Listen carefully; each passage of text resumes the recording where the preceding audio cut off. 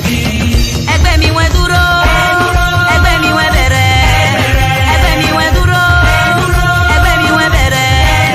Ṣé tí ń bọ̀ dán? Ṣé tí ń bọ̀ dán? Ẹ sá máa jọ mí, sá máa jọ mí. Gbàǹjarè o, ẹ bá mi wáyàwó tó jọmọ tìrìkìrì. Gbàǹjarè o, ẹ bá mi wáyàwó tó jọmọ tìrìkìrì. Nínú ọmọ lára, Nínú ọmọ lílì kẹ́bàrún ọmọbìnrin kan roboto. Adébáyọ̀ kò fún mi ń ṣayá. nínú ọmọ lára, Nínú ọmọ lílì kẹ́bàrún ọmọbìnrin kan tó bolo. Ọmọ ìjọsàn kò fún mi ń para. nǹkan ọkọ̀ bí ńlá. Kọ̀ọ̀kan ní rẹpẹtẹ ìdí ẹgbẹ́ ní ìjù sẹ́wọ̀n. Ọba kò fẹ́yẹ forí ẹni. Nǹkan ọkọ̀ bí ńlá. Kọ̀ọ̀kan ní rẹpẹtẹ ìdí ẹgbẹ́ ní ìjù sẹ́wọ̀n. Ọba kò fẹ́yẹ forí ẹni. Ẹni fọwọ́ kọyàn àpò mẹ́jọ á pé. Ẹni fọwọ́ kan ní àtàkọ́ àtàlẹ́.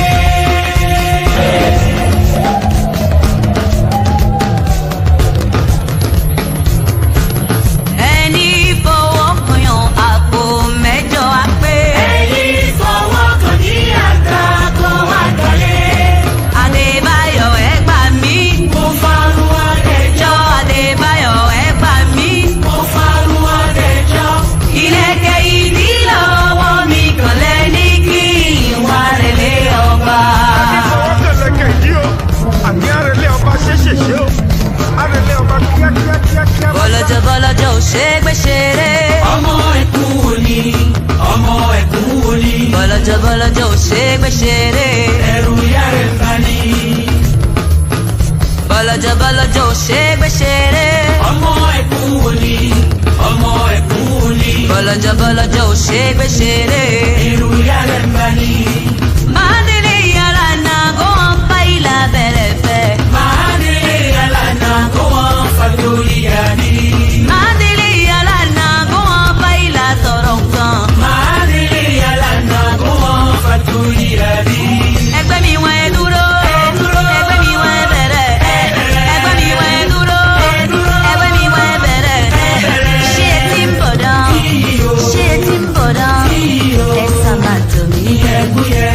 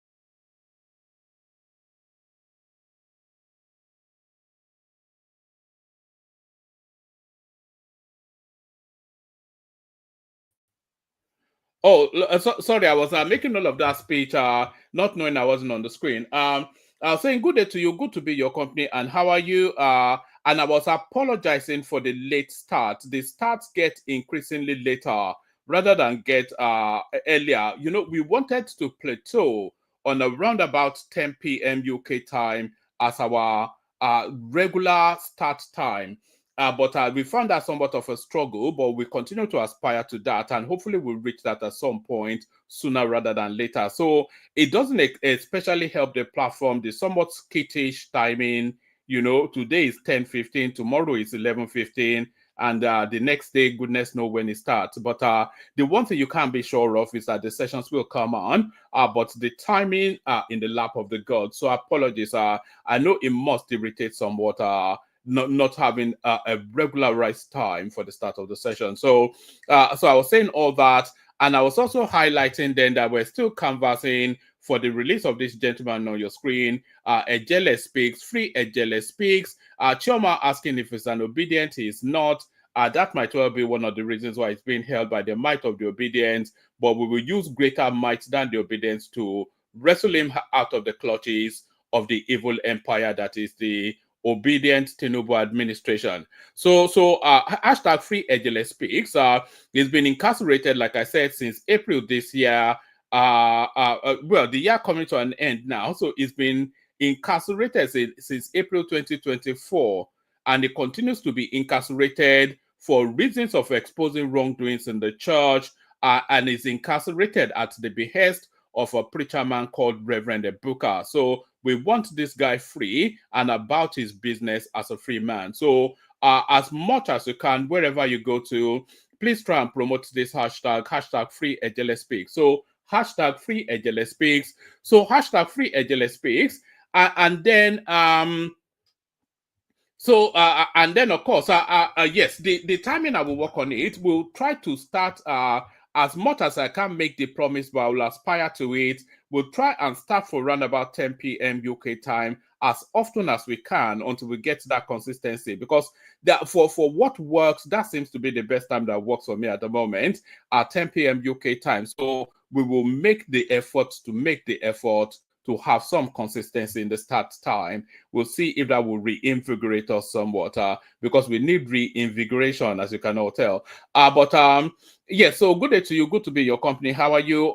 Click on the like button if you haven't done that, please. So as you're hearing me inviting you to do it, please go ahead and do it. So click on the like button. And then if you're not already subscribed, please correct that as well. The likes and the subscription, the lifeblood of any platform, this one no different. So click on the like button if you haven't done that.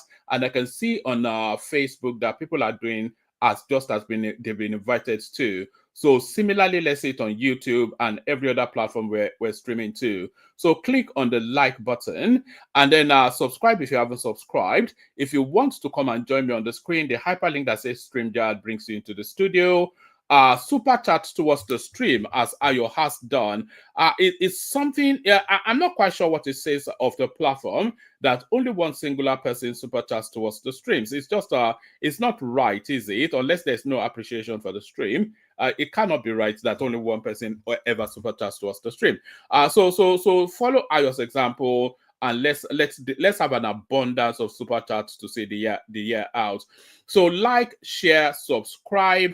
Share the links in your social media spaces. Click on the hyperlink that says StreamYard to come and join me on the screen.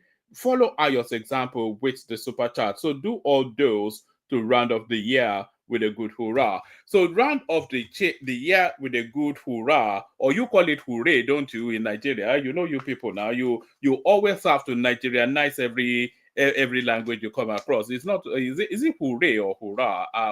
What's your inflection on that word? I used to call it hooray.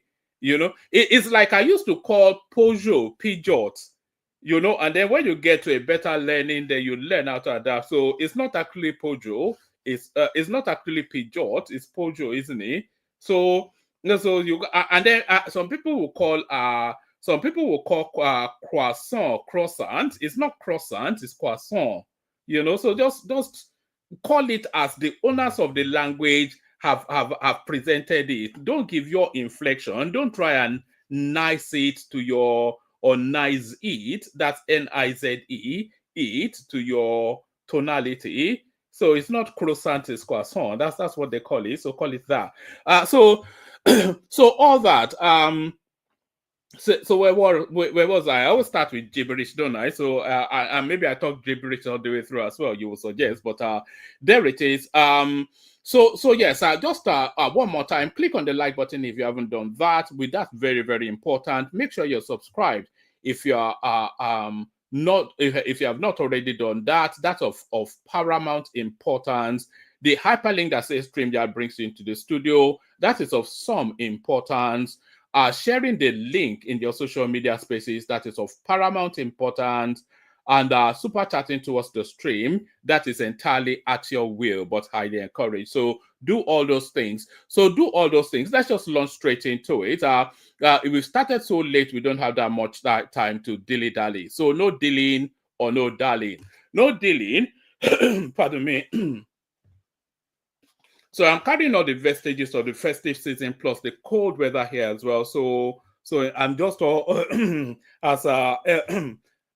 as Elvis Presley will say, I'm all shook up. I'm all shook up.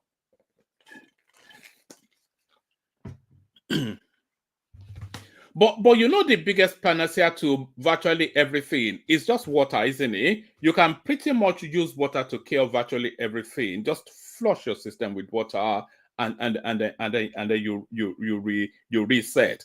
Let's just get straight into it.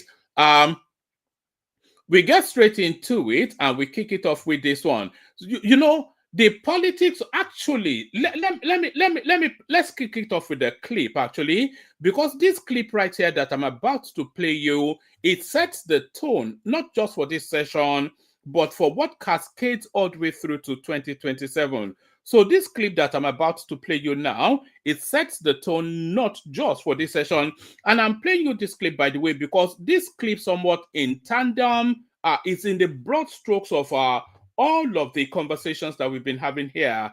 So let me play you this clip. It sets the tone for this session and for conversations to come. So let this be the base, the foundation that we build this session on.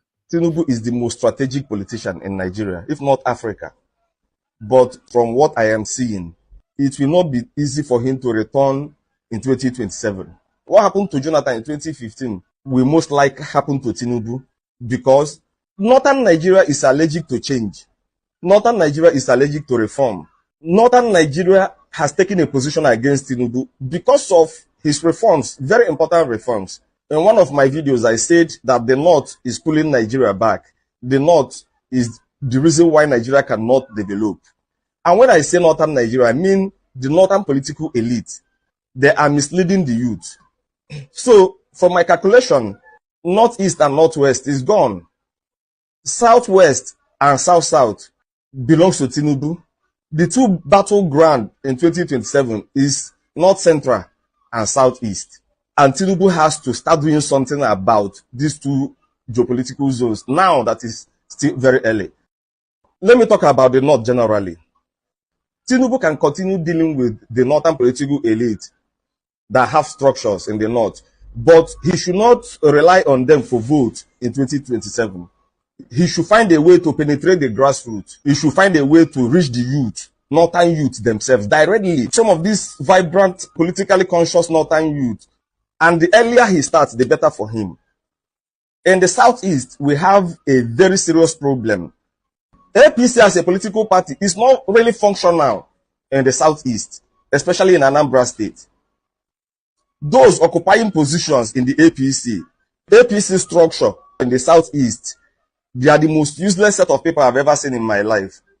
APC in the southeast approach political meeting like kindred meeting Momona. Instead of winning more people, instead of opening their doors to accept more members, they are pushing people out so that they will have enough. Whatever comes in will be enough for them to share.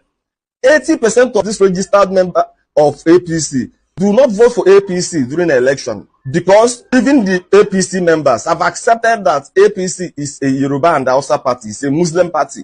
So they are not working hard to bring in more members. Rather, they are sending people out. They don't want people to join them so that whatever comes in will be enough for them to share.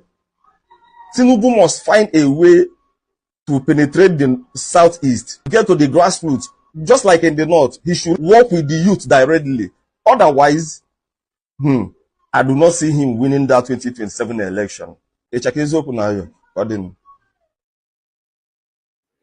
All right. So that's it right there. So what that guy, as the politics stands at the moment,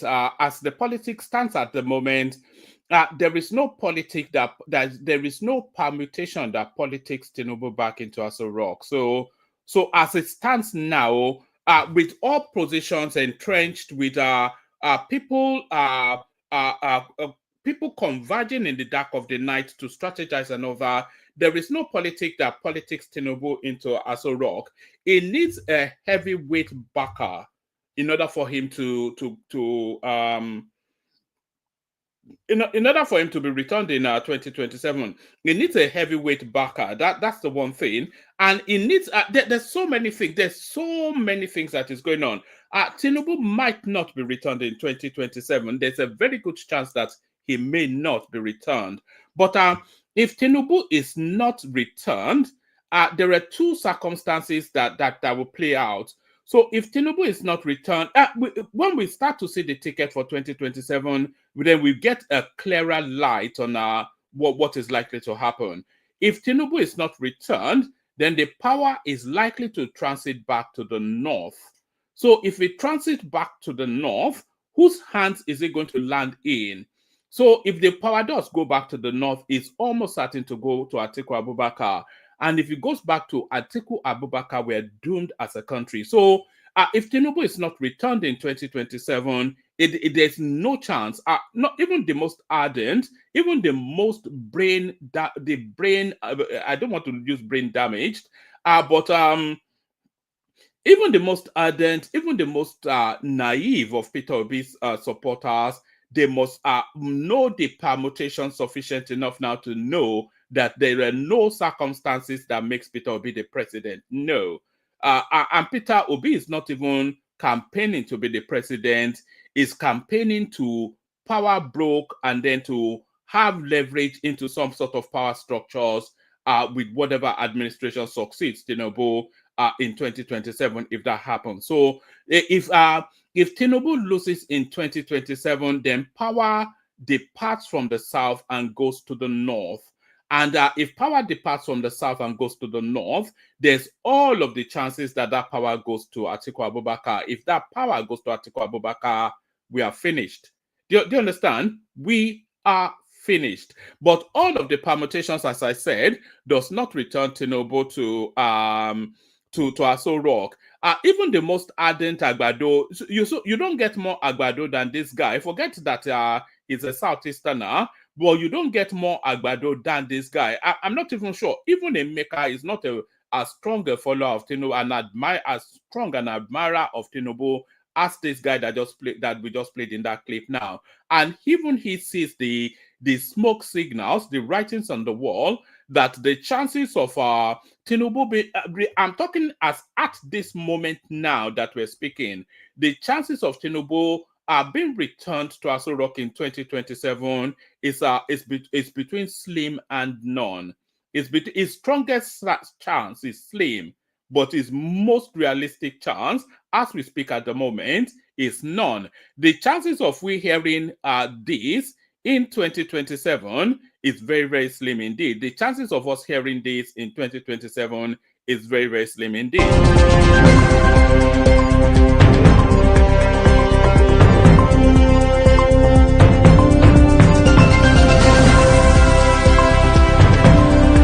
Good evening, breaking tonight. President Tinubu has been re-elected in the just concluded presidential election. He won by a landslide. Reports coming in shortly, stay tuned.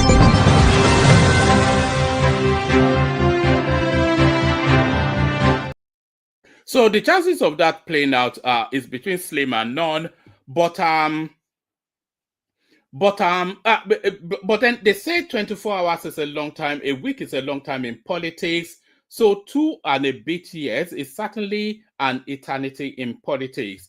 And all of these permutations that we're permutating now is not out of the grasp or knowledge of Tinubu and his team. So they know what the permutations are as we stand at the moment. So what politics are they politicking to return themselves in 2027? So that is the $1 million question. And as time goes on, I think we'll get the $1 billion, the $1 trillion answer, because it's a $1 billion question, but $1 trillion answer, because that's what he promises to leave Nigeria with, a $1 trillion economy. So that's how it stands at the moment, actually. All of the politics does not politic Tinubu back into Aso Rock, but Tinubu intent on politicking himself back into Aso Rock, and part of that politicking is this first article right here. Tinubu endorses establishment of federal university in Southern Kaduna. So that is politics at its purest right there. When that guy, I have to find out the name, he calls himself James, but not 007 or something. When that guy said that Tinubu is probably the most strategic politician in Africa, this is the sort of headlines that sort of aligns with that commentary. And I'll tell you the politics. We discussed the politics that underpins this headline at the moment. Tinubu endorses establishment of federal university in Southern Kaduna. So that fault line in Kaduna now being leveraged by the Jagaban of GBT. President Bola Tinubu has approved the establishment of a federal university in Southern Kaduna. This was disclosed in a statement by Stanley Nwocha, spokesman of Vice President Kashim Shettima, on Monday. Mr. Nwocha stated that Mr. Shettima made this known when he paid a condolence visit to Bishop Matthew Kuka of the Catholic Diocese of Sokoto. The Kuka family lost Yohana Kuka, the Agwam Akulu of Ikulu Chiefdom, in something local government of Kaduna State. The vice president also revealed that there are ongoing discussions to establish a federal medical center in Kafanchan. He added, with Senator Katang and members of the House of Representatives, we have reached out to President Bola Tinubu and he has consented to the establishment of a federal university in Southern Kaduna. Mr. Shettima emphasized the president's commitment to the development of Southern Kaduna, citing the appointment of Christopher Musa as the Chief of Defense Staff as evidence of the need for attention to the region's security needs. Be rest assured that President Tinubu has the people of Kaduna and the people of Southern Kaduna at heart, he stated. Mr. Shettima also commended Governor Ubasani of Kaduna State for his inclusive governance approach. As governance is about linking all component parts to make a sense of belonging. He assured that the federal government will work with the state government to ensure development reaches Southern Kaduna, particularly in road infrastructure. You remember, of course, that under El-Rufai's administration, I will be getting heavily into El-Rufai in a moment. Under El-Rufai's administration, Southern Kaduna was completely abandoned, and there was even rumors that he was sponsoring insurgency in that space.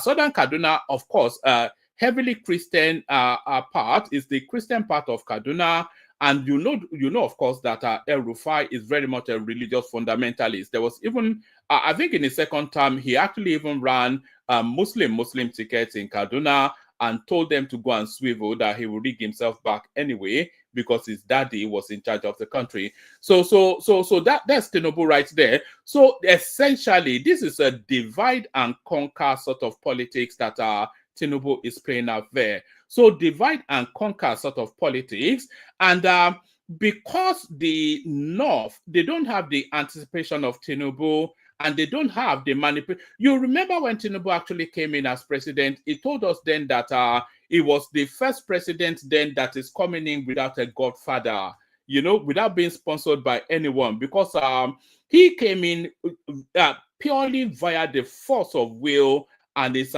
political dexterity. So it's the first president we've had yet that has come into governance without a godfather. So that unshackles him from being beholden to anybody.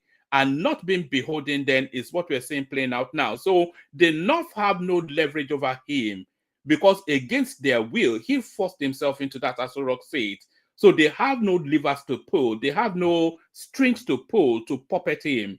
So now, how are they going to manage him? That's the question.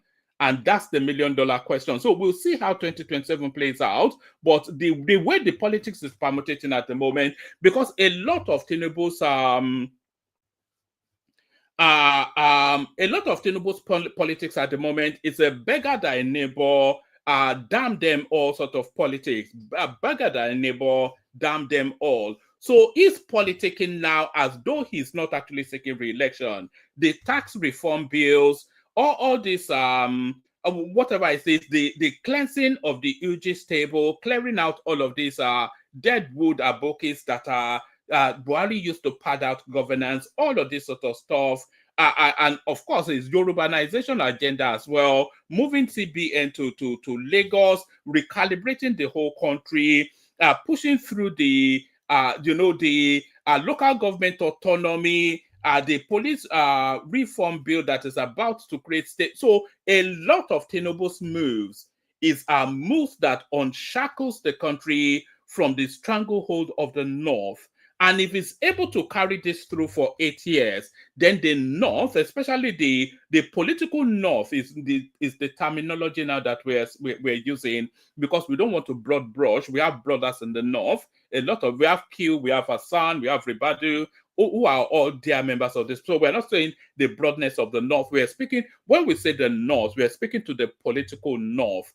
So Tinubu, all of the body language of Tinubu's administration is that he wants to unshackle the country from the stranglehold of the political North, which is essentially the Fulani North, and they're not going to go without a fight. They are supremely rich. They're probably the richest ethnic group in the whole world, just from all that they've stolen from the country, especially just what they've stolen under Buhari alone. They're just the richest ethnic group, and they're very violent. So it's an all-out battle to unshackle that country from the clutches of the Fulani. And Tinubu is signaling that he wants to unshackle us from them. But will he succeed? That's the question. Tinubu has final say. NNPC speaks on report of Mele Kyari's exit. So Mele Kyari is about to exit the NNPC, not for reasons of sacking, because a lot of people actually feel that it should be sacked, but it's not. It won't be for reasons of sacking. It's reasons of his tenure coming to an end. but will it be renewed or replaced? Tinubu has final say. Tinubu has final say. NNPC speaks on reports of Melekeri's exit. So now this is already canvassing and campaigning. You know, they put out all that thing that is going to replace him with a Yoruba man. So they are already trying to twist his arm and strong arm him and, you know, force his hand behind his back and point him in the direction of a decision. So this, what you're seeing now is essentially Melekeri putting campaign little snippets in pockets out there in order for its return. The Nigerian National Petroleum Company has stated that President Bola Ahmed Tinubu has the final say on the alleged exit of its group chief executive officer Melekeri in January 2025. So it's as early as next year, actually. Reports has emerged that Kyari, who will turn 60 on January the 8th, 2025, may retire from service and be replaced by someone called Bayo Ojulari. However, NNPC spokesperson Olufemi Shoneye said the claims are false. Well, how much of the claim is false is the question, because the totality of it is it cannot be false.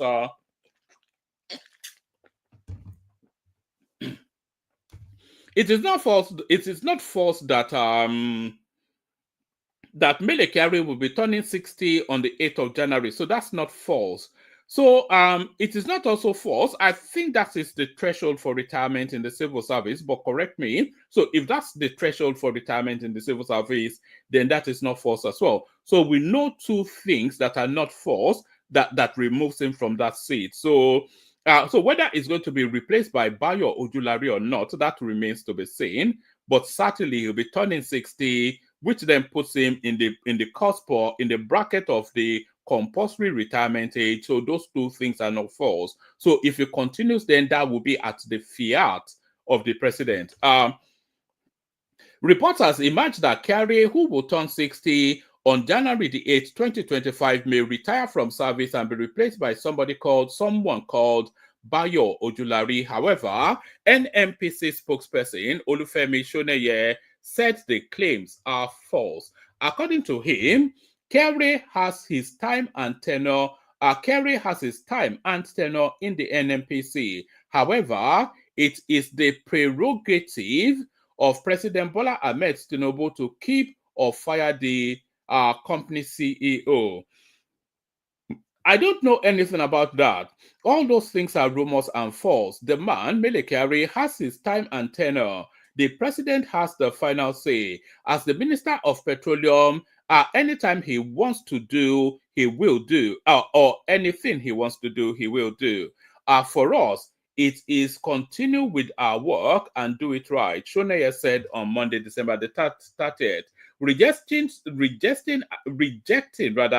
accusations of ethnic bias leveled at Tinubu towards his appointment. Shoneye said,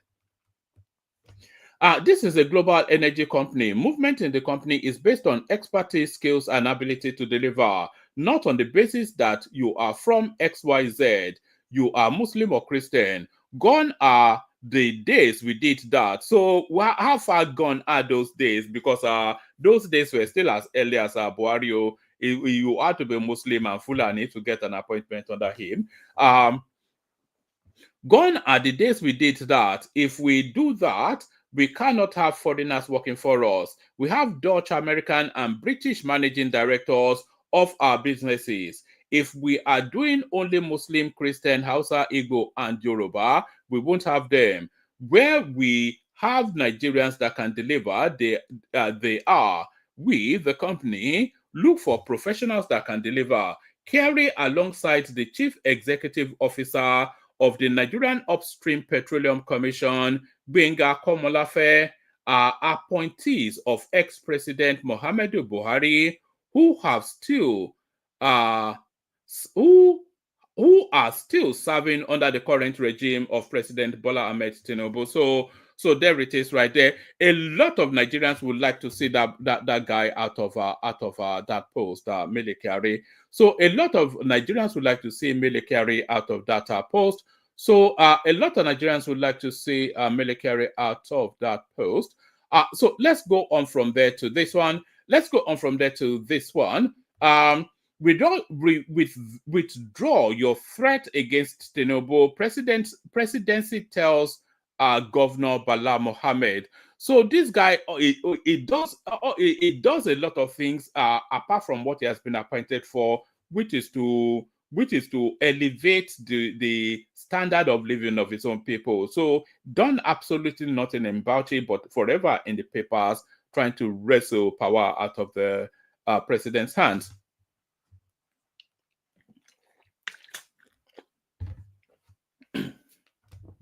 Withdraw your threat against Tinubu. Presidency tells Governor Bala Mohammed. The presidency has called on Bauchi State Governor Bala Mohammed to retract his inflammatory remarks regarding President Bola Tinubu's tax reform bills. In a statement issued on Monday by Tinubu's special advisor on media and public communications, Sunday Dare, the presidency described the governor's comments as counterproductive and unrepresentative of northern Nigeria. Governor Mohammed had criticized the tax reforms during an address to the Christian community in Bauchi on Boxing Day, stating that President Tinubu's policies were calling for anarchy. So there's so many people vested and invested in having anarchy. You know, there is nothing that the obedience phase would love more than for the country to implode in anarchy. Look how they were salivating during that Ashore protest, end bad governance or whatever it was. They were just apoplectic with joy. So would a lot of vested northern political interests as well. They want anarchy in that country just to frustrate and probably collapse the current administration. Governor Mohammed had criticized the tax reforms during an address to the Christian community in Bauchi State on Boxing Day, stating that President Tinubu's policies were calling for anarchy. He warned that the North might show its true colors if the reforms continued. Mohammed also argued that the policies. Shall we do that just entirely all over again? Governor Mohammed had criticized the tax reforms during an address to the Christian community in Bauchi on Boxing Day, stating that President Tinubu's policies were calling for anarchy. He warned that the North might show its true colors if the reforms continued. Mohammed also argued that the policies disproportionately favored one state, urging the federal government to adopt a more inclusive approach. Responding, the presidency said, "I urge him to retract these controversial remarks and redirect his focus towards productive dialogue with the federal government regarding any concerns about the Tax Reform Act." So, what I suspect might happen, and I'll be highly disappointed if it does, is that tax reform bill will pass through, but it will be a very watered down tax bill that will have no impact at all. So if they make any amendments to it to assuage these people, then Tinubu has buckled. And if it buckles to them in this instance, then it's finished. So just push it through as it has been presented and let the chips fall where they may. Dare further noted that Mohammed's views do not reflect the sentiments of the northern region. This unfortunate statement does not represent the collective voice of northern Nigeria. The North, like other regions, seeks collaborative governance and constructive engagement with the federal government to address our nation's challenges, the statement reads. Dare also highlighted the significant federal allocation to Bauchi State, including the 144 billion naira under the current administration, and suggested that the governor focus on addressing poverty and developmental challenges in his state. His statement, "We will show President Tinubu our true color," is particularly concerning and does not reflect the constructive dialogue needed between the state and federal government. It bears noting that Bauchi State has received 144 billion naira both at the state and local government level in federal allocations under the current administration, a significant increase from previous disbursements, Dari said. The statement added that Bauchi State had benefited from various federal initiatives, including a 2 billion naira special intervention fund for food security, increased revenue from subsidy removal compensations, and considerations for derivation funds aimed at supporting northern states. Dare emphasized the advantages of the tax reforms, stating that they are designed to streamline taxation, boost efficiency, and attract investment. He urged Governor Mohammed to embrace transparent fiscal management and leverage the reforms to stimulate state-level development. The reforms, so he goes on to tell us about the reforms. So I don't really think they care or don't care about the reforms. I think essentially they're just leveraging it to dog whistle ethnic jingoism to be weaponized against Tinubu. So it's dog whistled ethnic jingoism, and that's going to be the nature of the politics going forward. So from that to this, I'm not quite sure how many of you have noticed, but there seems to be a BITCH fight going on between Nasir El-Rufai and the squeaky-voiced Omokri. Can you imagine that sort of a fight? A short little runt and a man and a lady boy. That's a special. That's not how to describe it, isn't it? A short little runt, which is El-Rufai, and a lady boy, which is Omokri, and they are doing cat fights in the mud. So cat fights in the mud between a short little runt and a lady boy. A short little runt and a lady boy. So we kick it off with the lady boy. So this is Omokri. Nasir El-Rufai, when you were sitting governor, this is Reno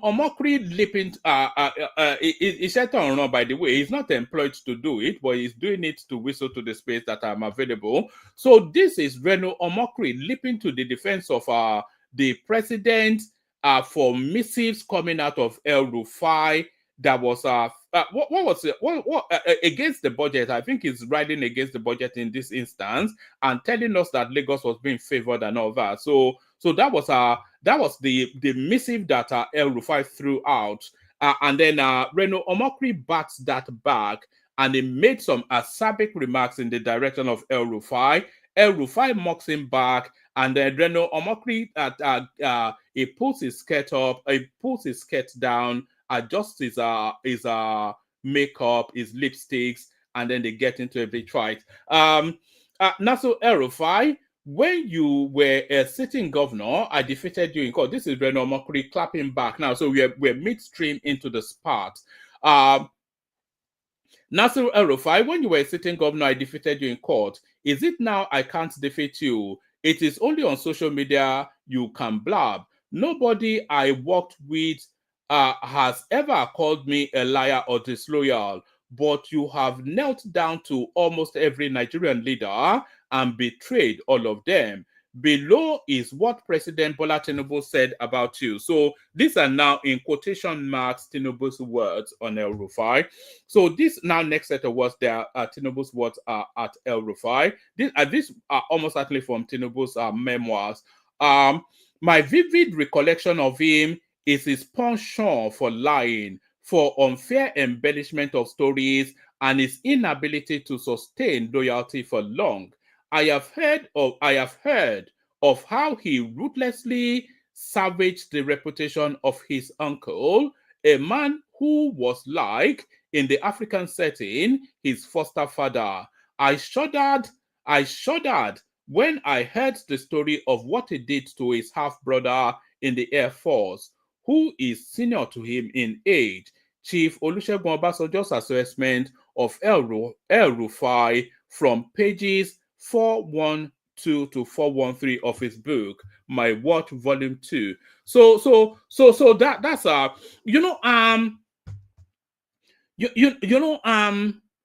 El-Rufai is notoriously treacherous. He is famously disloyal, and is very, very ruthless. We know that as factual statements. It's very, very treacherous. Remember when he wrote his book, El-Rufai, in that book, he was commenting then that Tinubu, Obasanjo rather, he was so desperate for a second term that he was kneeling down on his knees to the seniors in the north to ease that second term ambition, that third term rather ambition of his. So he said that in his book, El-Rufai, and we saw how he was bulldozing the houses of his political opponents up and down when he was Kaduna State governor, and also that infamous quote then. It was El-Rufai that actually said to us that those chilling that chilling phraseology, that a crime or something done against the Fulanis is a death, or a punishment or a wrongdoing against the Fulanis is a debt repayable even if it's 1,000 years. Remember, he said it. Maybe I'm not quoting him verbatim, but it's a very treacherous, very unpredictable, completely disloyal sort of a character. And here is Reno Omokri evidencing then what he had to say about El-Rufai. So here he is kneeling to Obasanjo shortly before he stabs him in the back. There he is kneeling to Buhari, almost starting to stab him. Well, he stabbed him in the back during the election, didn't he? Here he is kneeling to Atiku, two of them, of course, notorious backstabbers, and there he is kneeling to Tinubu, who is now currently stabbing in the back. So those are the words of Obasanjo right there coming to light. So those are the words of Obasanjo right there coming to light. But the right to reply, of course, and nobody more adept at caustic remarks than El-Rufai. So this is El-Rufai now clapping back at Reno Omokri in their beach fight. El-Rufai mocks Reno Omokri with throwback protest photos against Tinubu when he held up a placard which reads, "No to drug baron in Aso Rock." So this now latter-day champion of Tinubu was his arch enemy once upon a time. Anywhere Bele faced the politics of Reno Omokri. Former Kaduna State Governor Nasir El-Rufai took to social media to mock political commentator Reno Omokri for sharing images of him. Let's do that again. Former Kaduna State Governor Nasir Ahmed El-Rufai took to social media to mock political commentator Reno Omokri by sharing images of him protesting against President Bola Ahmed Tinubu in London in 2022.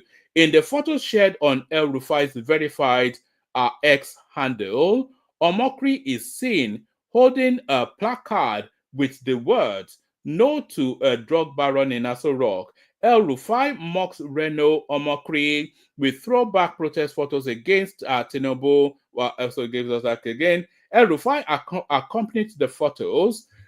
Pardon me.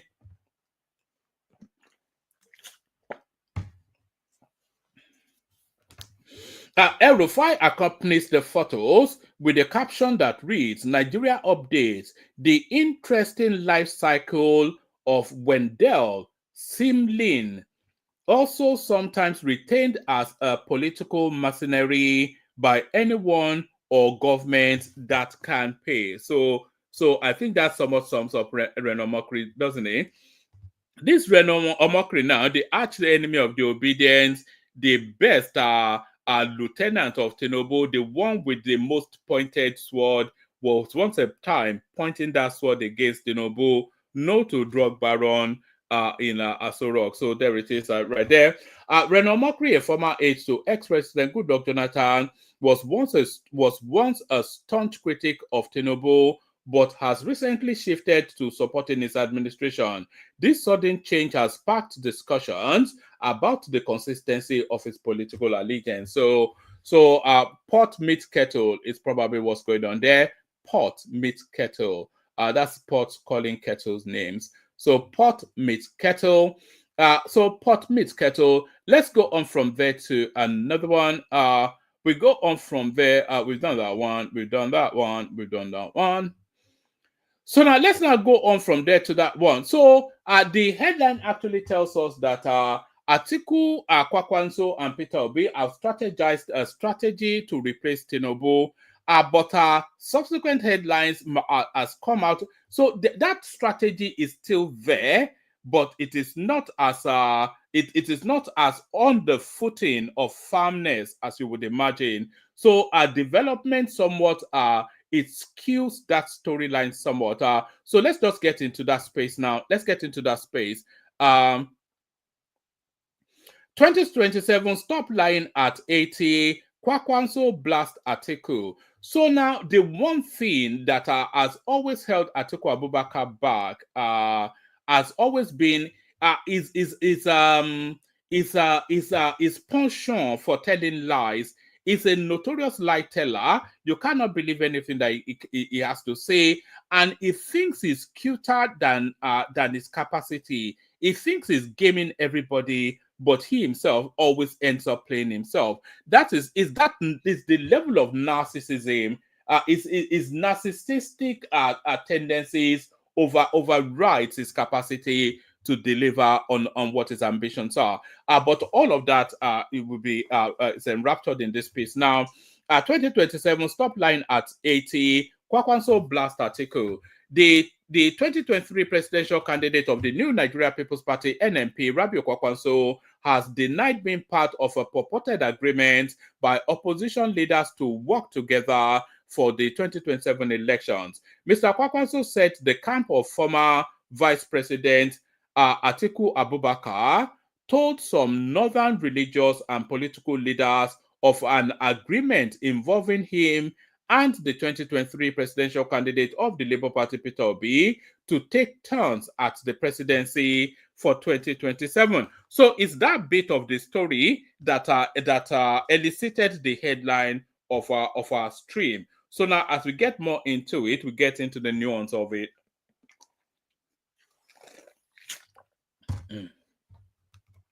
Pardon me, I was just having a sip of water. So, in an interview with the Hausa service of the Radio France International, Mr. Kwakwanso said it is unfortunate that people in their 80s are lying, describing such as the foundation of the problems of Nigeria.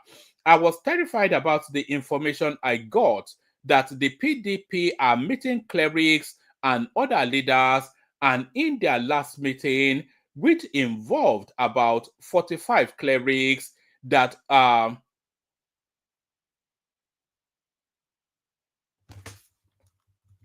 me. All right, let me just take it from the top again. The 2023 presidential candidate of the New Nigeria People's Party, NNPP, Rabiu Kwakwanso, has denied being part of a purported agreement by opposition leaders to work together for the 2027 elections. Mr. Kwakwanso said the camp of former Vice President Atiku Abubakar told some northern religious and political leaders of an agreement involving him and the 2023 presidential candidate of the Labour Party LP, Peter Obi, to take turns at the presidency for 2027. In an interview with the Hausa service of Radio France International, Mr. Kwakwanso said it is unfortunate that people in their 80s are lying, describing such as the foundation of the problem of Nigeria. I was terrified about the information I got that the PDP are meeting clerics and other leaders, and in their last meeting, which involved about 45 clerics, that we reached an agreement that Atiku Abubakar will serve one term, and myself will also serve one term, and Peter Obi will serve 2 terms. So if that is the agreement, then anybody that believes that agreement outside of Atiku Abubakar is a fool. Anybody, as soon as so Atiku gets the first goal, he will serve just 4 years. Something that you know how long Atiku actually contended elections with Abiola. That is how far this guy has been coming. Every election is there to take his flogging, and then finally he becomes president, and he will serve one term and then give it to Kwakwanso. And Kwakwanso, of course, being the gentleman that he is, he will only serve 1 term, and they had it to Peter Obi to serve it. I mean, just imagine, it's the foolishness of that, So anybody that believes that needs to be checked into some psychiatric ward. I was trying, and remember, you remember when Buhari came in 2015, actually, in the build-up to him being foisted upon us as a president. I'm never going to say that Buhari was elected. He lost the 2 elections, and it was still declared anyway. In the build-up to the election to 2015, that foisted Buhari on us as a president, his promise was that he will only serve 1 term and then hand over. And if there was ever one person that was all set up and lined up and should, for all reasons, only serve 1 term, it was Buhari. It was a categorical failure as a president. He did not have the health or the mental faculties to govern, and it was visibly apparent to everyone, but they still foisted him anyway for the 2nd term. So imagine then, Atiku tells you serve 1 term, and then you put him in Aso Rock. You go and knock on his door in 4 years' time. It will just tell them to gun you down. I was terrified about the information I got that the PDP are meeting clerics and other leaders, and in their last meeting, which involved 45 clerics, that we reached an agreement that Atiku Abubakar will serve 1 term, and myself will also serve 1 term, and Peter Obi will serve 2 terms. This is a lie. I never took part in any arrangement. So this is the desperate politics now. It's just coming from all quarters, isn't it? And getting increasingly desperate. I was deeply angered about the information.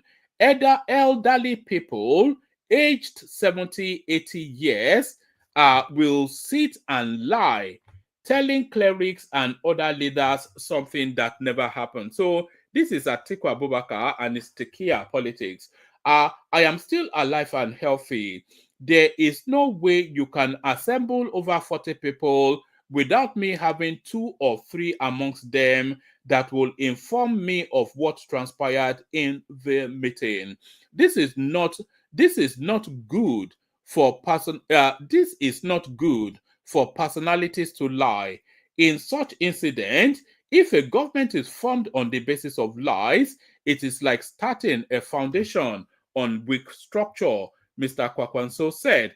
He described the PDP as a dead party looking for people and political parties to form a government. With these lies, we can't believe such people that they can only serve 1 term in office if you entrust them with leadership.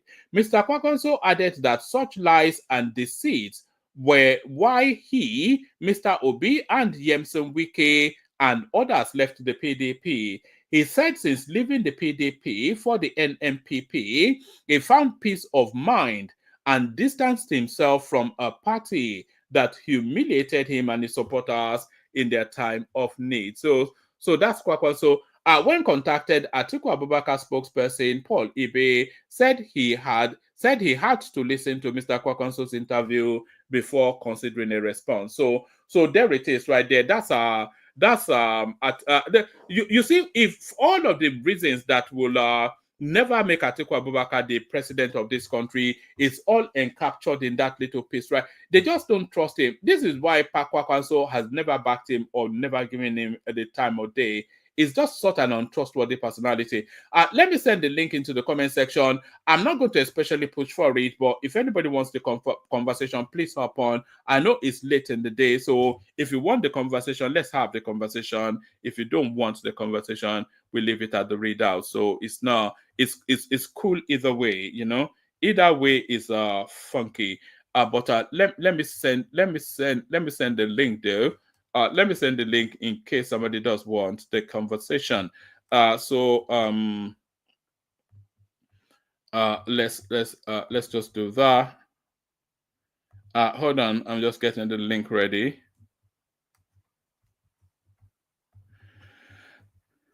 All right, so that's the link right there. If you that's the so that's the link right there. If you want the conversation, hop on. So we go on with the readout. So now I did say that they've actually anyway. There's so much to talk about. I hope somebody, a political person, there's so much to discuss, but we'll see what happens. Let me take you to this one. Let me take you to this one.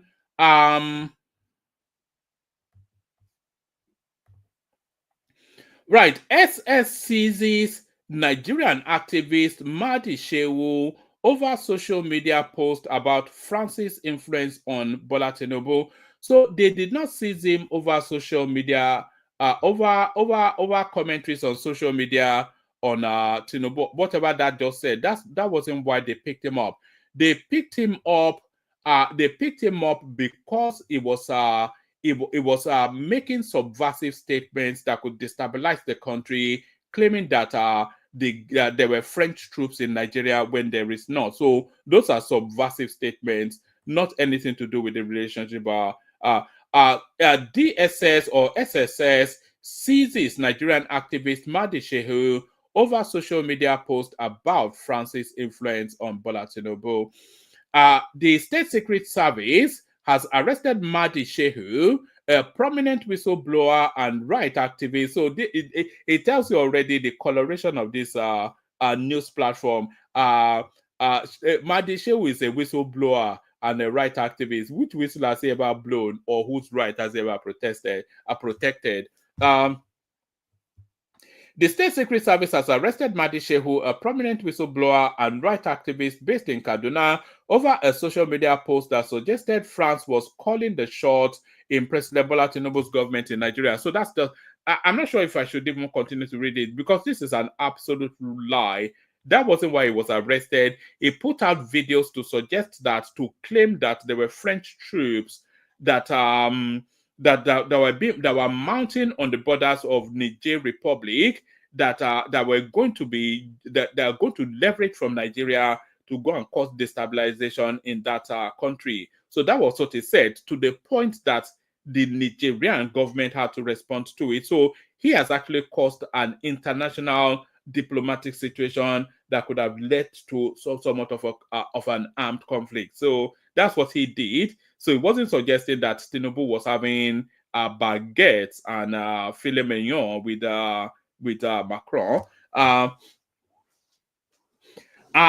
The State Secret Service has arrested Mahdi Shehu, a prominent whistleblower and right activist based in Kaduna, over a social media post that suggested France was calling the shots in President Bola Tinubu's government in Nigeria. Mr. Shehu, arrested over the weekend, allegedly, he did not allegedly, it's just, is it even worth reading this? Just the bias. It's very subversive, this sort of thing, and very dangerous for the country as well. They think they are rallying against the Tinubu administration, but they are actually fomenting the underground for anarchy in that country.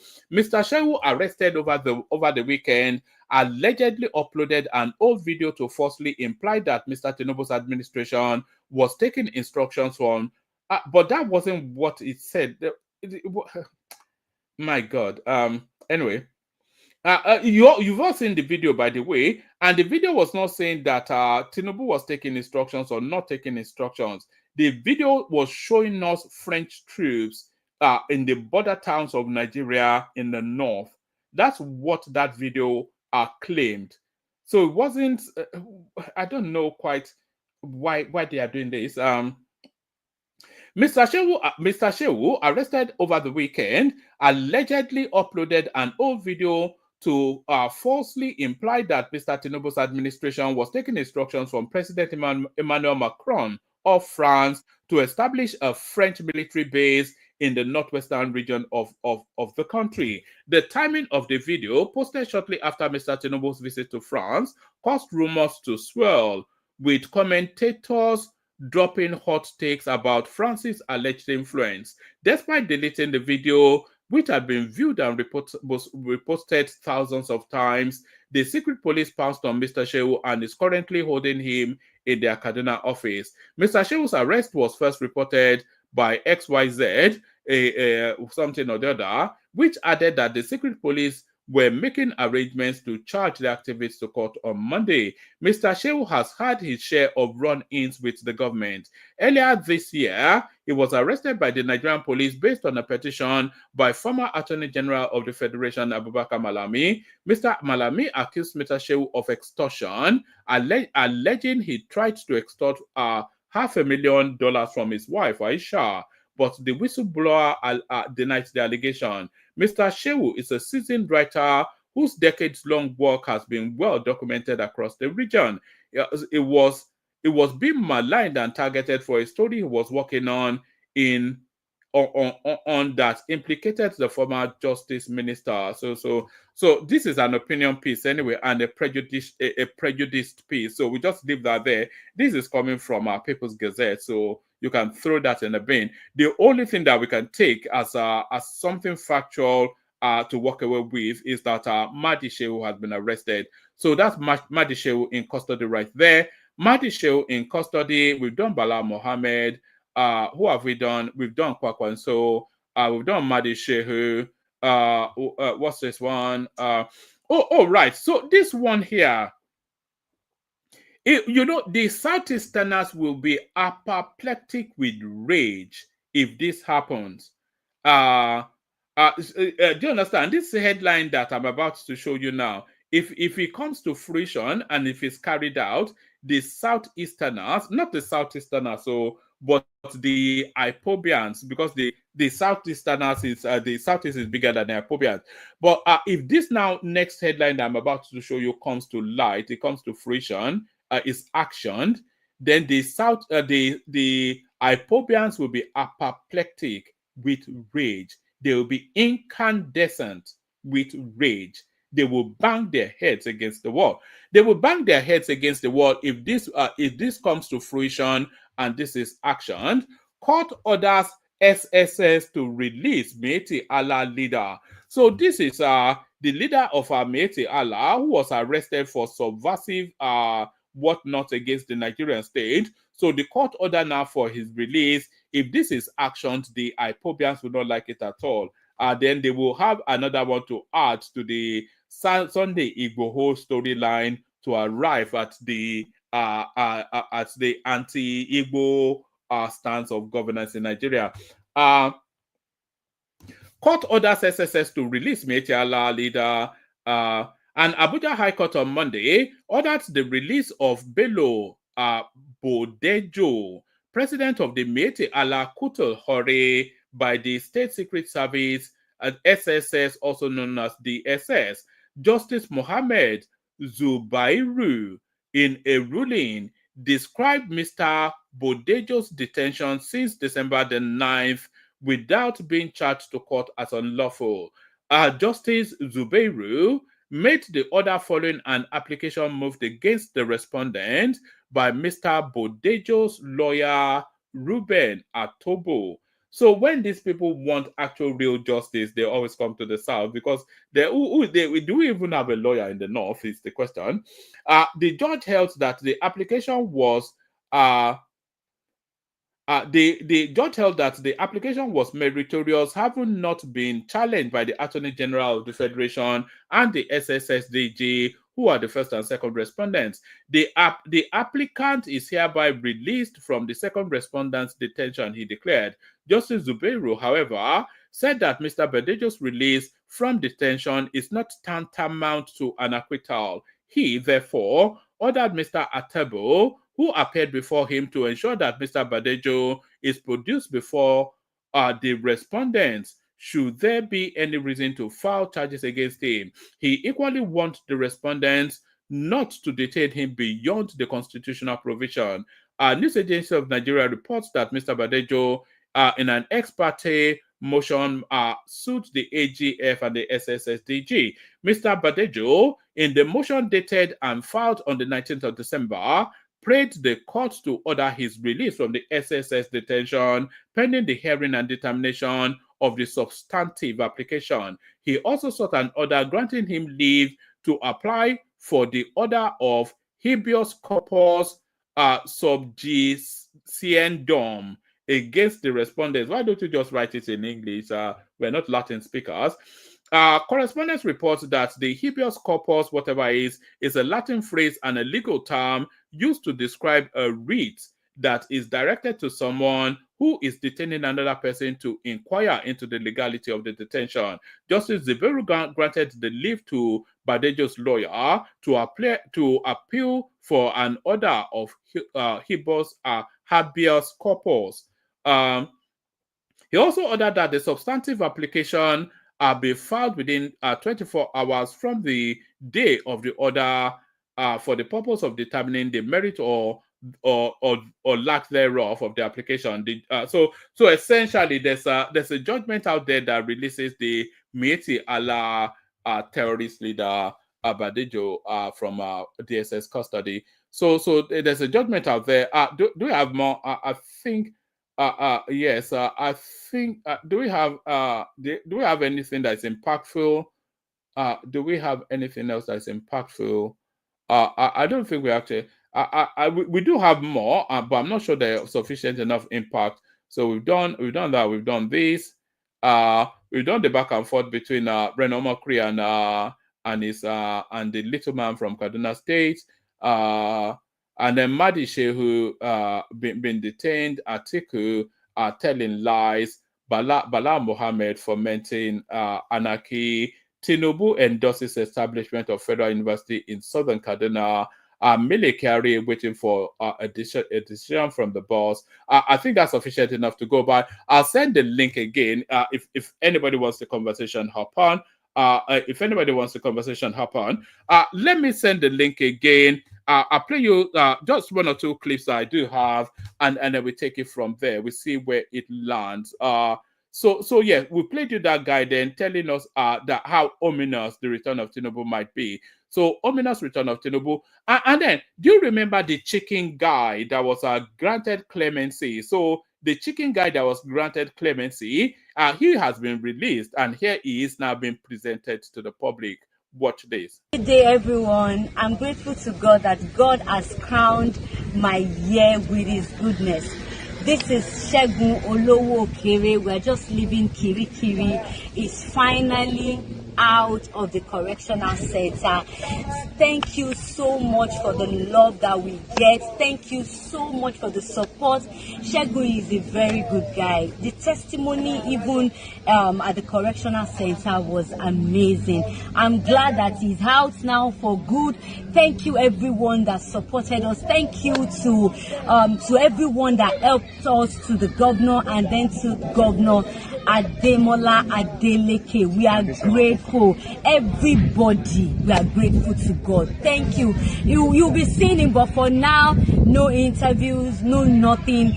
We are just going to help me on how to make him better, give him job, give him gifts, give him whatever you want to give to him. You know me, I will send you his parents' contact so you could help him. We just want him to be a better person and to be useful for the societies, to be useful for Nigeria and Africa, the whole world at large. We just want him to become a better person. He has very good testimonies from the facility that he's a very good person. In fact, some of them were crying that he was leaving them, but thank God he's finally out. We are out of Kirikiri. We are grateful to God. Thank you, everyone. I'll be updating you more and more on it. We just want to say thank you. Just say thank you. Thank you, everybody. Thank you so much. I really appreciate it. God bless you all. ẹ padà sọdún ayọ̀ mo bá yín yọ̀ ẹ kò ní. ẹ mọ̀ pé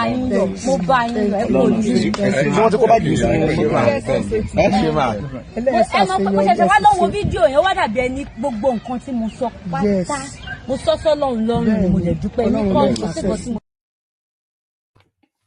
So there it is right there. The bit that particularly struck me was that the inmates were crying that he was leaving prison. I don't think they should be crying. I think they should be cheering. I don't think anybody should want anybody to, no matter. They say he was a good guy. Look how rosy-cheeked he was. He looked well fed. He looked in good health. His spirit certainly didn't seem to be broken after 14 years in incarceration. So it doesn't look as though the prison experience was especially traumatic for him. Of course, his liberty being curtailed at trauma itself. But there he is right there, the chicken boy has finally left our prison. So now a lot of people wonder why El-Rufai is so fervently at daggers drawn with Tinubu. You may say that wrong has been done to this guy. You may want to say that. So you may want to say that because if you look at the trajectory of that relationship, you may want to suggest that Tinubu actually stabbed El-Rufai in the back. Let's pick it up from here. Is confused. No, it does not. First, let me say that this is a policy of the PDP. Emefiele was appointed central bank governor by the PDP originally. So let's not forget where he came from. And he's the one that put this policy together to help the PDP win the 2023 general elections and deceive the president into thinking that it is possible to withdraw 2 trillion naira from circulation and reprint everything in 3 months. No country in world history has done it. He deceived the president, he gave the president wrong information, and the Attorney General, unfortunately, we have to claim that one is from our party, supported this policy, and we know why. Go and look at the antecedent. These are people that wanted to run for president or governor in our party and didn't make it. This is their revenge plan. But the Supreme Court justices today have shown that this is a policy against the people of Nigeria and is invalid. So let's not go back to what has happened last week. The election is over. Our candidate has won in spite of the obstacles. But for us, what is important is that ordinary Nigerians, traders, farmers, and businessmen can now move on with their lives. Go to your bank and collect all your money today. You have the right to do so by the order of the Supreme Court of Nigeria.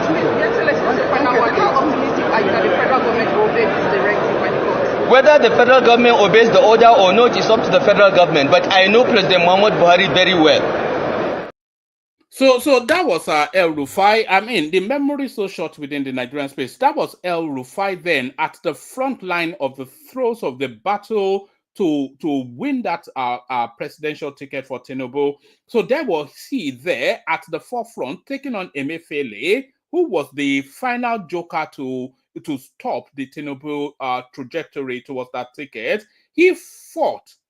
We all saw it now. He fought tooth and nail. He went against tribe. He went against the oligarch. He went against the mafia. He went against all of the things that were structured for his own comfort to fight for that ticket for Tinubu. He fought with everything that he had and he won that fight. That was what El-Rufai did for Tinubu.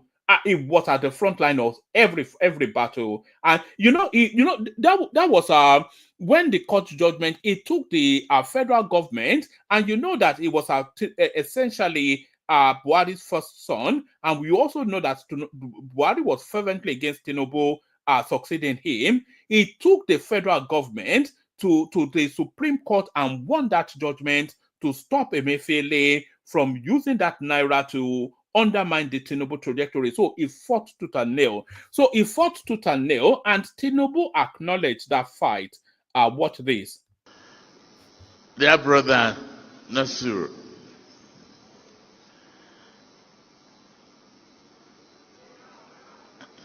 make a promise. We won't let you run away from the country.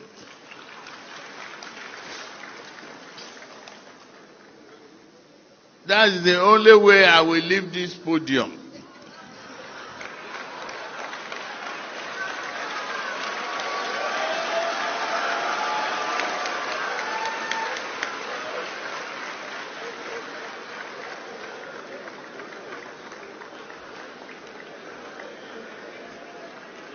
Where is the promise? You make the promise. I promise. Okay. Thank you.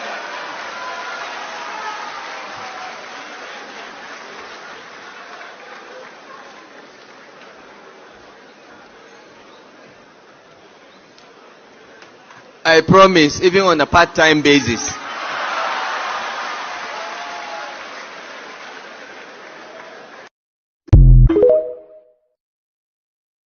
Okay, so that was the a show of appreciation and love right there, public. You don't get clearer than that. And what Tinubu was indicating then, because if you read anything, you read clearly what was being said there. That I appreciate what you did to bring me to this position, and as soon as the administration starts, just point to the seat you want in the administration outside of the presidency and the vice, and that seat is yours. That was essentially what that told us. And when El-Rufai was pushing for Tinubu to be president, he wasn't even pushing it from a self-serving point of view. Because what El-Rufai told us in the build-up to all of that push was that he feels as though he's done with governance. He needed to take a bit like Fashola, which we have seen played out. He needed to take a break from governance, which he had been in for 3 decades running concurrently. So whether you are saying he's stealing money or not, or whatever it is, if he was stealing money, having been the minister of the FCT under Obasanjo 2 times, I think, a governor all the way through, this, that, and the other, I think whatever money he needs to steal would have been stolen already. So he told us quite clearly then that he wanted no role in governance. He wants to take a break. And that was Tinubu then publicly forcing him back into governance, essentially saying, take your pick of whatever position in my administration. That was the reading of that. So El-Rufai acquiesced because, of course, it was a public forcing of the hand. El-Rufai acquiesced. And when the administration started, El-Rufai, of course, because his narrative has always been to the power sector, so everybody then had the relaxed assumption that El-Rufai was going to be the minister for power and all that, for electricity. So all of that. Then El-Rufai is a known quantity, by the way. So they bring him in. They set him up. They send him off to the Senate, and they told us then that he could not pass vetting in the Senate. So I mean, what happened that he could not pass vetting? So that was clearly an open glare humiliation and a deliberate setup. So if you wonder why El-Rufai is so rankled with the Tinubu administration, that's why, and you will say that that's a fair. That's a fair reaction that he should have. He helped this guy out, rather, no strings attached. The guy then goes on to attach strings, and then when the string is about to be buckled, he then just pulls the string and throws this guy into the abyss. So that's why El-Rufai is rankled, and you may say that it's for justifiable reasons. For justifiable reasons, this now next clip is a throwback at Ekene. I hope it comes in. As early as yesterday, he was telling us then that Lagos has emptied because the big boys are now in the villages, spending all of the monies that they made in Lagos, and there's no development going on in Lagos now because our Southeastern brothers have gone back home. But which home have they gone to? Certainly not this one. Upon say today na 30th December 2024. See how my area still dey dry. Olo Road. Olo Owerri Road. Today na Monday. Today na sit at home 30th December. I can't believe that today will be like this again.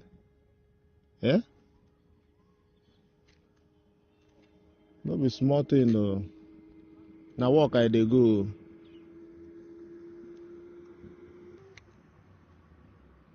Now work I dey go.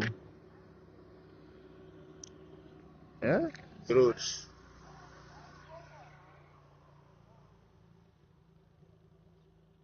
No be small thing though.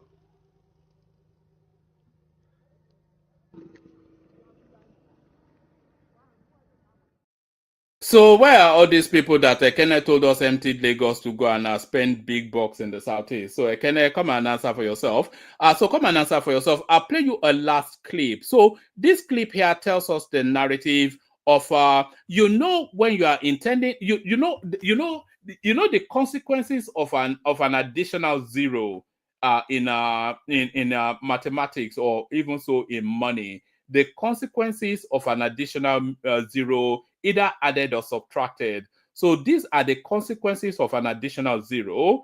and then if you add God into that mix, then you get a heady mix. So the consequences of an additional zero when it comes to money. Watch this. Me, I'm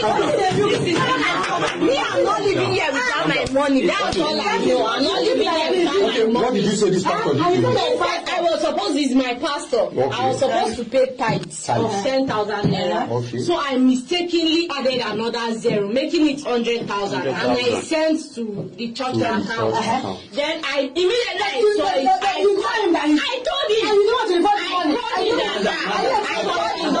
that I'm sorry. I sent 100,000. He cannot tell me that the money is from God. I should make the money from my business money. Can you imagine? That's theft. Yes. Honestly, that's theft. Let it be just some money. I'm not giving God any money.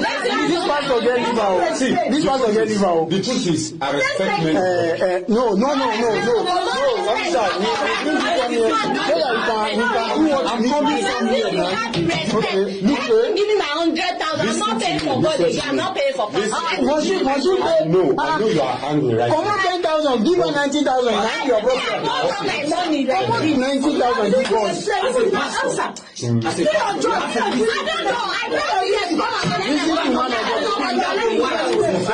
don't know. You understand? It is as simple as this. It's as simple. You have to listen to my own. Okay, let me. There is always two sides of it. The nonsense. There are two sides. Say your own side of the coin. Listen. Okay. In the book of John. No.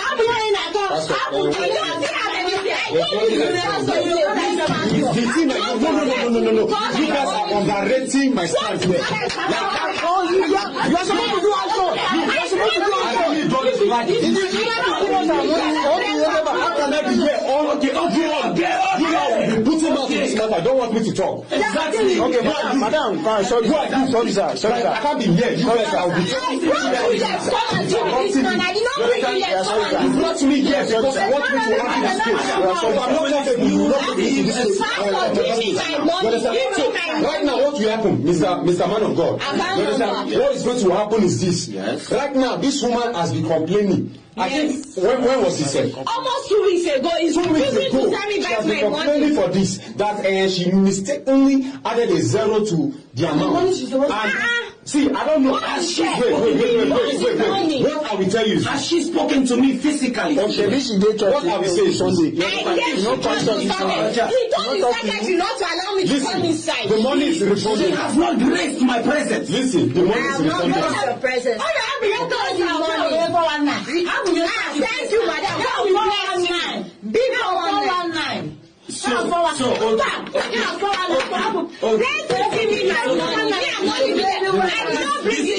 This is the failed transaction. So I will forward the rest of it. I don't want. No, make me transfer. Did you send this money to me? I did not send it to you. No, let's do what. Madam, don't worry. See. So there it is right there. What did Fela Kuti tell us? He says, Archbishop na miliki, Pope na enjoyment, Imam na gbaladun, everything na GBT. You know, it's a scam. And they say, even the book tells you that a fool and his money are about to be parted. So it's just unfortunate. It's an easily made error and an easily corrected one as well. I know that there are administrative processes and accounting balancing that needs to take place to keep the church's records pure and true. But this lady, she tithes. Tithe is 10%, isn't it? And she's tithing 10% of 100,000, which is 10,000, isn't it? But then silly of her, too much of her eggnog during the festive season. She mistakenly types in an additional zero. Oh, pastor, I typed in an additional zero. Please, can I have my 90,000 naira back? And that is where it starts. According to the book of John, your money belongs to me. According to the Matthew 7.7, now your money number. This is what they do. I'll send the link again. The room completely empty. Anybody that wants to conversation, you have to hop on. Otherwise, we round it up, call it a day. We play the K-Guide music, see what happens next.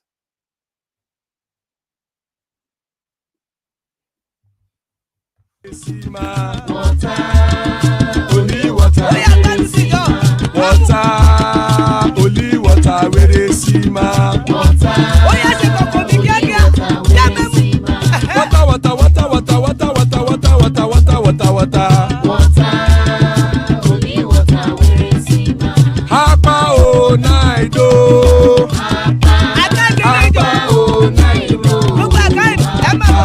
Hapa you don't come o.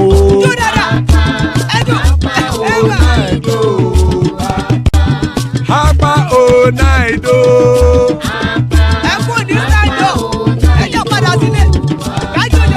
Oro kẹ̀kẹ́ ẹlẹ́mùyé o. Ibe sodi kẹ̀kẹ́ ẹlẹ́mùrè o. Obi master kẹ̀kẹ́ ẹlẹ́mùrè o. Chief Latif kẹ̀kẹ́ ẹlẹ́mùrè o. Eruku lẹ̀lẹ̀ ẹlẹ́mùdé. Eruku lẹ̀lẹ̀ ẹgbẹ́ ẹlẹ́mùdódò jàre o. Eruku lẹ̀lẹ̀ Ghana ti dé ẹgbẹ́ bọ́dì o. Ọmọ ẹlẹ́yẹ ẹ̀yẹ o ó dilé o. Odúyẹ̀lá ẹ̀yẹ o ó dilé o. Petrosonama ẹ̀yẹ o ó dilé o. Petrosodúnkẹ́ ẹ̀yẹ rẹ̀ ó dilé o. Ẹlẹ́kọ̀ ọ̀run mú ìní o.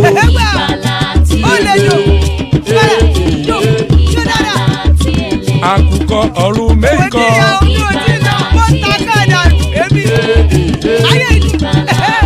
Ikú kò ní ríwà gbéṣe o.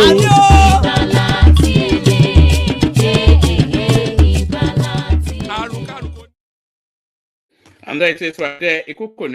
May death have nothing to do with us. So may death have nothing to do with us. It looks as though it's a session of the hosts today. Joining us are two Niger, the mighty man himself. So that guarantees a banging session. Guaranteeing an elegant session. There's Mike right there. Joining us somewhere from Lagos, there's Thomas right there. And Ogweni makes up the list. So still plenty of room. Anybody that wants to join us, please join us. So the session starts off. We go in the order that people came in. We kick it off with two Niger. So two Niger, good to see you, my guy. Wagwan. Yeah, thank you for having me, one man. Appreciate it. Yeah, it's interesting, isn't it? Some of the headlines you were reading. Which one do you want to start with? Whichever one tickles you. Atiku playing his usual tequila politics. Bala Mohammed playing mischievous politics. Sule Badejo being released from custody. Mahdi Shehu being taken into custody. And the pastor that considers anything that comes into his purse never to be returned. He tried to quote John, didn't he? Yeah, according to John. According to John, Jesus Christ. People were not having it now. Where's my money? Stop telling me according to John. John doesn't own an account. No be John send the money, no be John receive give my money, Johnny. You see, the thing about, I wanted to talk about El-Rufai a bit. Yeah. El-Rufai is a fascinating character, actually, in Nigerian politics. There are very few people with the kind of stone that guy has got. That is, I think you can maybe Wike can be described as that, but I'm not sure Wike is as ruthless as El-Rufai can be. El-Rufai he's been very ruthless for a long time. I think, was he not the one that was threatening to form a separate government if Jonathan didn't hand over power? So that guy somehow has been empowered by whatever, I don't know what it is. So he's an exceptional character in the Nigerian politics. It's a shame. It's not. You would rather have him as an ally than an enemy, that's for sure. Oh, definitely. He is a man of conviction somehow. Somewhere he has gained a lot of influence somehow. I don't know how, because I have not been following his rise. I don't know how he gained so much power, but he has done things that people don't do. You don't do. This guy has defied rules. And he's still standing. He is the guy that went and contradicted the president in terms of the monetary policy. when the currency was being changed. He was the one that went to his state. They said, no, don't bother. Do as I said. Don't do as the government, the president said. So you can see that the guy is something else. And Tinubu would be wise to worry about that guy. If there's anybody that can be dangerous in this country, that guy is one of them. He's ruthless. He's willing to take risks with anybody. And I think he's one of those people that sees clearly. And for some reason, within the Nigerian space, he seems to be assured of his protection. And one of the things I noticed, when they went to Chatham House, he was the one that represented Tinubu in terms of national security. And he's the only one he's the one that represented Tinubu for security. He's the one that talked about recruiting more into the security services. And funny enough, he's one of the few that didn't make it into the government. You can't make it that up. You really can't make it up. Who knows for somebody like me that feels so strongly about this, who knows, maybe that's why he didn't make it in there. Because he's very, very hawkish when it comes to security. Even when he was a governor, he's very hawkish. He's the one that was advocating that they should just kill the Boko Haram. He's very, very tough when it comes to national security. I don't know why he's like that, whether he's genuine, but he's a remarkable person. And there are very few politicians I've noticed in Nigeria that defies logic that way. Wike, you can argue that it's because he's got money, but where does Rufai's power come from? I don't know where his power comes from. He's just powerful. He does things and he gets away with it. Nobody can question him, even today. And maybe it's because he is a very, very straight person, straight shooter. And people know him for that. When he says something, he sticks to it. One of the reasons why he supported Tinubu, not because out of love lost for Tinubu, he supported Tinubu because they had the agreement to do that. And he stuck to it. While when others were wavering, he stuck to it. That's what he said. That's what he said when he was confessing, when he went on to even talk about how he was discriminating against non-Muslims. He stuck to the agreement and made sure he got it through the line. And you play the video of him ruthlessly going after Emefiele. It's funny how Nigerian politicians are very cunning, isn't it? The president doesn't know. The president was deceived. The president was deceived. He allowed Emefiele to change the whole currency of a nation. Oh my God. Did Emefiele tell the president to go and read that? Force the president to go and read it on the screen? Jesus Christ. What we do in this country, the games that we play in this country, and this is why a lot of people say tribalism in this country is just out of control. Because we want to protect our own, we pretend as if... I've seen you often live to the defense of Emefiele in spite of the plethora, just the abundance of atrocities that he has committed against the Nigerian state. Do you remember when he changed that currency, that businesses were being wiped out, people were dying all over the place, people could not sell perishables, they were wiped out all of their business, and he came out and said anybody that dies can die, that this is the policy and we're sticking with it. They claim it's an anti-corruption measure in the tail end of an administration that was on there for that guy. Emefiele is an act of evil. Emefiele, an act of evil. You see now they want. You see that now. Can you shut that guy up? Emefiele is from Agbo. He wants to start this. That's why and he's the one talking about. They don't want to be challenged. Okay, so now it's not. He wants to start the tribal nonsense again that they always do. So the point I was making was that if he is part of a gang, why is he the only one? Why don't we ask those questions? And this is how we get shortchanged in this country. That is how somebody can go and steal a whole so much crude oil in Nigeria. Nobody's arrested. Sorry, have you been following what they've been recovering from Emefiele? I've been following the news. But you see, this is supposed to be democracy, isn't it? They are saying all these things. Has anybody heard from Emefiele at all? Is this not the kind of treatment they gave to Abacha too? This is the kind of thing we do in Nigeria. We say we want justice. We say we want. I've never seen you say Emefiele done anything wrong at all. No, hold on. Who says he never did anything? You see, tell us one. Just name one thing he did wrong. You always defend the guy. I don't know. This guy just stop, please? All right. So sorry to Nigeria. Try and pivot back to El-Rufai so we stay on topic. But Finish your thoughts on Emefiele and then pivot back. Yeah. Because the point I was making there was that if somebody is guilty and there are people in the government that are with him, why are they not all being picked up? This is one of the reasons people say that when people are doing politics in Nigeria, there's only certain type of people that they pick up. Like I was the one that was advocating that if you are in government office and you are found to have embezzled money, especially if you can link it to the fact that that money that has been embezzled has cost somebody's life, that person should face capital punishment. If we are serious about getting rid of corruption, there is no reason why we shouldn't institute something like that. Because somebody can steal millions of dollars that was meant for hospital, and women, innocent women, go to hospital and die out of childbirth because they don't have enough equipment. Or Naija, how are you? Yeah, how are you? Yeah, one man. I'm back in the home. I just entered Australia this morning. I thought you say you're in. Yeah, I just entered this morning. Oh, well done. I thought you were in Nigeria till No. It's just for birthday, just 2 weeks. I'm back. Yeah, I'm really back.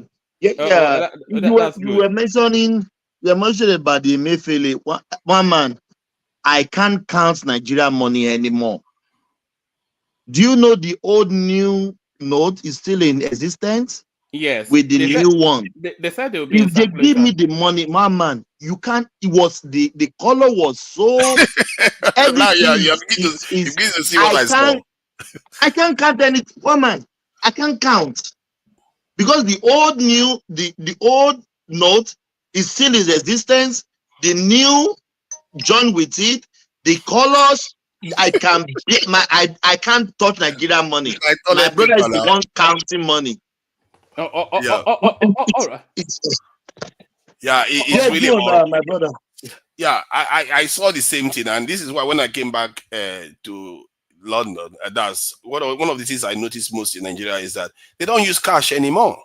Yes, the only time they use cash is POS. Yes. So everything is bank transfer now, and the person that is responsible for it is the one that everybody is maligning in the country without any transparency from both sides. The person is not allowed to have a say. They are just releasing information. No, but while Bello is working free, and I'm sure his own boss is working free, the minister that works with the finance minister that works with him is working free. And this is why this country, people keep complaining. No, Emefiele is not responsible for the cashless thing. It's the banks. Of course, it's not. Other than when he changes money, then he's people that created the bank. Forget it.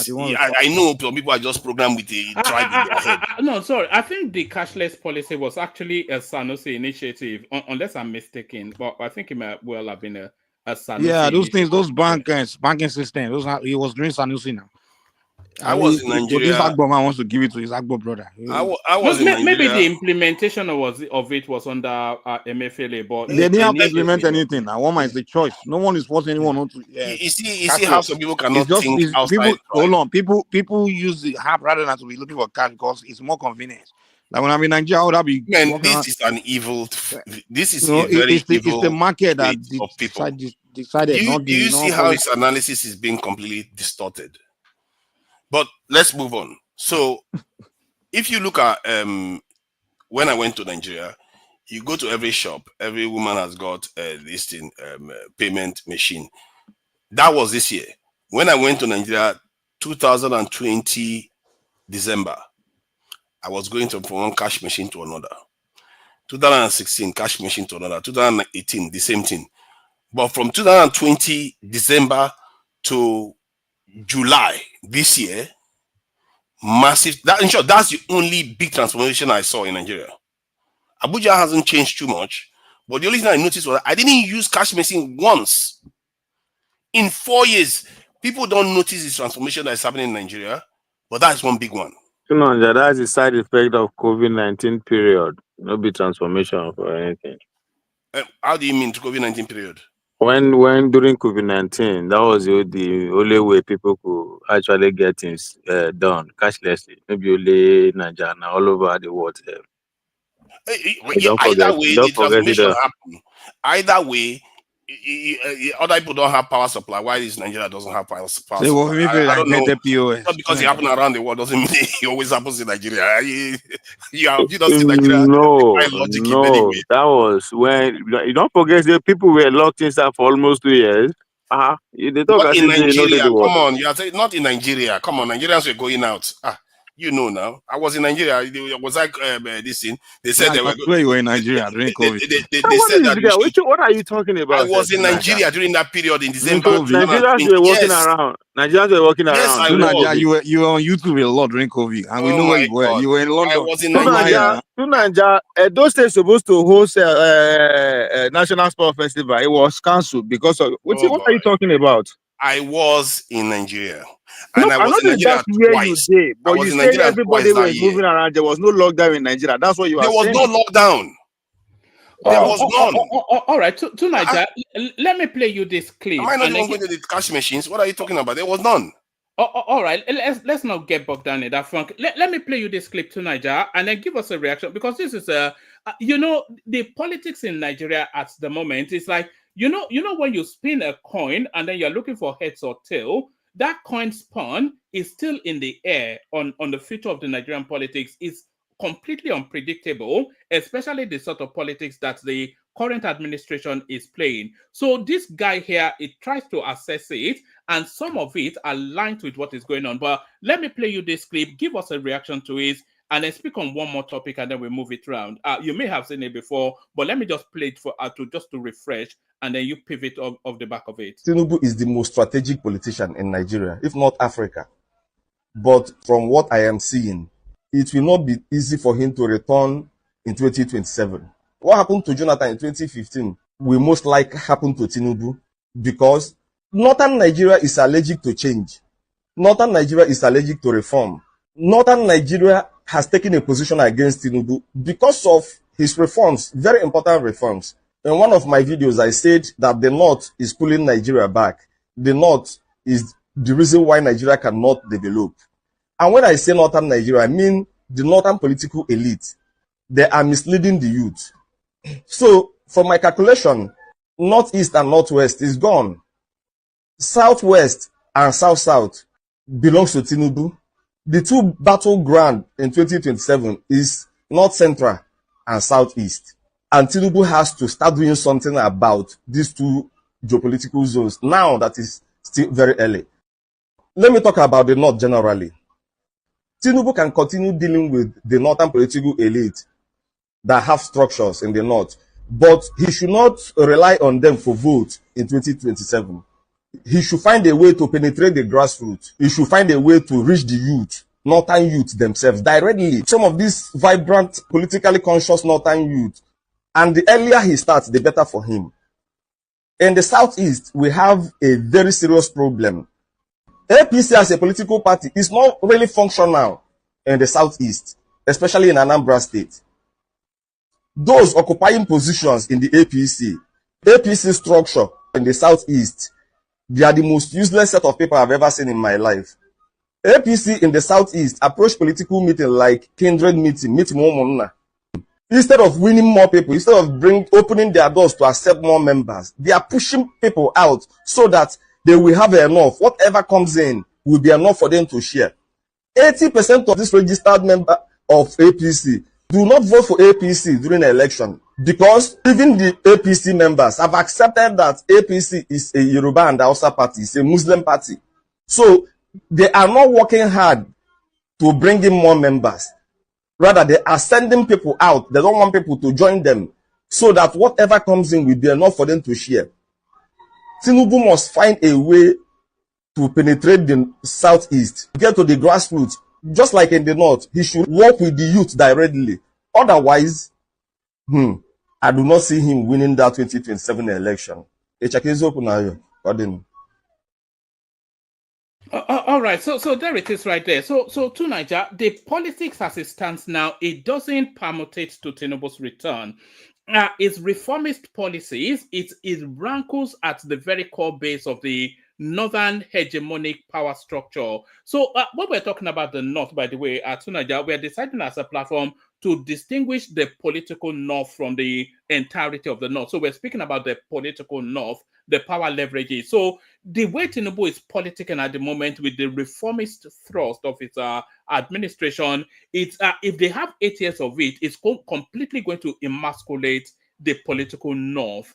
And they are moving any and everything in order to stop him on his tracks in 2027. We're seeing all the missives in Dume, Bala, Mohammed, El-Rufai, Atiku, of course, in the wings. Kwakwanso, we don't know where he sways in all of the equations. So there is that. The Southeast fervently with Peter Obi, of course. The South-South still grabbable with the Lagos-Calabar superhighway. But the politics, as we stand now, with the aggressive reformist policies that this guy is pursuing, do you see anything that returns him into Aso Rock in 2027? I don't see the North. All this stuff we are talking about being the reason why Tinubu is going to be removed from, or is going to lose support from the North. But we have to also keep in mind that the peak of his support is 36% of the vote. And we know the reasons that was the case, because the other side was completely in disarray. If they fix that, then his challenges increases. However, the fact that he is now in office has that extra, 2-3% of vote that comes just by being in office. However, what will decide his fate is what I said from the very beginning. That Tinubu, I don't even know why he's having all this problem. This guy is crazy. I don't know what's wrong with him. He should be the most popular president by now. If I was him in office, I would be the most popular president. If he hasn't just screwed up that foreign exchange stuff. Look at now. Today, they just announced that the Warri refinery is coming on stream. Port Harcourt refinery is on stream. Dangote refinery is on stream. Or what does he need to do? All he needs to do is just make sure Nigeria outputs crude oil a little bit more. Make sure all these refineries start pumping out petrol for Nigeria. Make sure Dangote refinery brings a lot of its income into the Nigerian economy and completely collapses the demand for this in the dollar, and the Naira appreciates in value. And he doesn't even have to campaign. He will win. But here you go. The president is looking for trouble everywhere. He's looking for trouble with Niger. He's looking for trouble with the North. Instead of me to focus on delivering for Nigerians. But maybe these refineries will be a saving grace if they don't find a way to screw it up. Like Kiari is saying that it's up to the president. Maybe he should remove that guy. Maybe the guy is responsible for why the refinery is working. We don't know the truth because they are not transparent. They don't talk to people. They don't really tell us what is going on behind the scenes. Why are our refineries coming on stream suddenly? Is it because somehow somebody has taken it seriously because Dangote is there now to make sure the refinery is working? How much are they pumping out? When are we going to start seeing the results on the ground?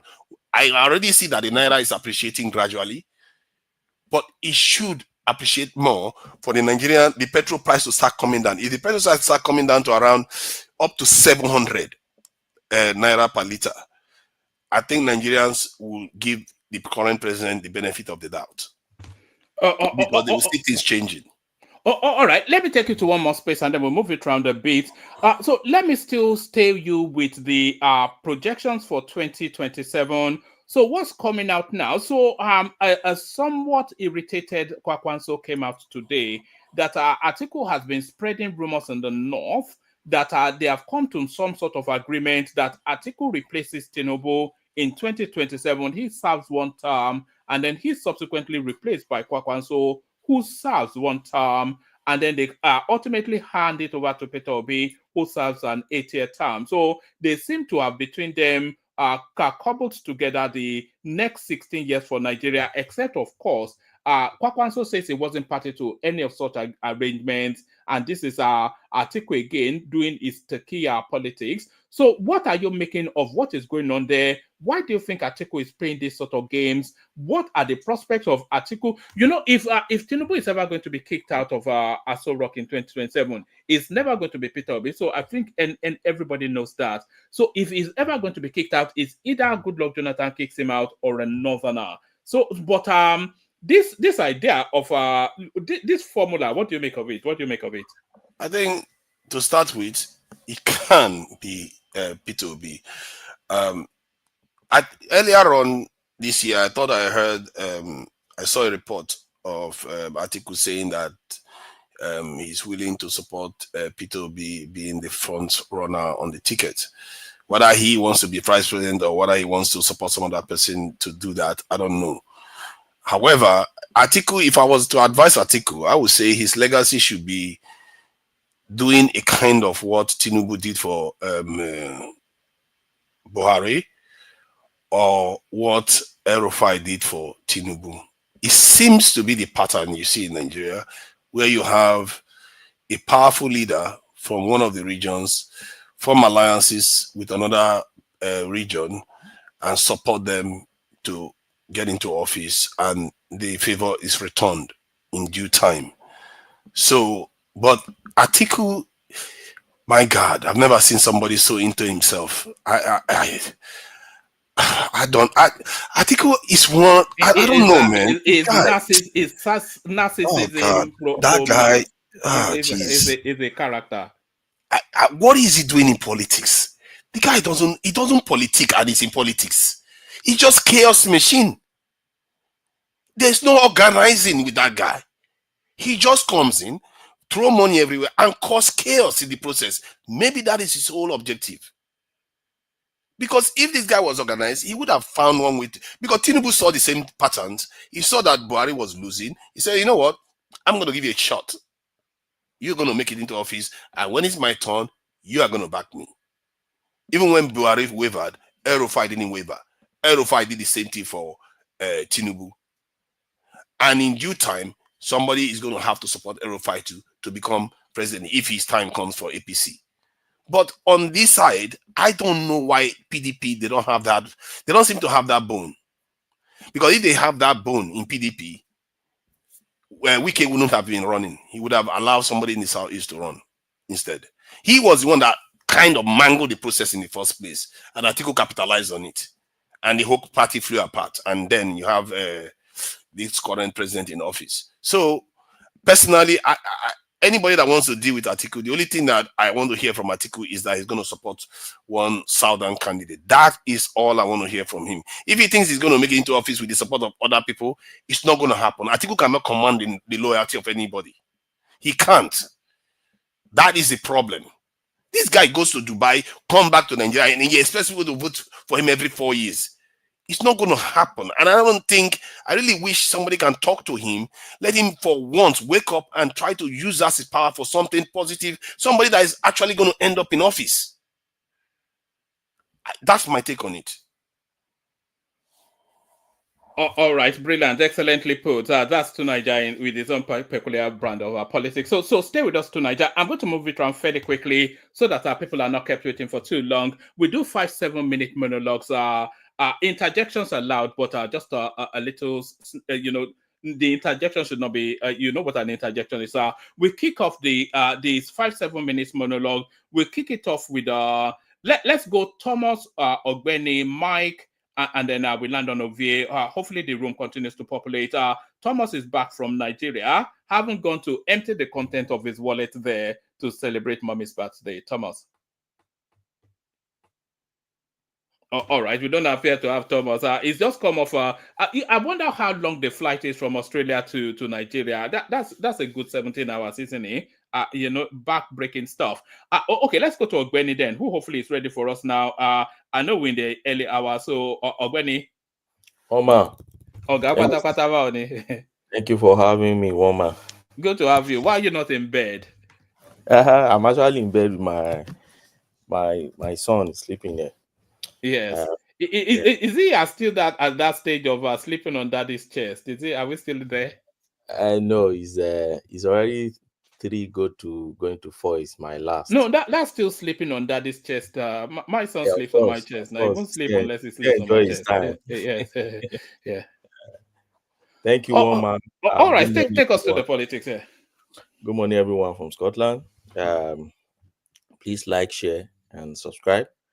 One man, let me start with this. I think the last speaker to Niger spoke on some things. Let me try to join some issues with him. And by the way, I wonder why Kenneth said that Lagos is empty because of festive period. I don't understand what he was on when he was saying that. The special brew now. He's on special brew. Lagos now the hotels are booked out, man. I wanted to go. I couldn't even get a hotel. If you want to try it, we have to. Sorry, we have to do a session on what's going on in Lagos at the moment. The whole world suddenly. But carry on. We'll do a session on that at some point. Just try to check. Just try to go to Airbnb and go to Lagos on Airbnb and try to book a room one day presently in Airbnb anywhere in Lagos. You see how much it costs because of the demand, the pressure on hotel, and somebody will just be here and say Lagos is empty. Sometimes I don't understand how they cook all these things and just bring it on social media. Benny, at this time, if I cannot tell me good morning, I have to look at my watch. That guy, Sorry, Benny, I don't want to stop you, but just on that theme, what you're about to see now is a private. These are members of my family. What you're seeing on the screen right here. Apart from this is grandma right in the middle right there. This is my wife's mother. So every single person that you're seeing here, apart from him, all of these people, this is their first time in Nigeria, and they've gone for it in December. All of them, first time in Nigeria. This one is not even a Nigerian. It's the boyfriend of all of these people right here. Even one of them is from this house that I'm speaking to you from right here. Her right there, she left from here to go and do that. So I mean, it's unbelievable what's going on. But carry on. They all went for dirty December. Yes, a lot of them, a good 90% of them, that's their first, they're in their late 20s, early 30s, first time ever in Nigeria. Dirty December. Something is happening. But let me speak again on it. Okay, I will leave that space. Let me go to the space of whether Tinubu will win or not. I've seen many people commenting on this, and then they're talking of, they are blaming Tinubu. Why is Tinubu going against the North and blah, blah, blah. I don't understand what exactly we want in Nigeria. Is it good governance we want, or regular elections we want, and then we want somebody to win? Or is this coming from, I don't understand the angle people come from, particularly to Nigeria, for instance. Where are you coming from? You said it has messed up the foreign exchange. Same you said foreign exchange is improving, and then you can see refineries and others. There are fundamentals to all these things. There is no way you want to see improvement in your foreign exchange without some policies, and those policies will take time to yield results. So if you are seeing them yielding results, and by the way, so many of them even never believed that we can stabilize the exchange rate. Many of them believe that the way it was going, it would get to 10,000 to £1. I know many Nigerians here that have come across and have engaged in conversation, and they believe that Tinubu will mess up the economy so much that we will be like Zimbabwe. Many of them will compare us to Venezuela and others. But that has not happened. And we've been seeing some, at least, Warri Refinery, Port Harcourt Refinery, and others. I know they don't publicize them enough the way we publicize bad news in Nigeria. But these are good news coming from our end, and you can start seeing some impact on it. As it stands now, many refineries in Scotland that I know are closing down. When you connect it to Dangote Refinery, they'll tell you, oh, no, but that's what statistic is showing. Many refineries in UK are closing down. They're winding up. Why? Because the major market in Africa is gone. Dangote is striking deals everywhere. Dangote was in Kenya a few months ago. And now Dangote will be the major stakeholder in Kenya. This, in fact, is going to be their refinery for them, the way with the bilateral agreement they've been having and the MOU they'll be signing. So the African market is gone. Dangote is escalating to Asia market with time. So all these things eventually will add up. And these are fundamentals that we need for our exchange rate. There's no rocket science in it. So if he failed to do what he did back then, he just needed to do what he needs to do. If he failed to do what he did back then we won't be here talking about we are doing refinery. And when people come and say, oh, what magic are they even really doing by this time? They are not talking to us. There's not. No, it's because we lack reading culture in Nigeria. It's very simple. Try and check the policies they put in place. They are all online. Go to NNPC website. Pull out what is there. NNPC is a private company now. Pull out what is there. You will see the steps they are taking. Can I ask you a question? Yes, you can. Have you bothered to check which policy the current president actually initiated and its actual effect versus the ones that are making all the difference, the positive difference, like Dangote Refinery and all the refineries that are coming online? Those were things that were done by the previous government, including subsidy removal. The only one he did himself before even CBN head got into office was the foreign exchange that caused so much damage. No, it's because you try to be simplistic about it and you only see the negative part of his policies. Now, why am I saying that? You simplify it as if that is the only policy that this government has ever made. But that's not true. That's inaccurate. Let me tell you what Tinubu did with Port Harcourt Refinery. And after now, you can just go Google and check it. TUC and NSC, the major stakeholder in terms of monitoring the project in Port Harcourt, for instance. The first month he stepped into the office, he sacked those committees that were monitoring it. And he called TUC and NLC and told them they'll be member of the committee monitoring that project. And he gave them ultimatum on when that project must be delivered. That's a major policy change. You may not think there's an impact, but when you find a trade union monitoring projects by contractor, you see the difference. So when you come and say, these are the things Buhari started, but the man continued it and made some strategic changes there, and you're seeing the impact. Now on exchange rate, you may come and say, oh, the only thing he has done about exchange rate is the okay, but is it not yielding result? The answer is yes. No, it's not. It caused more damage than it yielded result. Do you know how much it has caused the Nigerian economy? Have you ever done the numbers versus how much we're using to defend the currency? No, we were defending the currency before. How much was it costing us to defend the currency? Have you done the numbers? Yes, I'm coming. Let me land. I was in Nigeria during Buhari time, right? Throughout Buhari time until 2018-19. I left Nigeria. What were we doing back then? That's the first thing you must ask yourself.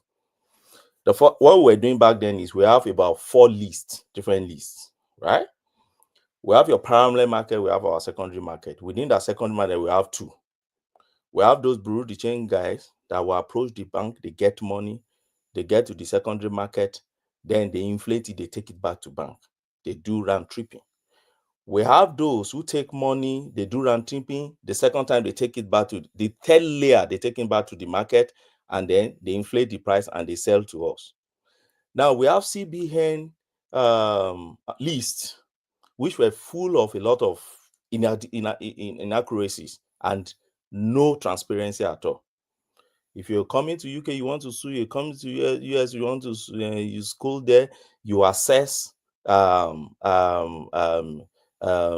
currency, and they give you a massive subsidy on it. Government pay up for that, and they start giving everyone. At a point in time, they remove earth. Later, when people made noise, they put earth back. Now, people who were doing ordinary buy and sell, which you should allow the demand and supply of market of money market to pull the thing. They were also assessing our official this thing, and we were all playing. CBN was paying. So the market woman going to Turkey, going to Spain, going to Dubai, and everything, they will come, they assess it, and they go. That's the third layer. The last layer is the commercial bank. You could not even access our foreign forex in the commercial banks during Buhari time. I tried severally.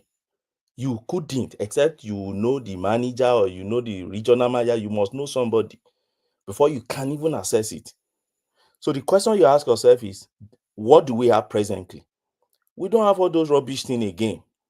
So if you want to assess it as the price that you know it is in the market, so that you don't go up and down. So the business But there is still black market price. You don't know that. What do you mean by black market? All There those is still black market price, and you still haven't answered the question. How? Because in the end, all this stuff you're talking about is how much did all this thing cost the Nigerian economy versus floating it? Have you done the maths? Of course, tell us the maths now. So at the highest time, like in 2019 or so, the amount we spent for defending the currency was about $10-12 billion. But at the highest was around 2013. I'm not sure why, maybe because of some, I don't know what happened, but it got as high as $18 billion that they used to defend the currency. So if you wanted to flow the currency and, okay, you don't have money to keep defending the Naira, one of the things you could do is to reduce that amount. How do you reduce it? You can do a managed depreciation so that the amount you use to defend in Naira. No. What I was expecting you to do actually, and I don't want us to get stuck on that space for too long. Maybe when I leave, then you guys can go back to it. But what I was expecting you to do was to then cost what the cost of the devaluation is. So if we're using 18 billion at its peak to defend the Naira, so that $18 billion now, it comes back into the coffers, and we're seeing it in terms of our federal allocation to the states. So what's the counterweight argument in terms of Good. So $18 billion, $7 billion it cost NNPC to repair, to make up for that $18 billion cost to that they wanted to save, because by floating the currency, NNPC needed to bring back subsidy again. That's why they announced it just before Dangote Refinery came online, that they were owing about $7 billion. God knows how much they owe by now. That is one. So that $18 billion. NNPC is no longer in that space, by the way. Yes, they stopped recently. Yeah, they stopped recently, but a couple of months ago. Initially, what they did and that's the managed float that you were suggesting, was it not? No, they didn't manage float. He even did it before his CBN head came into office. He did it. So what was the hurry? He knew Dangote Refinery was coming on stream, but let me just cost it clearly. So $18 billion, first move he made, it cost $7 billion already, which he just removes $7 billion out of that 18. Then if you look at job losses, inflation, investment running out of Nigeria, if you compound everything, if you do the analysis, it costs the Nigerian economy about $60 billion. No, don't be ridiculous. The Nigerian economy is not even $60 billion in its own weight. Because it's obvious now, isn't it? One, what's the value of the Nigerian economy that is costing it 16 billion? That one single line item costs 60 billion. It's not one single line item. It's what the Nigerian GDP almost halved. Your GDP almost turned into half in 1 year.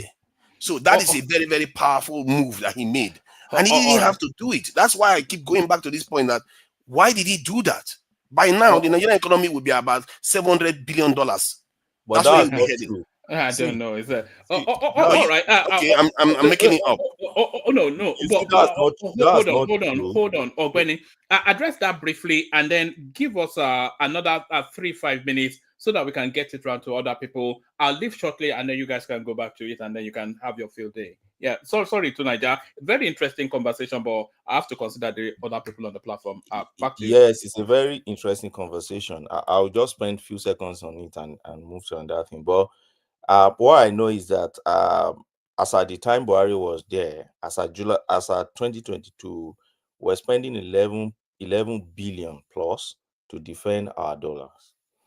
As at the last time I checked, during this Tinubu's time, we're spending less than $2 billion to defend the Naira, right? So there's a change there. And I've listened to many economists. I'm not an economist. I've listened to many economists saying the effect of that, the positive effect of that is we've been increasing allocations to states.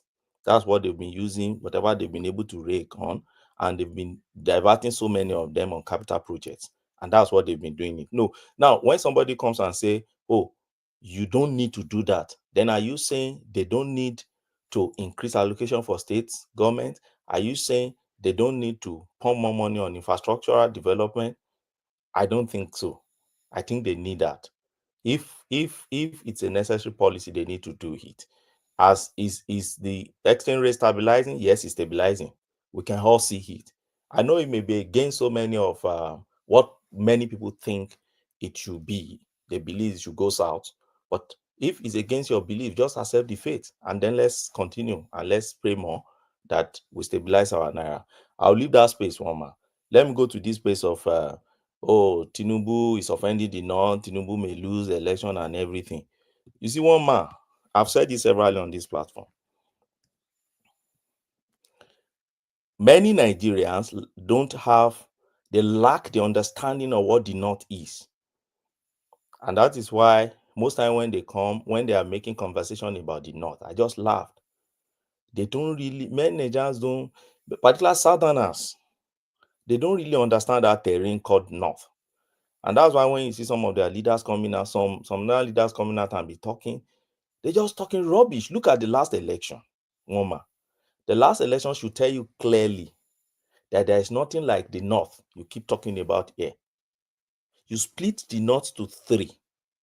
You see, gone are those days when they will tell you the North and everybody will just think the whole space of 19 states is the North. No, the last election has exposed that.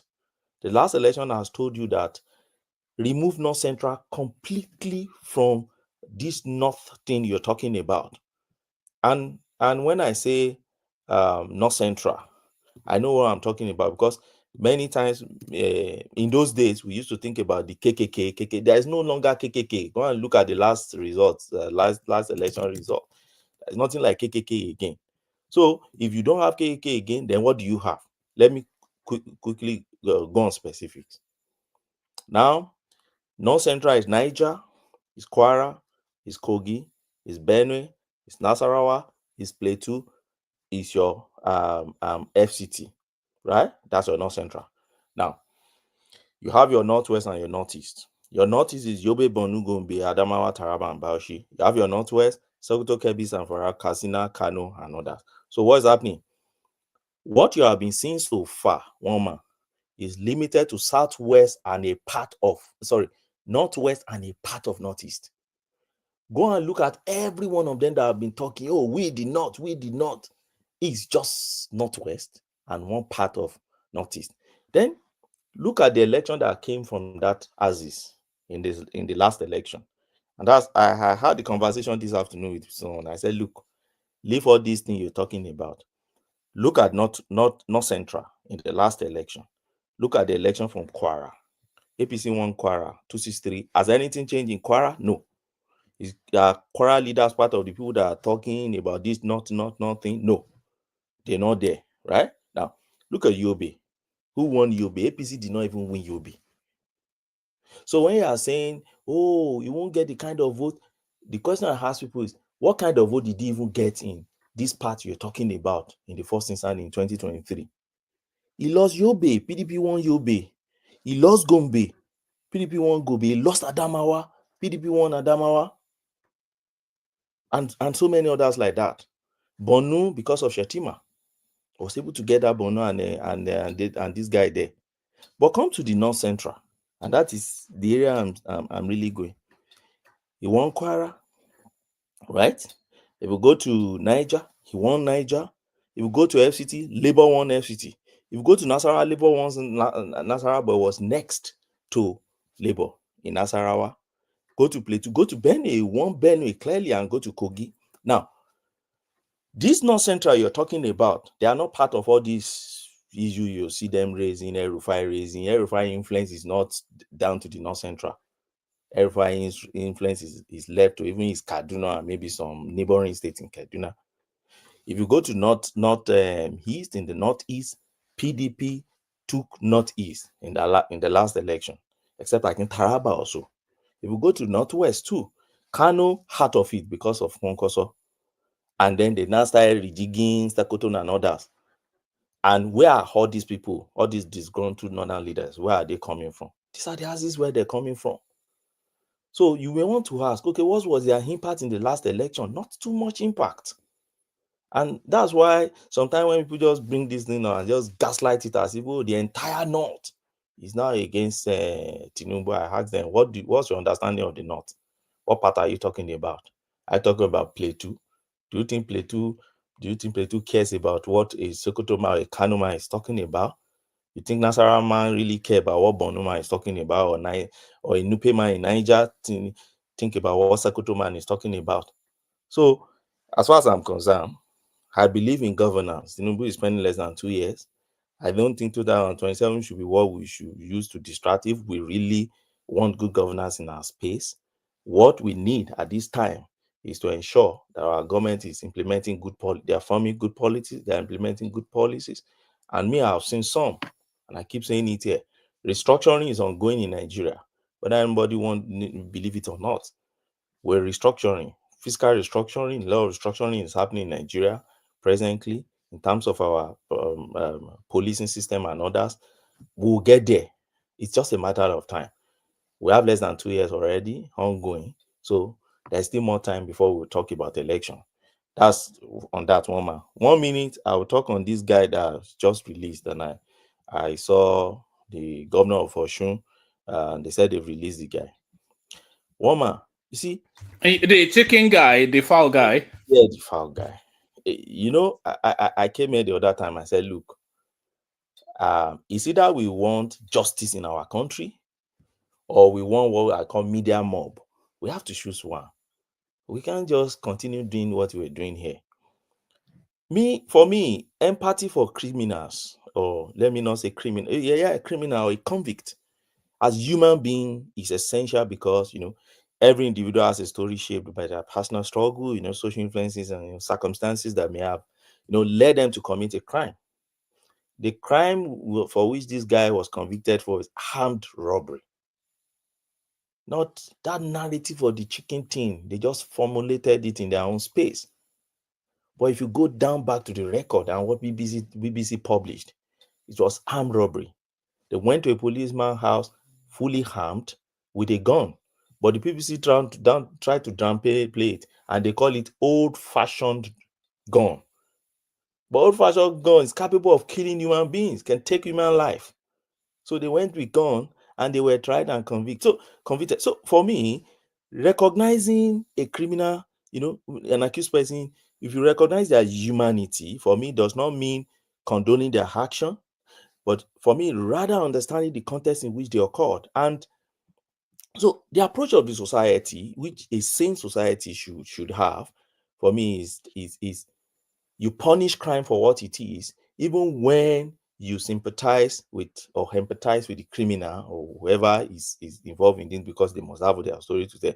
But justice requires accountability.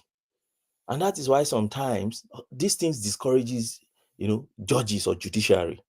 You know, punishment, as far as I'm concerned, serves to uphold your societal rules and deter people away. And this is where I see injustice coming in. Apart from, I know the governor that is doing this, you know, when you have a state that is governed by someone lacking proper education and critical thinking skill, this is the kind of thing you'll be having. The governor said they have set up a committee, the committee to look at whether it should grant the guy prerogative of mercy or not. Have they submitted a report? Who is the head of the committee? What did they find out from the record? Did they publish what the guy was, you know, convicted for or not? Nothing. All we just heard next is they've released this guy. All these things are not putting us in a good shape, particularly in the international community. As it stands, Amnesty has spoken on that issue. I think there's another NGO, major NGO, that has spoken on that issue. Those two NGOs, by the end of maybe first quarter next year now, they will write a report about the rule of law in Nigeria. And these are the things they will be published. They will tell you somebody who stole was convicted and sentenced to death. And that would affect our record again in the international community. Why? Because you have a governor who is half illiterate, half dancer somewhere, that should be partying around in US and leave Nigerian governors alone, but because they have money and everything, you became a governor, sentiment here and there, media mob, then you went to go and release. So what happened to all those people, the others that are in the prison? What happened to them? Because nobody is making noise for them.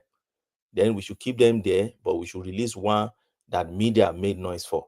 So tomorrow now, so in Nigeria now, we have now gotten to a stage in Nigeria where if you want to get the governor's attention to release you by all means in the prison, just get one actress that is popular, that has a social media, then start Ogbeni, sorry, but let me ask you a question. What could have the governor done what can it done officially that I don't even know how to put it?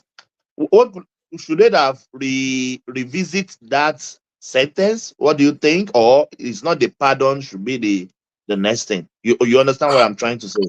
Yes. So this is the way I see it. First and foremost, that guy has a right to appeal. All right. I learned that he has not exhausted his right to appeal to the Supreme Court. Okay. What I would, if I happen to be the governor, what I would have done is to, granted that guy legal aid to get a good lawyer to file his appeal. If he wins on appeal, fine. But let the wheel of justice roll its course. That's one. Two, granting him a pardon. You see, usually you don't grant capital offense. They don't pardon capital offense. It's a capital offense. Death penalty, and your pardon. I'm trying to analyze this so that people don't just see me as, oh, this was just human. How you be talking about? But that's justice.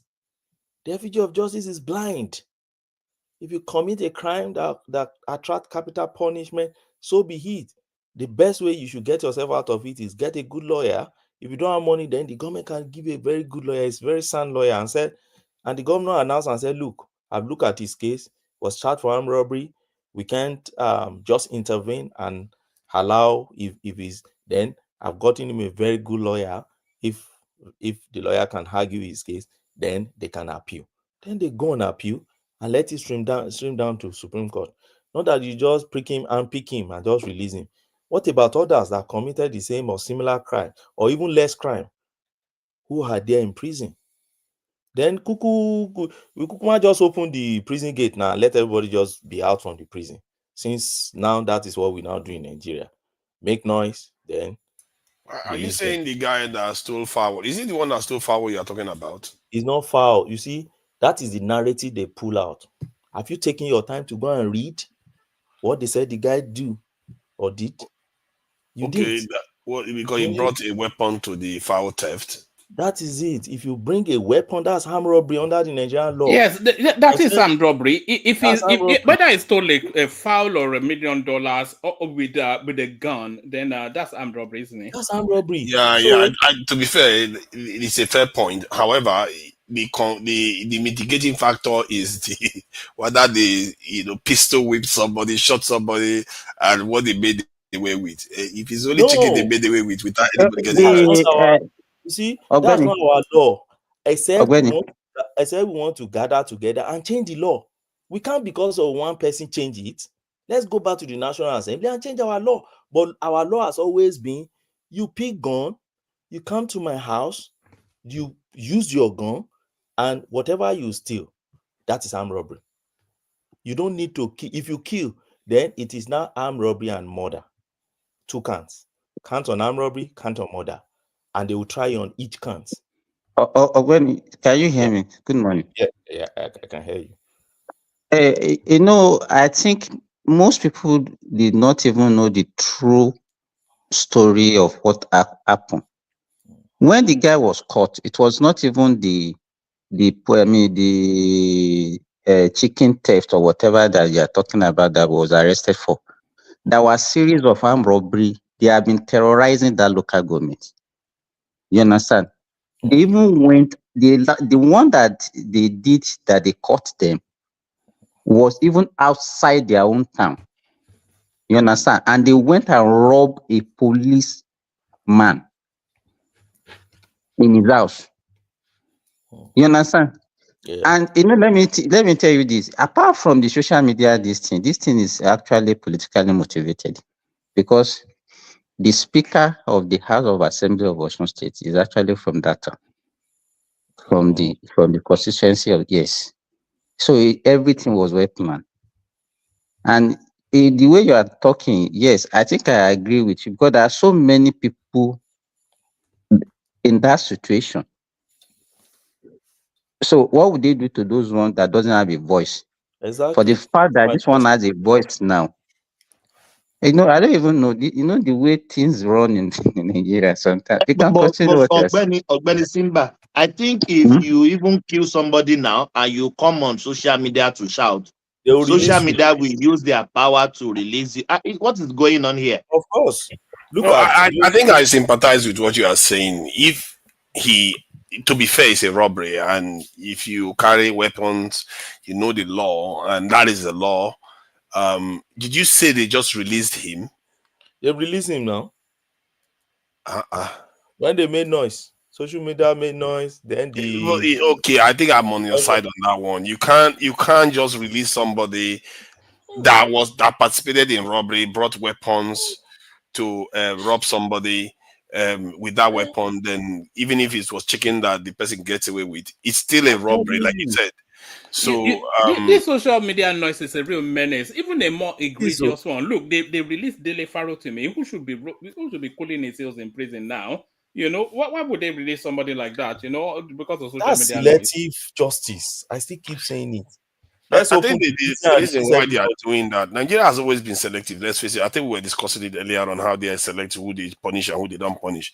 Is because the reason why they are susceptible to it is because they know so many big people are stealing and getting away with it. And then this guy, chicken, they don't care whether I carry his gun or not. It's chicken.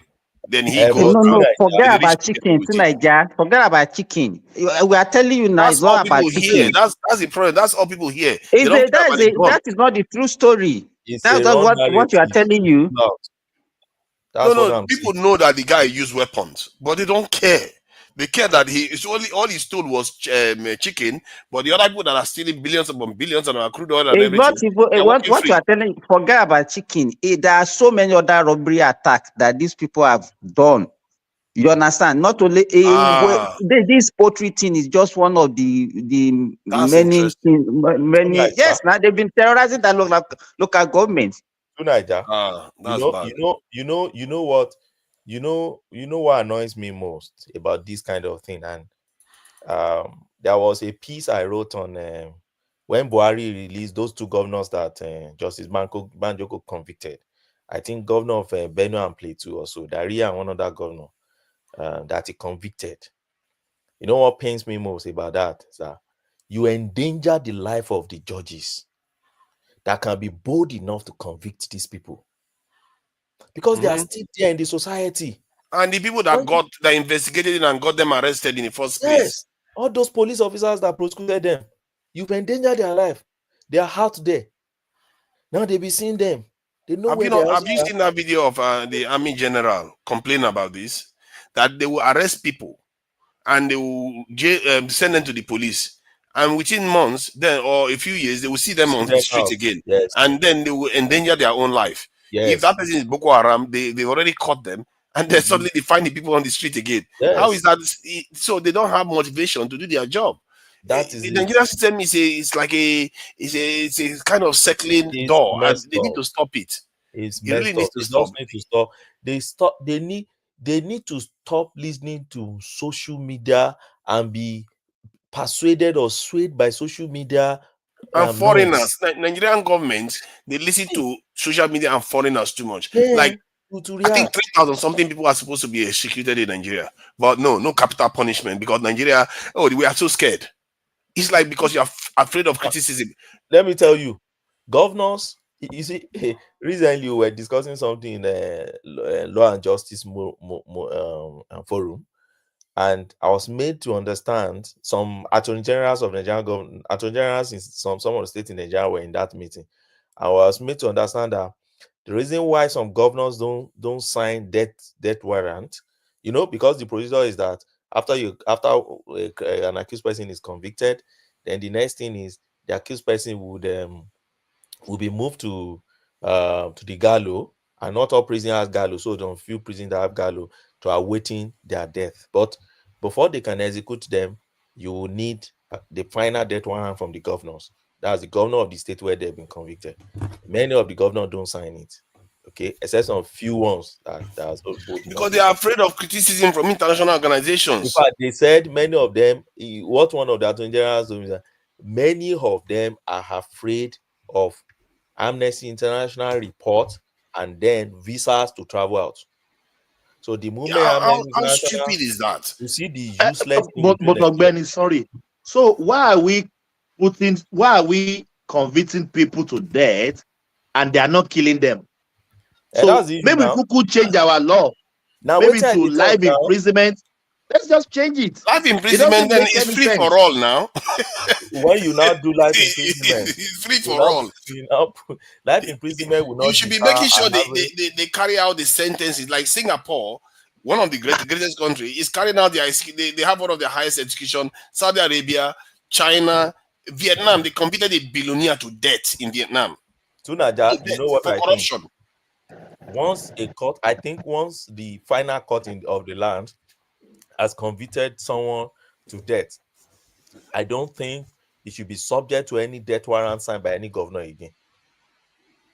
Exactly. The only thing the governor can do is intervene to stop it, but not be able to this thing have to sign for it to take place. All these laws were made during military era, and those military guys still want to hold the final, the final say. And civilian has come for them to change it. They fail to change the law. That is what we've been battling with, because I don't know why a governor should hold when the final court of the land has already spoken. Then you are waiting the governor to come and say whether they should kill the person or not. If the person happens to be his relative, he will release the person. When this case that we're even talking about, I think that was what actually led to the activation of this social media, whatever they did, because they said the judge, when he was making that pronouncement in 2013, the guy was caught in 2010 and he was sentenced in 2013. He said that after 10 years, the governor can release him or do whatever they want to do to him. So that was why they activated this, whatever they did after 10 years of being in prison. So if a judge is making that, you made the judgment and you said that, okay, after 10 years, governor can do this and that. I think he gave room for that also. But you know, the reason, there is a procedure for that. So the procedure is this: if you convict somebody who happen to be underage, okay, for capital offense, not underage, somebody committed a capital offense but is underage, that's less than 18. I think it's either 21 or 18. Then the person stands at I think it was 17 at the time he committed the offense. It was an underage. So you, as a judge, sorry, guys. Let me be last hand over to Tunaja. Ogweni still has the floor. As ever, Ayo, the only super chatter. So there he is right there with the 2 super chats. We must do better. But thank you, everyone. Tunaja, bring it home. Thomas is back. But one man, before you go, that your skit that you played, that is a skit. You see? You mean the church one? I've watched that in I've watched different actors acting that in more than 4 times now. The same script. Yes, now I will pull out some and send to you to one man. Same script. They will come and say, I posted something to your account. I wanted to that had 10. You will now be quoting John. Shut up. What John? Police arrest him now. That skit, they played it more than how many times, and it's just going viral. All right. That's the first time I saw it, but it struck me as something these churches will do. It's possible. That's for sure. It's something that can happen, of course. But Nigerians are very creative, so they create all these things. Sometimes you just get traffic and they make money. And after they make money, they start cussing the country like Ayo. After they get 1 million subscribers, they start abusing the country. Of course, now. All right, praise be this home. You may want to go to your Naira versus dollar or something or whatever. Just that would be interesting. Thank everyone. Thank you. Okay, that's fine. I think I've exhausted one man's list. My take on that knot is just that we should stop saying the knot and just use one big brush to just paint the entire knot. Is it's Northwest really that is kicking presently, and then a part of Northeast they are the one kicking. Like that Bauchi now. PDP won Bauchi the last time, and they won landslide. So if the same Bauchi is kicking now, so it's PDP that is still kicking. No, even PDP won Sokoto last time. Now. Yes, now they won Adamawa, Sokoto, those spaces. So then what his name? The NNPC won Jigawa, Kano and Jigawa. So those are the spaces really that Tinubu was not even popular in the last even election. Labour, I think Labour won Kaduna now. Labour won Nasarawa. Oh no, Labour didn't win anywhere. No, Labour didn't win anywhere that far north. No. Yeah, but they won Nasarawa. Yes, it's Nasarawa they won. Yeah, they won Nasarawa and they won Nasarawa and Plateau. And FCT. Yeah, FCT. FCT. So okay, go ahead. You were saying something. So even PDP won Taraba. They won Taraba and Adamawa. They won Yobe too. They won Gombe too. It's only Borno. They won Sokoto. They won Sokoto. Of course. So in fact, in most of the core northwest and northeast, Tinubu just came second in all of them. Scrapping it there. So, but good second. That it matters a lot. There's a difference between second and there is second. Second, the gap. Yes, you are right. Good second. Yes. Good second. Close to the first. Very close to the first. Yeah. It's a very tactical thing, and I noticed that if you check the elections that APC wins, they tend to do that. It's a tactical thing, and you have to be. Yeah, I noticed that a lot. They get good seconds, whereby the gap is around 500, while the other side, when they lose by thousands. I agree. But when you even to Nigeria, look at Lagos. The number was very close. Exactly. It's a very good second. Yes. Very good second. So when you look at it again, even Kaduna between APC and PDP, it was like 10,000. It's not even up to 20,000 difference. Yeah. So when you look at it generally, you realize that when you now ask why this one kicking, they've always been there, having that apathy, and against Tinubu really. So now they're just coming out and they're more emboldened to talk. And that's what I just see doing what is happening in the northern part of Nigeria. And they will continue doing it to the election. I don't see. And I wonder who is listening to Mahdi, who is still listening to that. The only thing that could take Tinubu out, that will make sure the North will never support him, that even good second will be bad, is if he does anything that remotely touches Niger Republic. If he does anything there, that is explosive. As a matter of fact, he could get impeached and removed from office if he does that. Because even the Niger Republic, let me tell you, you see, even the Niger, you see, my wife is a Fulani, to let you understand the angle I'm coming from now, and it's from Sokoto. Even the Niger Republic you're talking about, the only set of people that the Niger Republic stuffs are affecting, they're about just 4 states. They are just 4 states that are not. Sokoto, Katsina, Jigawa, Yobe. Forget the rest. The rest, they don't have any affinity with that space you're talking about. Where did you get that one from? Because I know. Let me tell you, the first time Tinubu said he wanted to invade Niger, do you think it's only Nigeria? The whole Africa will be against Nigeria. The whole diaspora will be against Nigeria. And northern Nigeria, they will bury him. And once he announced that, I knew that was impossible. There's nothing like that. Let me tell you, there's nothing like that. See, first reason why they kick against that, was because of the affinity they have with the Niger. Why? There's no really any national border in their region. No really any national border. They trade across the what you can call border that is there, and they also have their relatives across that border. Exactly, just like Togo and this thing, the Republic and Yoruba people now. If something is about to happen that Nigeria government wants to invade the Benin Republic, so it depends. Nigerians are not going to find it funny. No, I'm coming. It depends. Let me tell you, and that's why I said 4 states 4 states. Now, if there's any issue with Benin Republic and you're going to attack Benin Republic, a man from Ekiti doesn't care about what is happening in Benin Republic. What's their business? We don't share any border.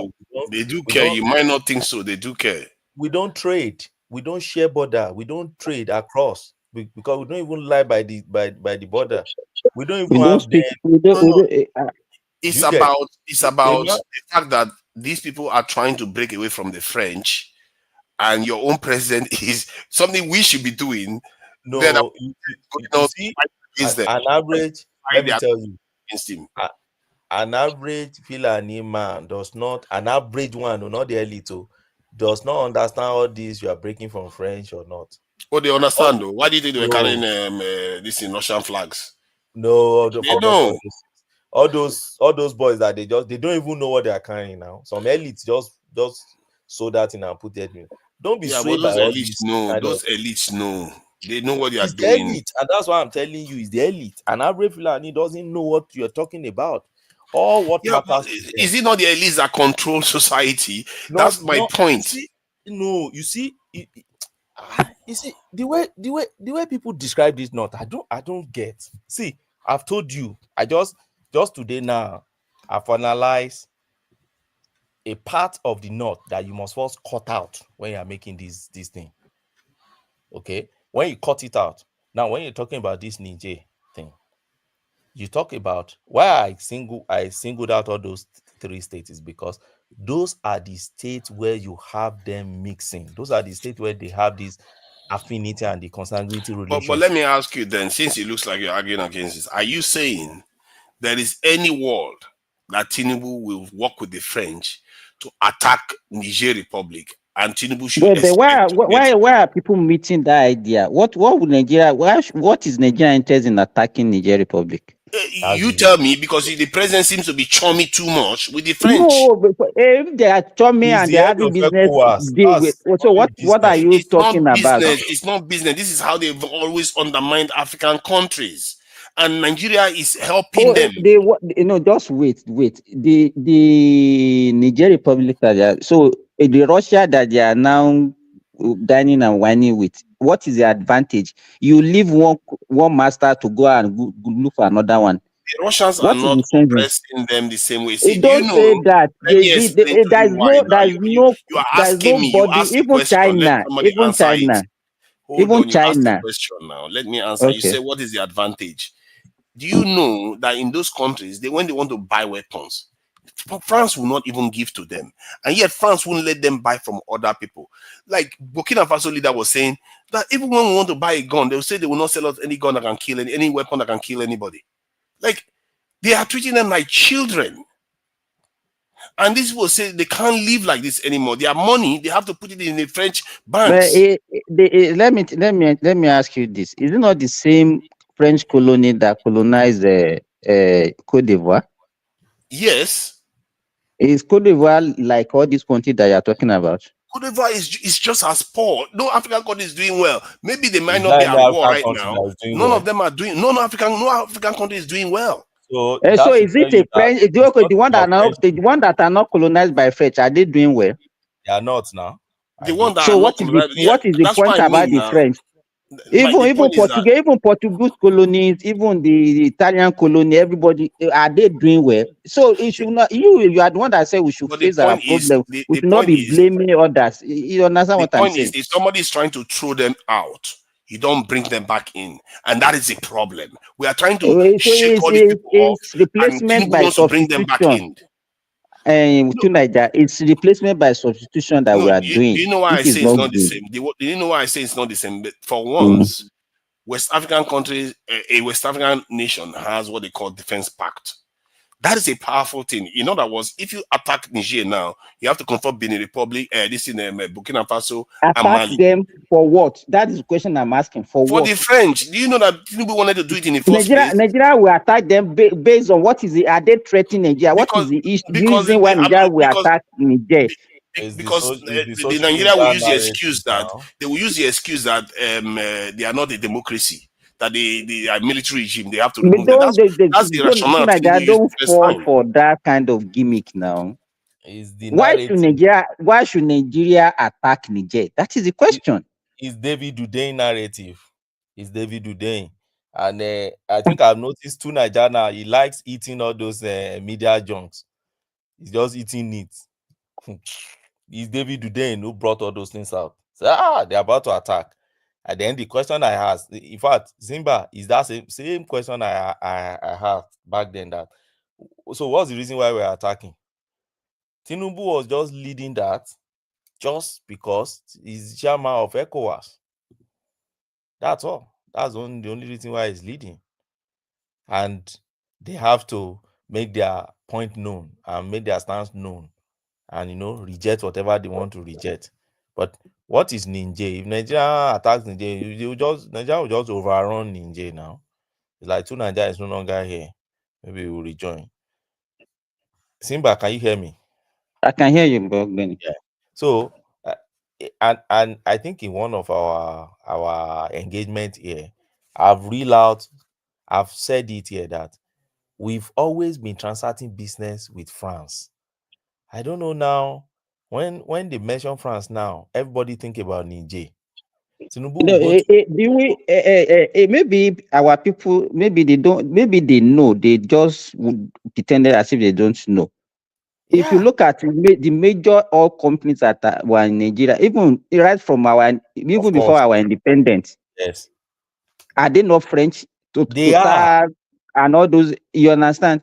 God bless you. We have Pojo was one of the best motor assembly that we had in our country. You understand? So I don't even so all this, and then it's just the politically all these politicians, and then people like Nigeria will be falling for their whatever they are saying. Those media junks. I've said it before. Total, right? Look at Lafarge. It's French. Society General Bank of back then that are now packed up is French. Here, France is still flying Nigeria almost every day, right? Michelin, they've left Nigeria, but they were here for a very long time. That's French. Peugeot Automobile in Kaduna that were assembling Peugeot, almost Renault, all of them. A lot of multinational companies that are French-based that have always been in Nigeria. Nigeria has always transacting business with France. But today now, because there is this narrative outside there, once they mention France, now everybody talk about Niger. Do we really think in that country? Do we really? I don't understand. So you believe that the French, do you think that the French are like, they do fair trade with us?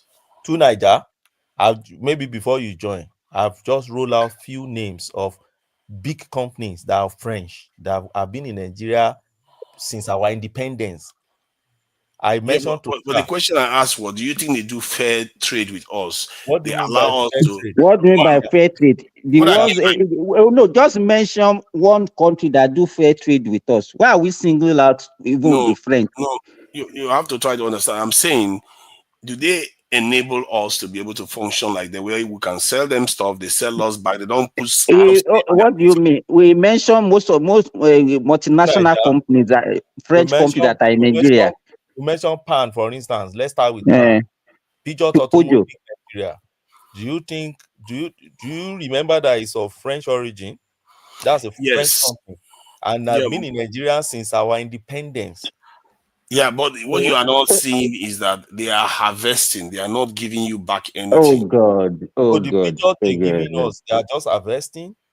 They are the Peugeot one is the only one that What about Total Fina Health? What about Total Energy? Is it not crude oil that they are taking? Is it crude oil? Just taking crude oil. They are not adding to your income, national income. What are they doing? They operated both upstream and the downstream sector. Not only because most of the filling stations that we used to stop that now. They have not stopped. Total is still existing in Nigeria up to today, even in downstream. Hold on, calm down.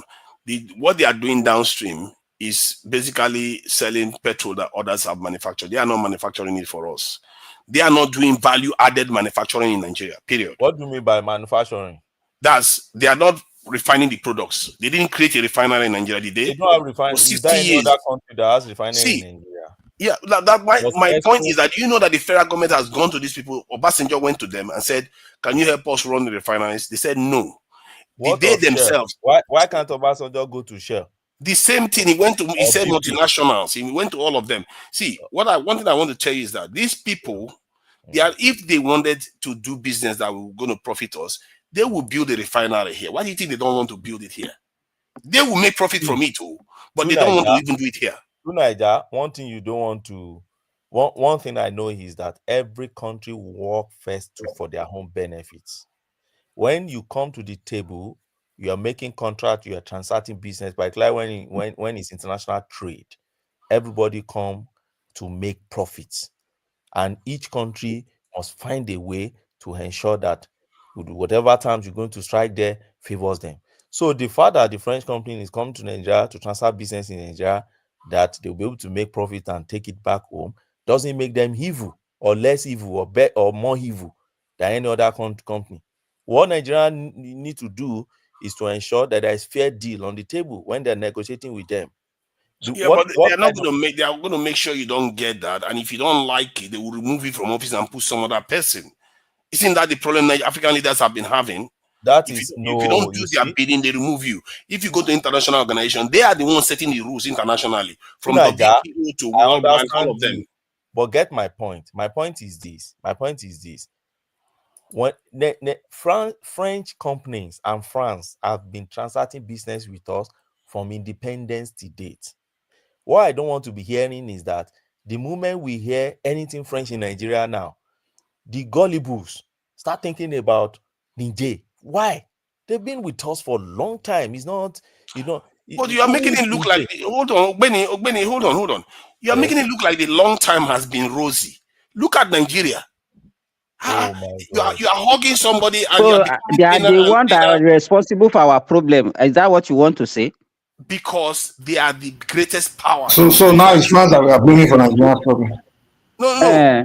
They are a part of the problem. They are not the ultimate. So America is not part of our problem. America is not part of our problem. No. This is not part of our problem. Let me say this. Nah, you need to stop blaming Oyibo. You become black American. Hold on. Let me explain. If you ask a question, let me give you the answer. There are different layers of problems. So ultimately, you are responsible to deal with your own problems. But the second layer of the problem is if some other thing is posing a challenge to you, you are supposed to address it. Like if you see a snake in your surrounding, it's your job to take care of it. But that snake is still a problem. You need to address it, and you need to tell your children that snake is a problem. So that is the layer of problem. We are not saying, the French is responsible for all our problems. We are tell us specifically now what the problem is. The problem is the coups. We know the coups that have been sponsored by the French. You want me to go and search for the amount of coups that have been sponsored? No. The Nigerian one, if anybody is sponsoring them, it's going to be generally from the other Western nation, not necessarily the French. So you are contradicting. You are telling us that France is not Nigerian problem. France is part of NATO. Oh God! Okay, so if that's the case, then all the NATO countries in Nigeria should be the people you're talking about, and not single out France. No, you should not chase them out, but not when you are about to. Not when another country that is next to you kicks one of the French people out because they decided that business. What's our business? Yeah, but then you should have asked Tinubu that now when Tinubu wanted to invade them. Why are you saying this now? No, that's David. No, it was ECOWAS. I don't hit all those. No, it's ECOWAS. That's David. No, it wasn't ECOWAS. ECOWAS is Nigeria, and Tinubu was the president. No, ECOWAS is not Nigeria. Sorry, stop saying that. It was ECOWAS affairs that they were discussing. The ECOWAS members met and they were trying to discuss the They were not even talking of invasion. They were not even talking of invasion. They were talking. It was the invasion they were talking about that time. Didn't even say invasion at all. You know the funny thing. You know the funny thing, Mike. When they did it, when ECOWAS overthrew the military government in Gambia, nobody raised any eyebrow. Nigeria went there with all their forces, with everything, with military person, and they removed that military junta. They did not mention France, so they did not mention anything. No. When who? When military took over the Gambia. Yes. Which military took over? Is it not Gambian military? ECOWAS, it's not Gambia military. This guy don't even follow, you know. The one that took over Niger Republic is they are not Nigerians. They are French, Abi. Man, Mike, let people talk now. Did you understand what we are talking about? There was a coup. There was a coup. To Niger, there was a coup in the Gambia, and ECOWAS gathered their military and removed the military for the civilian that was there. Yes. Okay. Yes. Okay. You see that one.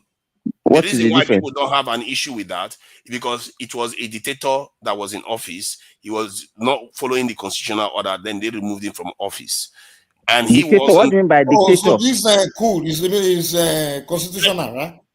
They were taking him out based on that. The difference. No. What do you mean by who was the dictator? What are you talking about? Jammeh, if I'm not mistaken, he was considered like he was violating the constitution. They had an election. Somebody won the election. They have a civilian government, and then the military took over, and the ECOWAS went there and removed the military for the civilian. So that's what we are talking about now. That was what happened. What are you saying? Is that a good thing or a bad thing? Is it not the same thing that they are deliberating about Niger that time that ECOWAS was saying? We are now saying it may have been the same thing at that time, the same thing, but the perception now is that people's eyes have opened now that what the Nigerian government seems to be doing and ECOWAS seems to be doing is that we are behaving like an instrument of the West. They are using them to suppress other African countries. That's why we have never developed. Stop eating David Udein junk. Why you think David Udein? Look at Nigeria. Don't talk about David Udein. Nigeria is a disaster. We can't even generate electricity. And you're here saying that it's David Udein. Why are you shifting? Why you moving goalposts? No, I'm saying why is he blaming David? He's the one talking about So David. is it France that not make Nigeria? Is it France that not make Nigeria to generate electricity? Yes. You don't know. If your leaders are listening to foreigners, when you say that's what happens to you. Define it. Are they listening to foreigners? Tell us. If you are from a to do the right thing. If I was British, if I was an American, and I come to Nigeria, I see this weak country. Yes, whoever they put in that office has to listen to me. If they don't, I'll remove that one and put the one that listens to me. So is that what they are doing? That's exactly what they are doing. Can I speak, please? Yeah. I just came back from Nigeria this morning. Just landed in Australia this morning. This light of 18. There is light in Nigeria now. Very improved. What did I say? Improved. I was in Okwebi for 1 week. The light, they didn't took the light. So all this, I think the diasporas are the problems of Nigeria, because they will just Simba. I was so crazy, and people will come here tell us there is no light anywhere. I was in Ibadan, there was light. I was in Abeokuta, there was light. I was in Lagos, there was light everywhere. Thomas. You know. Let me tell you, there are some people in Nigeria that what makes them happy is when they hear negativity about Nigeria, and that's what they spread. Okay, you know it what? Makes them happy. You guys are, you know how you are coming across. You know, like this guy in this is say you guys are so colonized. You are like colonized minds, and I must say in Nigeria, I've always felt that there are some people in Nigeria that are so susceptible to being ruled by foreigners. They are very, very susceptible in Nigeria to being ruled. But if we want to talk about past generation, what does that mean? What does that mean? That doesn't even make sense. Because like the way you are sounding now, some of you you don't know when you are being cheated. Even you are like fine. You are being ruled by foreigners. Yeah, you didn't know that. Okay. Yeah. You see that's the problem. But you see about the power that Benny mentioned. It might be true there is an improvement. As a matter of fact, I can also attest to that because somebody in Abuja told me that recently the power improved. No. To Niger, don't say it might be true. If you are saying that, you are annoying me. Look at that. You see that? No, look at no. that. Eh? Are you living in Nigeria? Hold on. My problem with you will not let people talk. I just came back from Nigeria this morning. Oh. I spent 2 weeks. I was in Okpebi in my hotel room. They didn't took the light. I stayed in my sister's house for 3 days. In Bagada, they didn't took the light for a seconds for 4 days straight. And you're saying they might, the electric might improve. It has improved. Cannot even. What are you talking about? July. Let me tell you. Even what those ones they might say that they are highbrow area. You understand? My last vacation in July, August in Nigeria. I stay 1 week with my brother in Alakuko. When you say Alakuko, that is the area somewhere close to Abulegba. You understand? When they took light, you know what my brother said? I said, okay, are you not going to on your generator? He said, just wait, they will bring it. They will bring it back. Yeah. Believe me, within 5 minutes, also, they brought the light. It's not in a Keja, it's not in what is the total power generation? Okay, let me ask you, does anyone know the total power generation? We have to go back to some people. Don't shift. Look at that. We said it has improved. Now. Let's hear from them. Let's hear from them. Yeah. Good morning, everyone. And happily, today is the last day of 2024. May it bring us more blessing. Amina. Look forward to again now. I said amen. Amina is amen. Why are you just being riled up? You keep using random languages. Amen now. Thomas, you can see the mentality now. If Tunaja does not understand what Amina means, it shows that when they are not talking about Islam or talking about what does he order? You understand what I'm saying? I'm saying amen to the prayer that he's ordinary saying. Amina, you don't understand. You don't Amina. even know. Are you in Nigeria? Are you in Nigeria? No, guys, British, man. Are you in Nigeria? Okay, let me quickly make my not in Nigeria. Please don't blame Nigeria. After all, Kemi Badino said that. Let me quickly make my comment. Another person can take one. First and foremost, I will talk about I will start from the diaspora. The diaspora, sometimes they want to justify the reason why they left Nigeria. And when they leave, and when they want to justify the reason, they always look at negativity. Any negative news from Nigeria, it makes them happy. It's a good news for them. And even like some few weeks back, when they said that the refinery in Port Harcourt started working, they said, no, it's a lie. Even the Arise TV station said, no, it's a lie, until they took them there and they saw it by themselves. Yesterday, Warri is on track.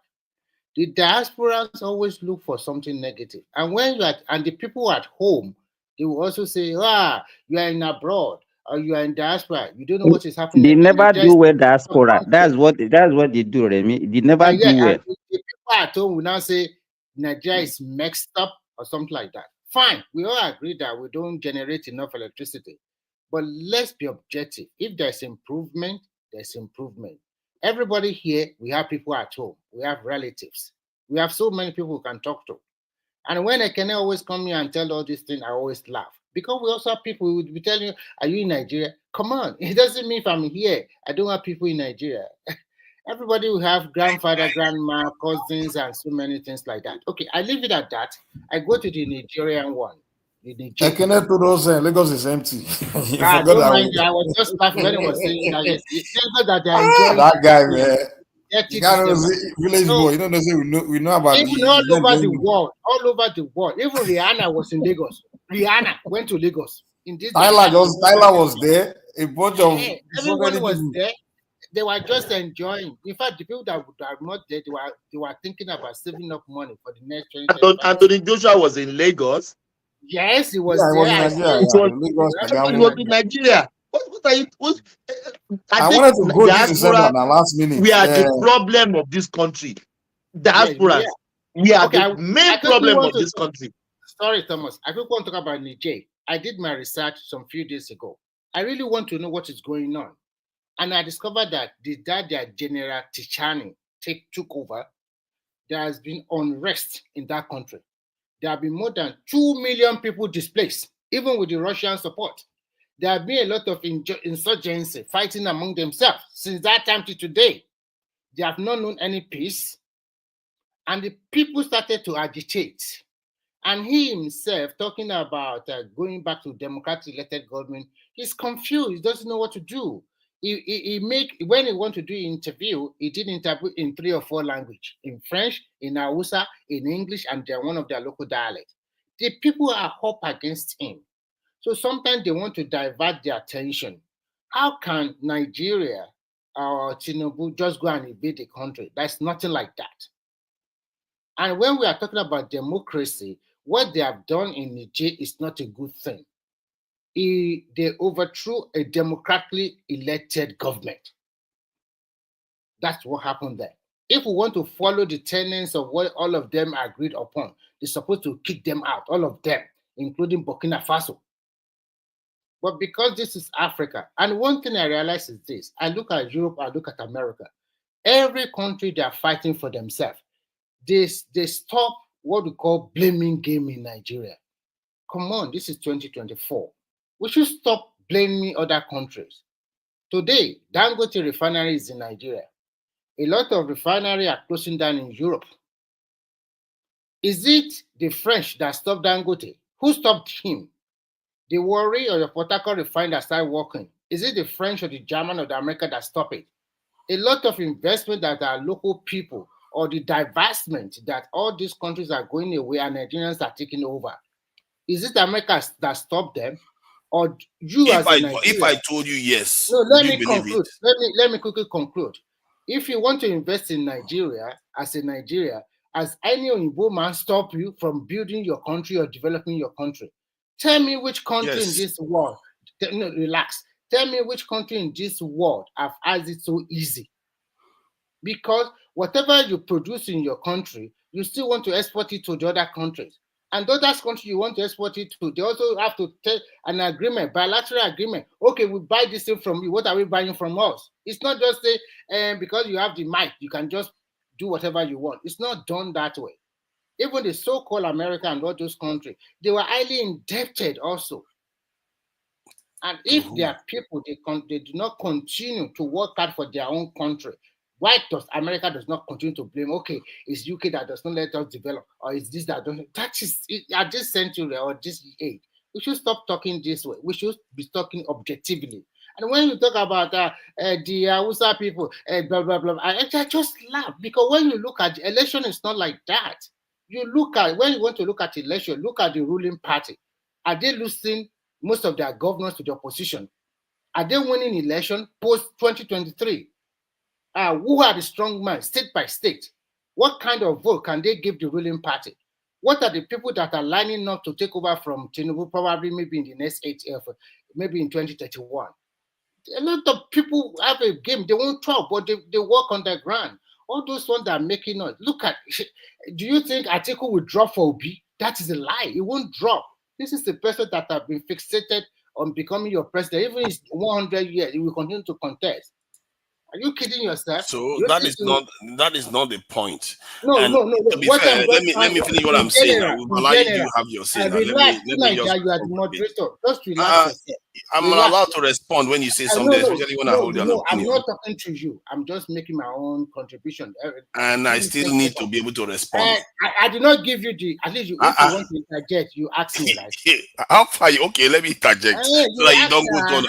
And I did not give you the opportunity to interject.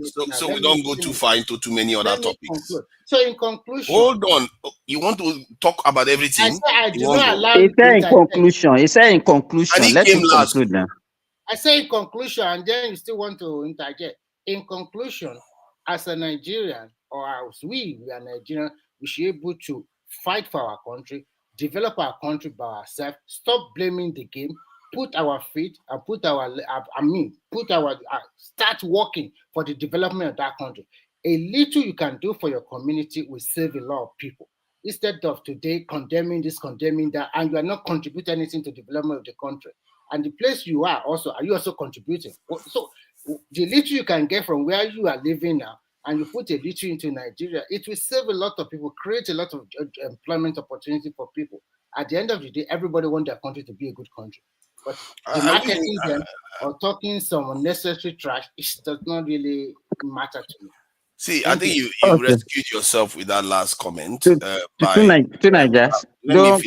Let me ask you a question. Let me say something, please. He's rescued himself with that comment.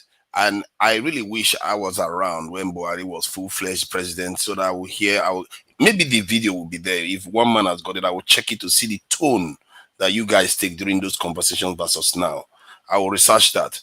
And regarding the... I support Buhari 100%. Yeah, I will check it. I know he failed economically, fine.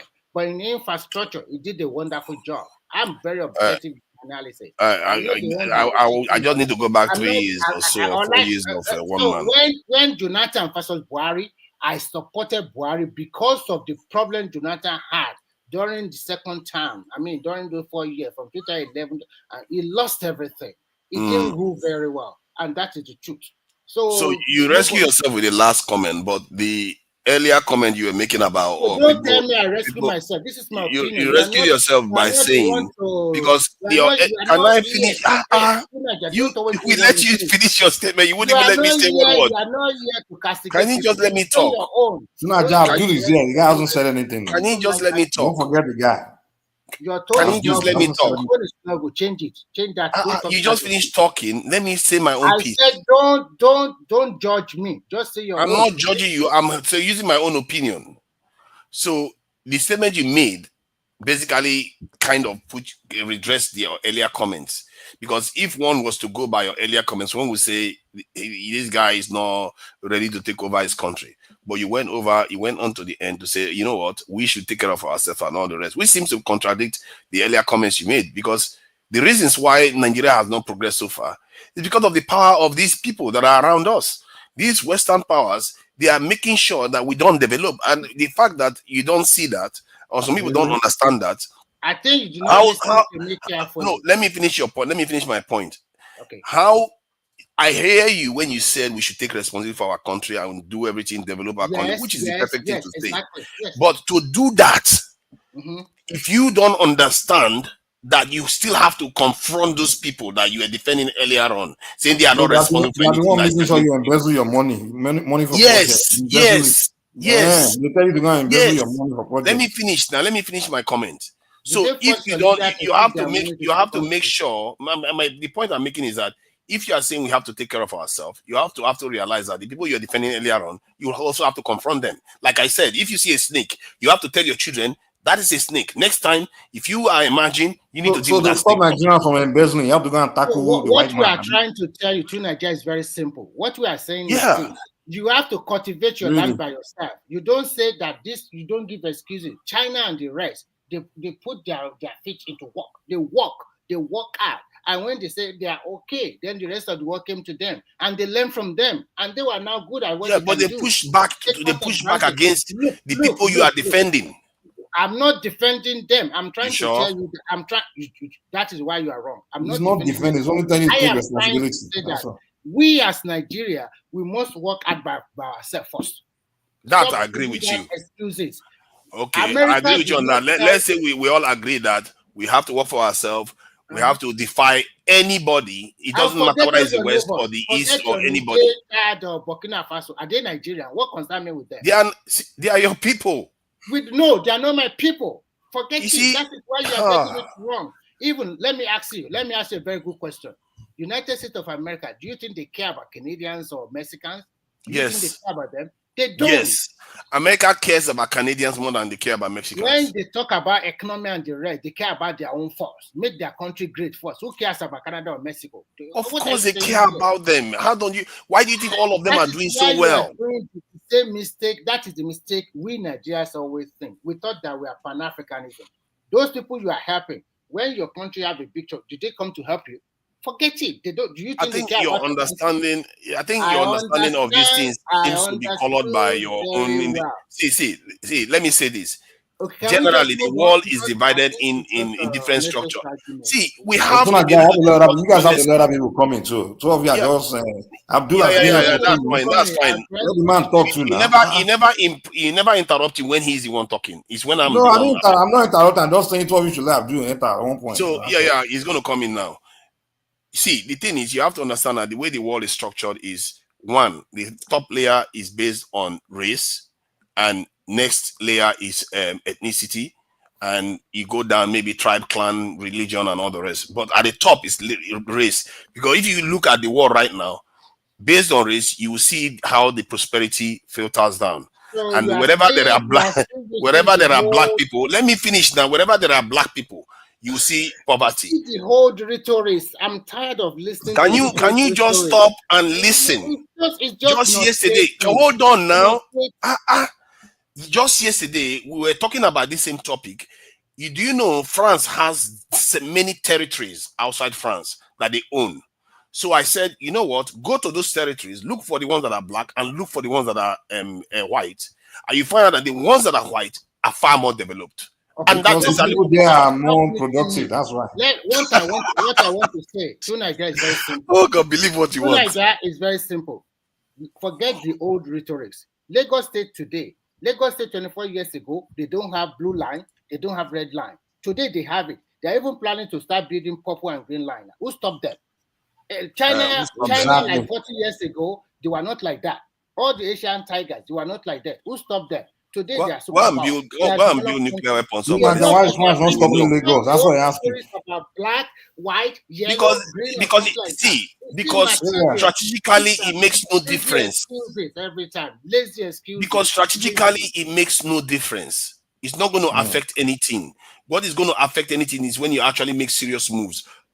Let's go back to the original topic, which was. Well, let Abdul come in, though, man. I think it was. I was talking with Ogbeni. I think he has finished. It was about the only reason, the thing that will make sure Tinubu loses the next election is if he decides to do something with the French against Niger. That's the one that's going to make him lose the election for sure. But the economic the things that are happening economically right now, which are the refineries especially, could mean that I've told you that. No, you know my position on that. I've told you that all this Niger issue, when you look at it, it doesn't affect the North generally. And I've told you why you shouldn't see the North as just the North the way everybody see it. We are all enlightened. We should reason differently from the general people outside there. I've told you first, all this Niger issue doesn't affect North Central. It's not their business. They don't care about what is happening over there. A platoon man because you don't care. A platoon man even believe that they are the one coming to kill their people. Benue believe they are the one migrating to kill their people. They don't care. That's one thing you should know. So don't just say not, and like the way other people look at it, or many illiterates outside there just say not or not. No. It's different. Yeah, but okay. So let me ask: do you care? Do I care about what? Nigeria is a sovereign nation. I don't care about what happens. If the president goes and supports attack against Niger, what do you mean by attack? If ECOWAS, you see, first, let me tell you, Nigeria is a sovereign nation. I care more about what happened in Nigeria. My loyalty doesn't go to Niger. I don't care about what happened there. Okay, that's the first thing we should have. We should know. That's first thing that's paramount. Nigeria is a sovereign nation. So whatever happened to Niger, if it is at the level of ECOWAS, Nigeria is not making it's not a Nigerian business. And that is why you see, whatever decision they want to make, Tinubu is the chairman of ECOWAS. ECOWAS make decision, and they all collectively follow it. When they said, place some embargoes on them, block this and that, you will expect neighboring nation that believe in democracy to do that. America does that always. They've not even lifted what is on Syria till now. That's why I think the problem with the way many of us think is that we actually think we are doing very well. That's the problem. That whether Nigeria is doing very well. Yes, you guys literally think what we have right now is okay. We appreciate the development, the little progress. We appreciate it. We appreciate. But that's a problem. That is definitely the problem. You people will kill us. I hope people like you don't never end up in office. You people will kill us. You are like these are our leaders we have now. You see, you don't have any ambition for your people at all. You are funny, man. You're like, oh, this one we have is good enough, master. Let 5 gigawatts of electricity is good enough for us. Let other people talk. Let us talk. Let me tell you. You are talking now because just because I'm winning and beating you in the argument, you start trying. I have done 90% of the talking here today. Moderators should talk little and allow panelists to talk. Oh no! I'm not a moderator. I'm a moderator panelist. I'm a panelist moderator. You see me shutting you up, so please go ahead. It's a free conversation. It's a free conversation, really. Yes, but my point is this: you see, the way I see you come up. The way I see you are the kind of person who think the little gains we've been able to make over time now, that we won't even make it. I think you'll be surprised they were making that. No. I'm saying the gains we have made is nothing. But it's still something. No, it's nothing. Nothing is not something. Didn't you get it? Do you?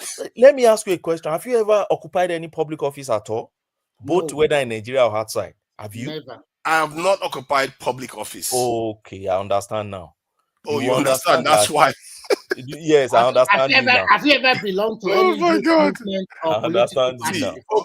Okay. Now, that's never been a class prefect. The reason why I say we have not made any change since 18 something or even 17 something, because the forces that are controlling us, the forces that are controlling us are even stronger than us now, even more than us now. God. So why would you say something has changed? Nothing has changed for us. Okay. A lot of things have changed in Nigeria. Today, I remember maybe 15 or 20 years ago, the technology we have in terms of financial services, they are not there. But now they are there. It's even more getting better. Some of the infrastructure that we have built 30 years ago, they were not there, but they were there now. I remember vividly, 10 years ago, we don't have a fast train from Lagos to Ibadan. Now we have it. 12 years ago, we don't have a light rail in Lagos. Now we have it. Most of the state capital, they are wearing new look. 25 years ago, we don't have it.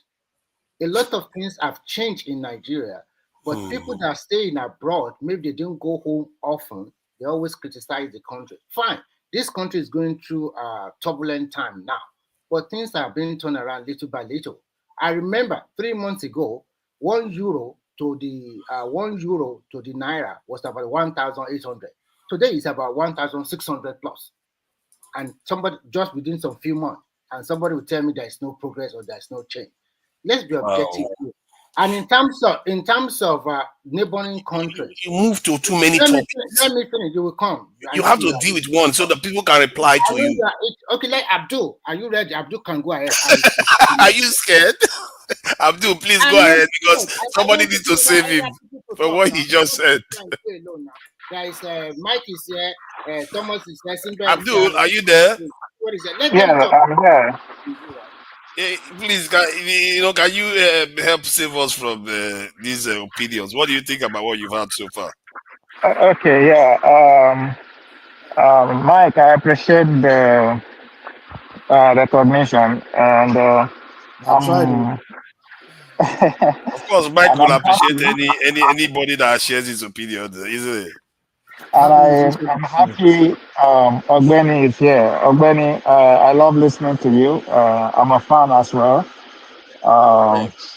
Although I have one issue with you, but today and the topic of today is not suitable for that. So next time we meet on this space, I'll bring that up.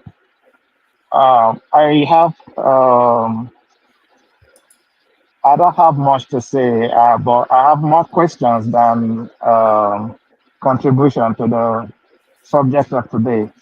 And I want to address my questions will be on two subjects. One, the subject of floating the currency. I love the exchange between Ogbeni and to Nigeria. and I want further clarification on that. The clarification I'm seeking is Benny said that Nigeria was backing the currency with about $18 billion. And Tinubu removing this, floating the currency is saving us that equivalent, about that equivalent. And to Nigeria, you went ahead and said you think it's a bad idea because Nigeria lost more than they're saving. And your argument was that our GDP lost value, and my question to you, to Nigeria, is the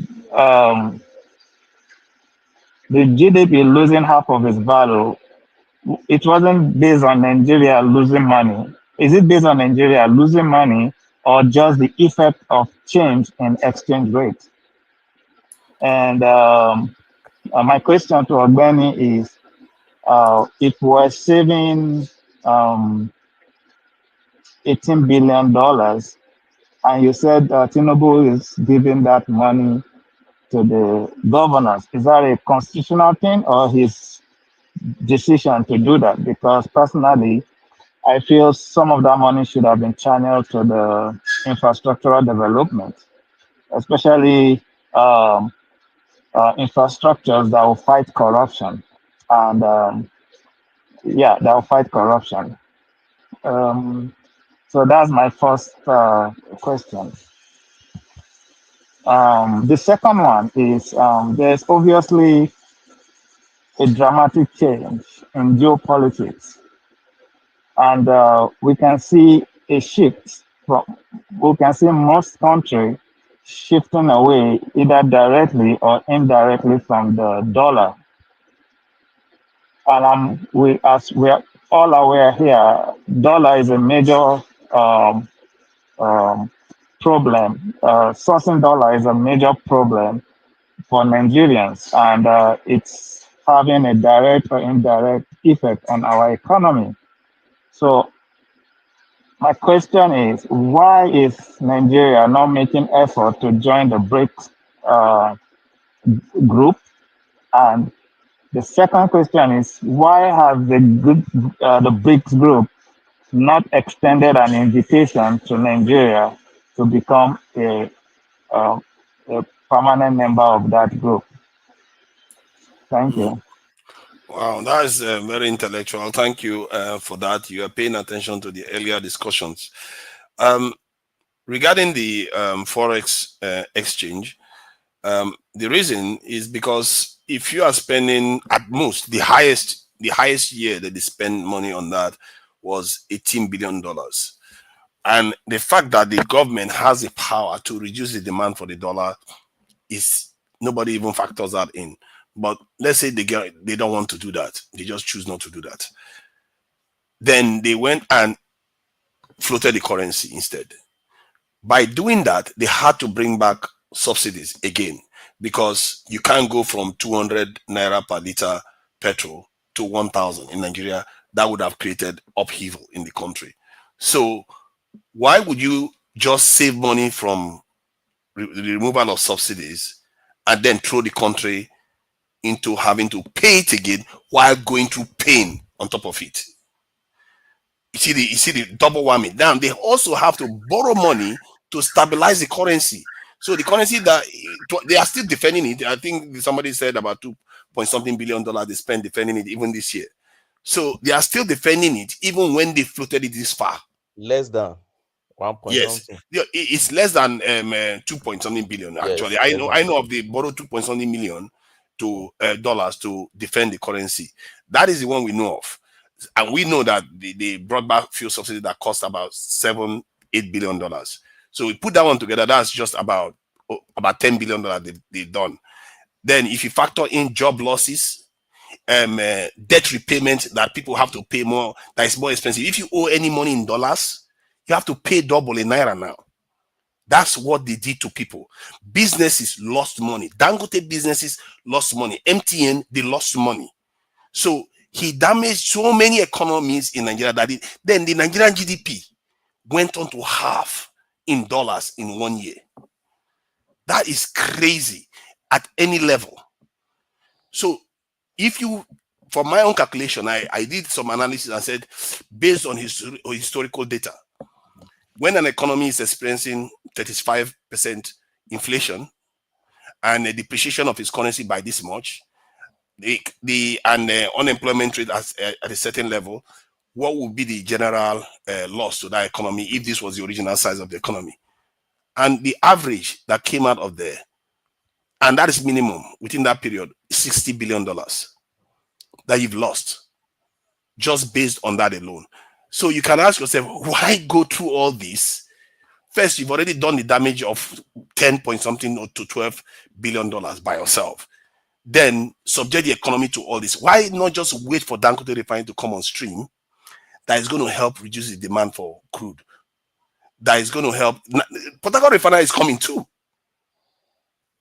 Our petrol dollar requirement takes up about 40% of our foreign exchange demand.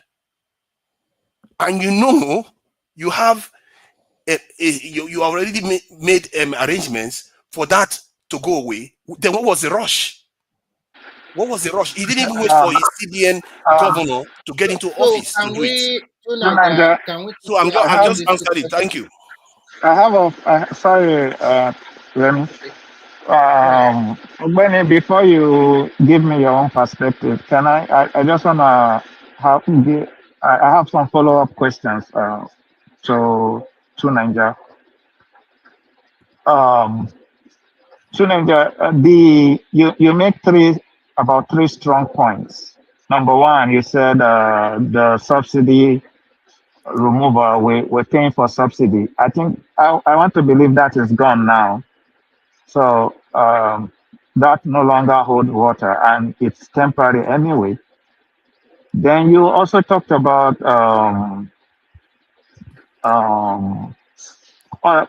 most of these our companies that have lost money and those that borrowed money that also lost money. I believe this is also temporary, and with time, everybody will adjust. So the question I have is what was the main reason why Tinubu, it's more of a rhetorical question though, because I believe Tinubu removed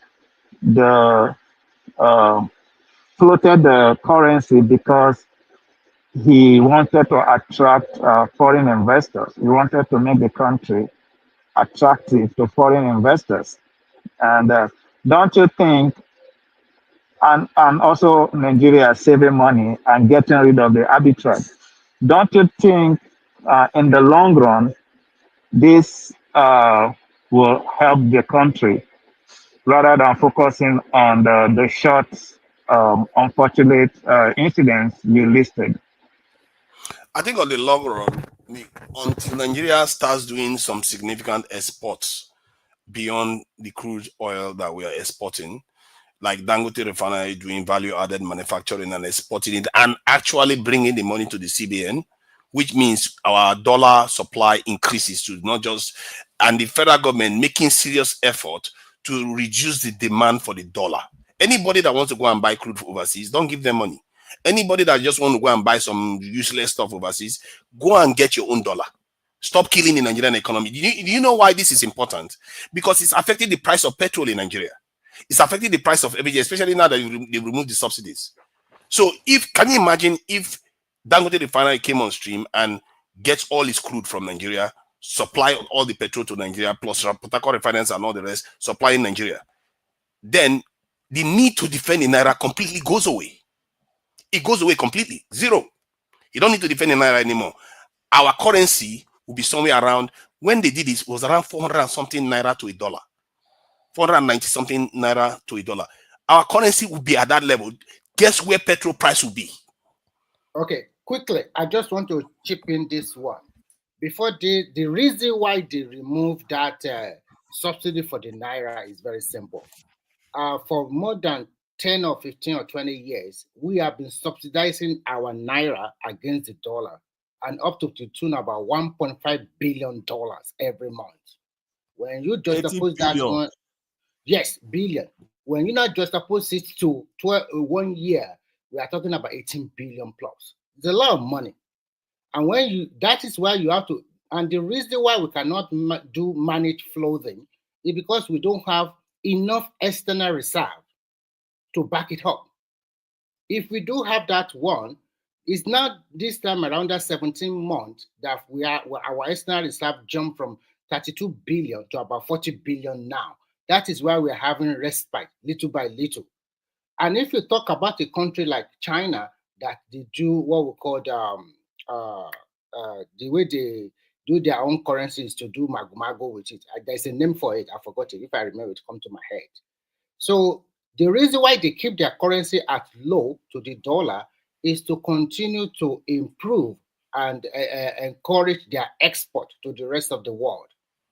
Actually, if they want to leave their own currency in floating, it would be like maybe 3 RMB or 2 RMB or 4 RMB to the dollar. And that is not good for the industries in China. They won't be able to. So what does that tell you then? What does that tell you? Relax. For the first time in the history of Nigeria, in last quarter, I'm talking about before the last quarter, non-oil export supersede oil export. For the first time in the history of that country for 10 years, the first time, just last quarter. I'm not talking about the October to December. We are going to hear that one maybe next year. Our non-oil. Go to the Nigerian Bureau statistics. Go and check it. Do you know that number? Let me just quickly finish, and then you can continue. Let me quickly finish. So, because of all these factors, if you want to continue to do what do you call it, partial floating, or maybe you merge you try to contain your currency, and then another problem we have is this. We have borrowed a lot of money. We don't have asset or whatever. Now we are using forward contract to continue to borrow money. And unfortunately for Nigeria, most of this borrowed money are going to recurrent expedition, like salaries, like all these things that you give people. No country go to that level. It's already, if we continue at that way, nobody want to borrow you any money like before. If we continue to do what you want to Nigeria, I'm telling you, anarchy that will brew in that country, maybe by now we'll be fighting ourselves. Maybe by now it's going to be a civil war in Nigeria. That country would have pieces to strike. So sometimes all this policy, I know they're painful. Okay. Where did you get that in Nigeria would have pieces to trade? Let me share the information you just shared with us. The reason why I said before that you share, let me answer Abdul. Okay, go ahead. So that number you shared cannot be true. You can go ahead. It's $1.9 billion. There's no way that would exceed the oil exports that we do. It simply can't. So that statement is inaccurate. Please go ahead. Okay. So Abdul asked me, because I argued that we've been doing 18 billion, we've been able to bring 18 billion at the point in time, at the peak. We've been able to bring it down to less than 2 billion that we're using to intervene. Okay, not subsidy really, where is intervene so that to balance the thing. So eventually, what are we using the money for? Yes, I will agree with everyone that the government has not been transparent enough on what they should be. But the question I ask many Nigerians is that even in the little of the transparency our government has exhibited, do we really have the reading culture? How many people in Nigeria, even on this platform now, can tell me that you've been to our national Bureau of Statistics website to check what is happening there? How many people can tell me that they've been to Federal Ministry of Finance to go and check their website? CBN, do you check their website? Do you know what they put there? We don't really care much about this. What do we care more about is whatever 1 or 2 lines that somebody somewhere just pasted on Instagram, we read, whatever Rise TV channels and others pull out, we read, and then we formulate our opinion on that. That's not how we, as enlightened people, that's not how what should be our approach. So now, from the little what do you call it now, information I have or that I've read, at least on the face of newspaper and some of these areas that I've gone to check, in terms of infrastructure, there is gas processing plants apart from those ones that Jonathan did. Tinubu is doing 3 more gas processing plants, and I hope we all know. You just check and see. NNPC is having 3 major JVA that they have signed. They have one is with SEPCO. Okay. The one with SEPCO, they're going to produce, I think, about 100,000 butane and about 170 or 180,000 apples paying from that for our gas processing plant. There's another one they're having with Seplat. I know that one very well because I know somebody who participated in the drafting of those JVA. There's another one they're having, I think, with Shell, SPDC, and one other, maybe EPS. So 3 major gas processing plant that is being developed presently. That is one of the areas where your money is going to. And for me, those gas processing plants, we need them because we need them to generate electricity, and we need them from so many other utilities in Nigeria that can bring our foreign exchange down. Okay, when you leave that, there's a coastal line, which coastal rail, coastal, what do you call it, road, that the government is doing. I know Arise TV and some people who never believe that the government can do anything good, they've denigrated that project. They've tried all their best to stigmatize the project and make Nigerians to see it as if it was nothing, that is just a means to, embezzle money and go. But we all know they are spending money on it, and we all know there is progress on that project. The project is ongoing, and we all know the benefit that project is going to fetch all the coastal regions in Nigeria. So that project is ongoing. And where do you get money to fund that project? It's part of this money they're using to fund the project. Okay, you have 2 major refineries now that are back, at least in first 2-3 phases. Port Harcourt refinery is there, Warri refinery is there. I was engaging somebody in the afternoon, and he was telling me, oh no, Buhari has finished them, Buhari has completed them. I said, you just talk, you don't go to NNPC website, go and check how much they spend in less than how many months on the Warri refinery that we are just getting result now. So don't just please. When will Nigeria start searching and getting the right information rather than go to all these mundane radio station, television station, and search for themselves? We don't have to find the fact. We don't have the reading culture. That's our problem. Even when we have the thing, we want another person to read it to us and come and explain it to us. That's our major issue. I don't know what they got wrong there in terms of the refineries. They were commissioned by Buhari to get them online, and during his term, they expected it to come online. It actually ran over time, and the same thing with Dangote refinery. At the moment, that one they even rushed it to go and commission it so that he gets the benefit, because everybody will say it's Tinubu that did it. So this is what is happening now again. The real policy that Tinubu implemented is that Lagos Calabar road, which is a good one. Another good one is local government autonomy. That's a good one. I just told you about 3 gas processing plants that were built recently.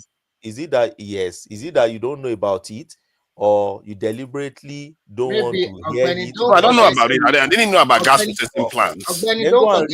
Gas processing has not been our issue now. Is it our major strategic issue that we're having? Yes, it's a strategic. We are not exporting gas. We are not exporting gas. We are not buying gas from overseas. You get. I don't understand. Do we buy gas from overseas? Is that what we are talking about now? Use gas to generate electricity in Nigeria now. I hope you know. Yes, we used to use that before. I like to think we used to. Don't we do that before now? Jonathan has. I said more plants. More plants are being built. have been built. You don't think is a major thing for I think it's a major thing. I think it's a good change. But read about it now. At least I just spoke about it now. You don't have time. My take on that is that one doesn't necessarily affect forex. It's a strategic infrastructure. It will help the economy. That is true. Why are you downplaying it? I'm not downplaying it. I'm just saying that I don't know the size that you're talking about. And if I just mentioned to you one of it that I know that will be producing 100,000 butane.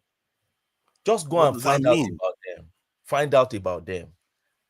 See, it's a good thing. I'm not going to sit here and tell you that it's not a good thing because I actually believe that the states are supposed to be generating all this kind of power. What I'm trying to tell you is that they are putting more effort on gas exploration, which will improve energy source for Nigeria and also get us a lot of money, foreign reserve, the foreign money we need. Oh, we are going to be exporting it too? Yes, what you're doing now. What do you expect? We are the 10th largest. We have the 10th largest reservoir of gas. What are we talking about? We are already exporting gas, from what I gather. We're already earning money from it. No, for now, they are stopped exporting CNG and the cooking gas. They stopped exporting it so that the price will crash in Nigeria first. So they stopped exporting that one so that the price is good. So what they are doing is this: they are putting more resources on gas exploration because Nigeria is a more of gas country than even the crude oil itself. Yeah, so you're right. This guy coming to invest, and I think there's a joint venture between maybe Shell and one other company up to the tune of $500 million. There is Shell, there's Shell, there's Seplat, there's Sepco, many of all them. those guys. They're having JVs when with them. All these things start to come on board, and next year we are also expecting 2 more refineries. Maybe Boa or other one will come on board. Boa is coming up next year. So what are we talking here? So is that not a progress? If it's not a progress, I don't know what you. I think they had. What did I say when Tinubu was coming to office? That he has the chance to be the greatest president of all time, literally, because the foundation that has been laid was already there for him. The fact that the first 2 years is a disaster so far shows that he has not spent to 2 years now. Okay, 18 months. If 16 months, is that what you want to hear? Okay, fine. Okay, 18 months. The fact that the first 18 months is a disaster. Let me ask you a good question. In all honesty, before this guy became your president, before they swore in, do you think Nigeria is in a good hand, especially the last 6 months of Buhari? What do you think the position of Nigeria economically? Sorry, to Nigeria. Does Abdul still have the floor? Because I thought he waited to. He does. He asked questions. He asked me some. Look at that. He got me that ask question. Hey, disappear again. Abdul still has the floor. Yeah, I've not even finished answering the question. No, I have a few points. Benny, you can continue. All right. So a few points. So I think I've been able to talk about the gas plant. These are the few ones I can. I'm not an economist, so I don't really follow that area really. But these are just few things I know. I know they've not been that transparent 100% to us on what they are spending the money on. But you could see one or two things. The AKK project now, the way they're rushing that AKK project to just get it to execution, and I think it's a big deal if we can have that AKK project. Which one ground. Is AKK? You don't know AKK project? You see all this. Ready, stop it. I'm trying to find out information. Not everybody knows AKK. Not all the viewers know AKK. Please tell us what AKK is. I want to know. Why won't you know AKK project in Nigeria? I don't know everything though. Did I say I was God?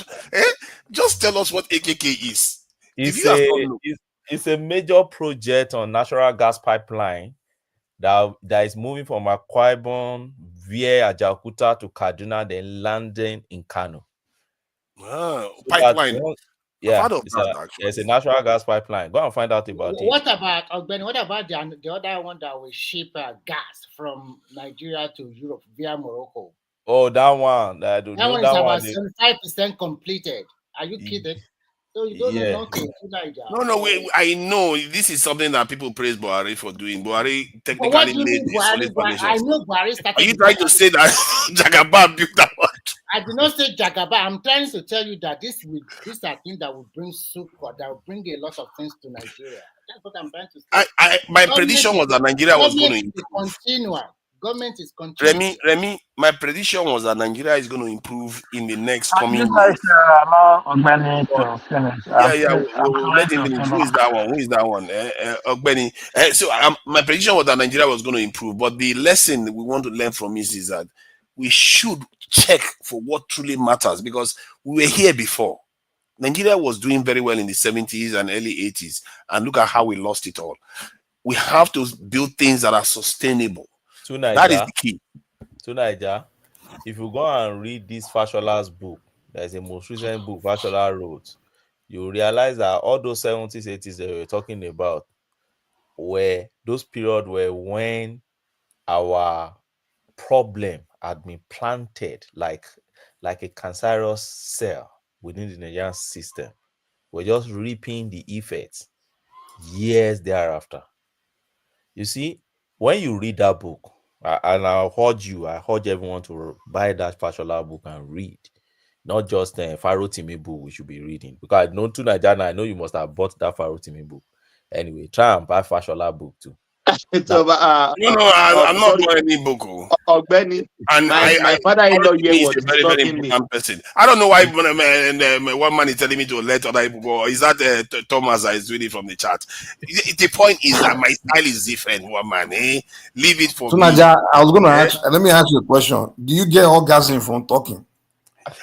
How do you know I don't? You can't prove it. The way you scream when you talk, it's almost like you come every time you why talk. Scream? Okay, I don't think I was screaming. Let me check. Maybe my mic is oh my God, I see why. My mic is a bit loud. Yeah, it was at the highest of the volume. So my intention was not to scream at you guys. Sorry about that. But the point still remains. I think Abdul was saying something. Go and finish your point. Okay, it's me. So if you read that Fashola's book, you realize there's something Fashola talked about there. He talked about those when you compare Nigeria to countries that we were probably on the same footing before in terms of infrastructural development and economic development. Those ones that never had military intervening in their politics, you see them, they've been able to build enough infrastructure, okay, while they were test running their democracy for about 30 to 40 years that we were battling with military guys. And the best you can get from our civil societies and others back then was just to fight military to leave office. Nobody was fighting military to spend our money properly. Nobody was fighting military to say, give us infrastructure. We were only fighting military that they should quit and leave the office for like practically 30 to 40 years. So that practically paused our development. And don't forget, in all those years, our populations got increasing. So you have populations increasing, but you have infrastructural deficits. And you have military guys who remain in office and distracted us from fighting on things that we should fight for. While in other countries like India, for instance, they kept running their democracy, they kept building infrastructure, they had civil societies that were fighting for all those basic rights and infrastructural development, economic things, and a lot of things in their own society. So fortunately for us, we're able to get back on track 30 or 40 years after, but we can't compare ourselves with other economies that were never interrupted by the military guys. That's the summary of Fashola's, one of the chapters in Fashola's book. And I think he called it maybe comparative paralysis or something like that. That is, when you're comparing Nigeria, try to look at our history too, and try to look at the kind of havoc that those military guys actually did to our society. They were giving us peanuts, but we never knew we had more and we were expecting more, and our population get exploding. But let me go back to what Abdul, the question Abdul asked me, and let me round it off there. So another major project I see where this money is going to is the National Loan Project. That National Loan Project may look like something that is not, is really working. Try and get your people at home, maybe those ones who are investing, and ask them. They will tell you one or two of their friends that have accessed this thing. Students are assessing it. Yes, they may not be enough. Some were skeptical in the beginning. But now, Nigerian students are getting to realize that, okay, I can really get this thing. And they are making their trial. And the projection is they'll be increasing those money as the time goes on. And as far as I'm concerned, this is a major project rather than subsidizing petrol for somewhere. People want to get education, subsidize education fee for them, give them money, give them loan to go and study. So that's one of the things. And don't forget our minimum wage has increased. In most time, people will say, after all, the value of the currency has dropped. The question I ask is this: okay, the man has increased your minimum wages for like about 100 and something percent, right? Very unprecedented, 100 and something percent. Okay, if you work more on your economy and your currency now gets better, you will now know the value of that minimum wage that has increased. Because by then, nobody will be advocating for reduction in minimum wage. It remains the way it is. And even promising, I think the next 2 years, they will renegotiate to increase it again. So if that is the case, then if it's making effort to work on improving the economy and improving your exchange rate, then you should know that the more they are working on improving the exchange rate, the more the minimum wage you have in your hand get more value. And so many others. So that's the way I see this issue of where are they spending this money to. In addition, the new tax reform bill, they are going to set some money aside, especially for that student loan fund. I heard so too. Proposal, which is good. Okay. And I think there's a lot of things that are going on, but most people don't know it because, unfortunately, I will say the truth. In terms of education, the standard is all-time low. The standards are falling a lot. Because I remember when I was in secondary school, I used to use some of my money to buy newspaper every day. I used to buy Guardian and Concord newspaper, and I used to read. But nowadays, what do people do? Even if they can access information through their phone, they don't go and read newspaper. They just go to something that entertainment or music. That is what they focus their attention on.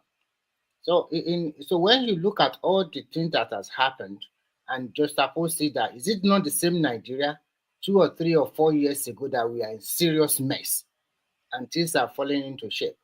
And even this last Christmas, at least we can see that people are trooping the major market, buying stuff.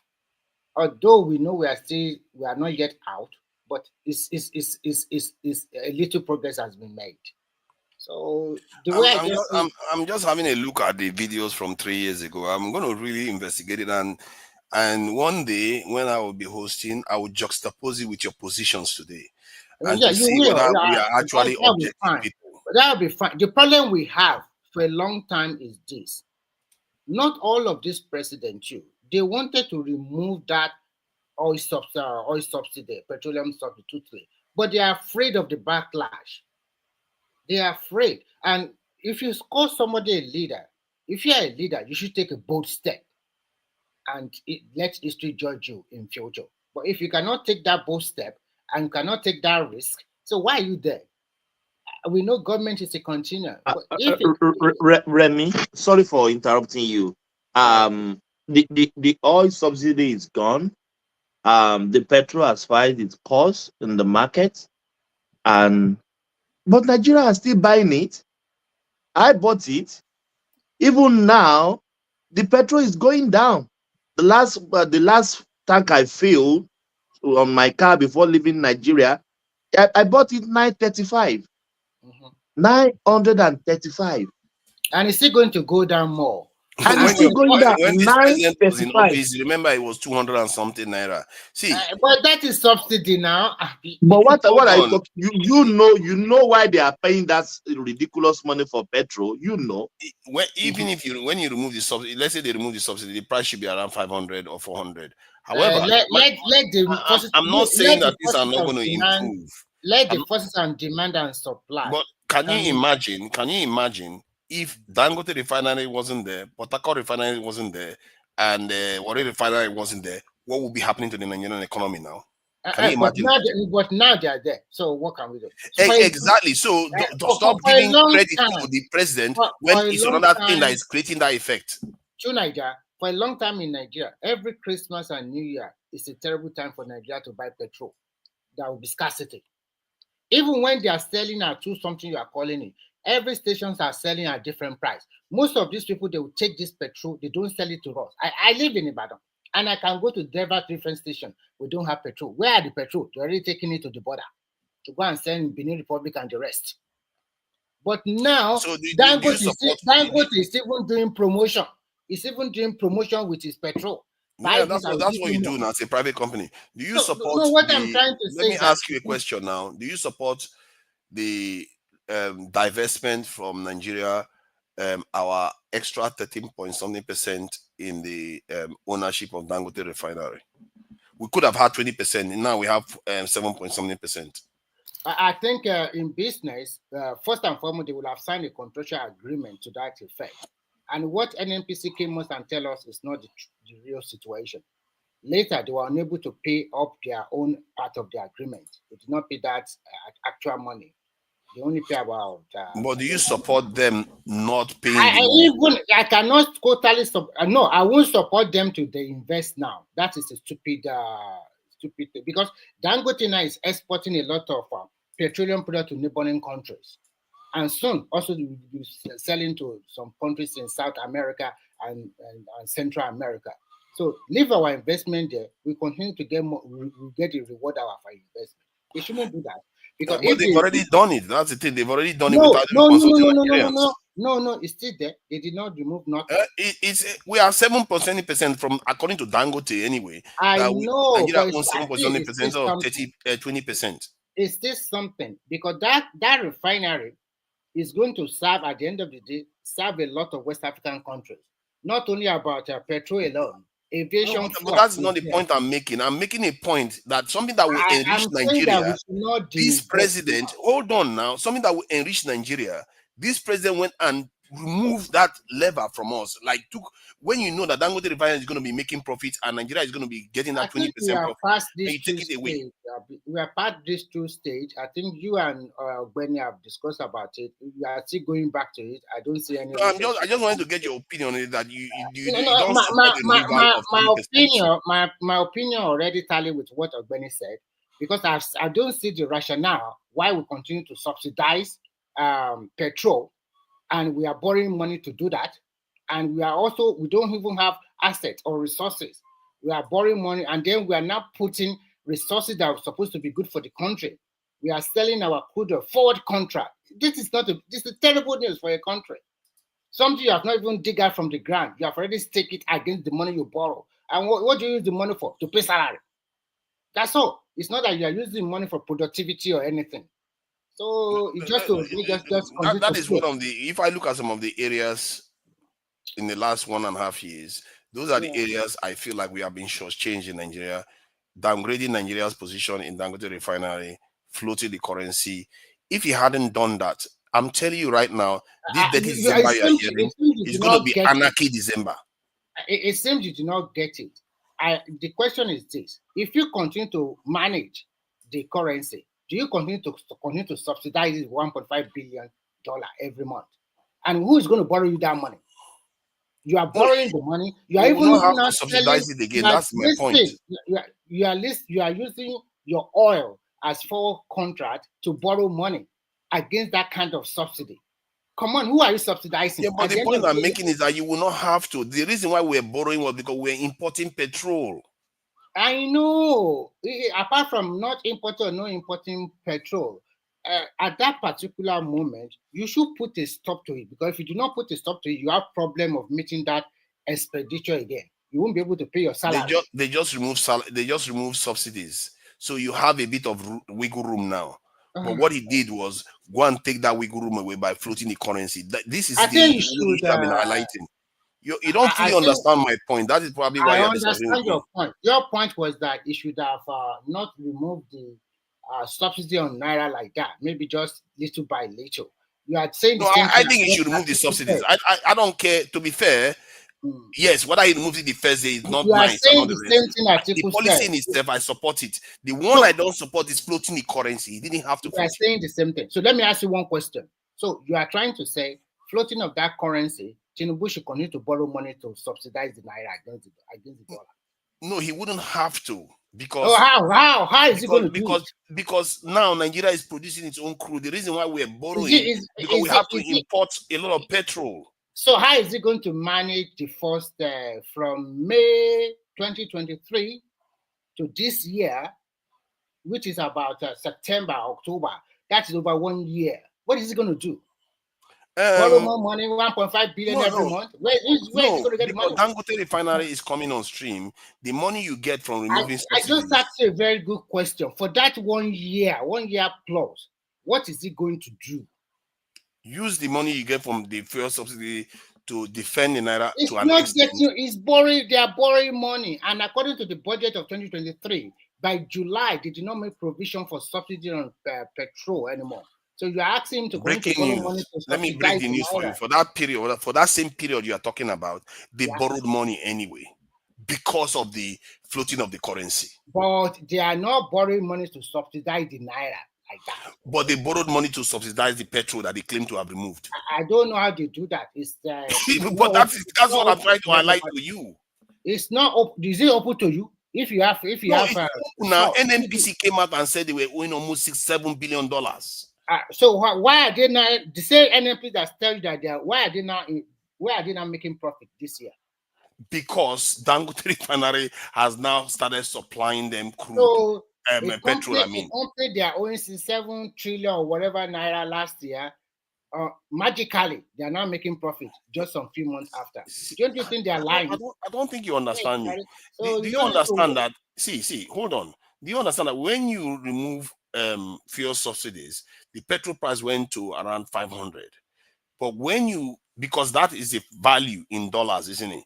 It went to around 500. Can we just move ahead? Because I don't know how to explain anymore. I've already asked you. You don't want to admit. No. I cannot agree with you. I asked you a very good question. I asked you for 1 year, what do you expect him to do to continue to stop? For 1 year, you defend the naira. Listen first. Listen, the place you are borrowing this money, there are conditions attached to the money. They just don't borrow you money like that. You know, IMF and the World Bank and the rest of them, even China and the rest, there are always conditions with the borrow money that you are borrowing. We cannot just go to them. The reason why we are in that mess is because we printed a lot of ways and means, and then we also used a lot of forward contract to borrow money from abroad during the Buhari era. And if you want your Tinubu to continue to borrow money to subsidize your naira to the dollar, so that the exchange rate will still be like Buhari regime. And mind you, there still be the disparity. The exchange rate between black market and official rate is very huge. So where is he going to get that money for that kind of subsidy? Maybe nobody is willing to give him that kind of money. And it's not a good economic policy. You cannot continue to do something like that. But you are saying where is he going to get the money? But they borrowed anyway. They did not borrow it for subsidizing the naira to the dollar. That's what we are telling you. They borrowed it for subsidizing the fuel. That's why they float it. Okay. The reason why they float, and when they float it, let me tell you what is happening there. When they float it, it gives you and I a lot of opportunity, diaspora, to continue sending money to Nigeria, because you send your $100, your people can get 200,000. I mean, sorry, 100 pounds. They can get 200,000. Everybody is chipping money. That's also a way to bring money from the diaspora, from Nigeria diaspora to the Nigeria economy. But as we continue and other economic analysis or indices continue to in play, things will continue to change. That is why you are seeing the appreciation of the dollar, of the naira against the dollar. Then you also see a lot of bond that Nigeria also raised that is oversubscribed. So many factors. Okay. Nigeria, see, even when they floated the currency, they still borrowed about this. You were tired. I don't like arguing too much about blah blah blah. Because you don't like to get to the truth because you don't want to discuss the truth. I think we are 5 here. Simba is here. Abdul and Thomas, they can also argue with you. I don't like arguing too much about this. See, you don't want to argue because it's not about you don't want to arrive at the truth of things. But if that is the case, that's fine. We don't have to. Then what is the point of any conversation? We're just being dishonest. We'll come here and talk surface stuff and go home. And what is the point? We're wasting our time. Personally, I want to understand the true things. Just because you like the person in office somehow doesn't mean you should not tell yourself the truth. Because that person could be your total enemy trying to destroy your people's lives. I think you don't care. The mistake you are still doing is this. I tell you the truth. I said government is a continuum. Whether you like it or not, this president, the maximum years he can spend is 8 years. minimum is 4 years. Who knows? If God's like him, he can still live longer. If he dropped there, what happened? Another president will continue. I'm not that kind of person because this person is there then, because it's not like that. Because during that electionary campaign, I follow them and I see the one that is better. I know everybody have their own shortcoming, but in terms of economic, in terms of what you really want to do, and it projected it very well than the other two candidates.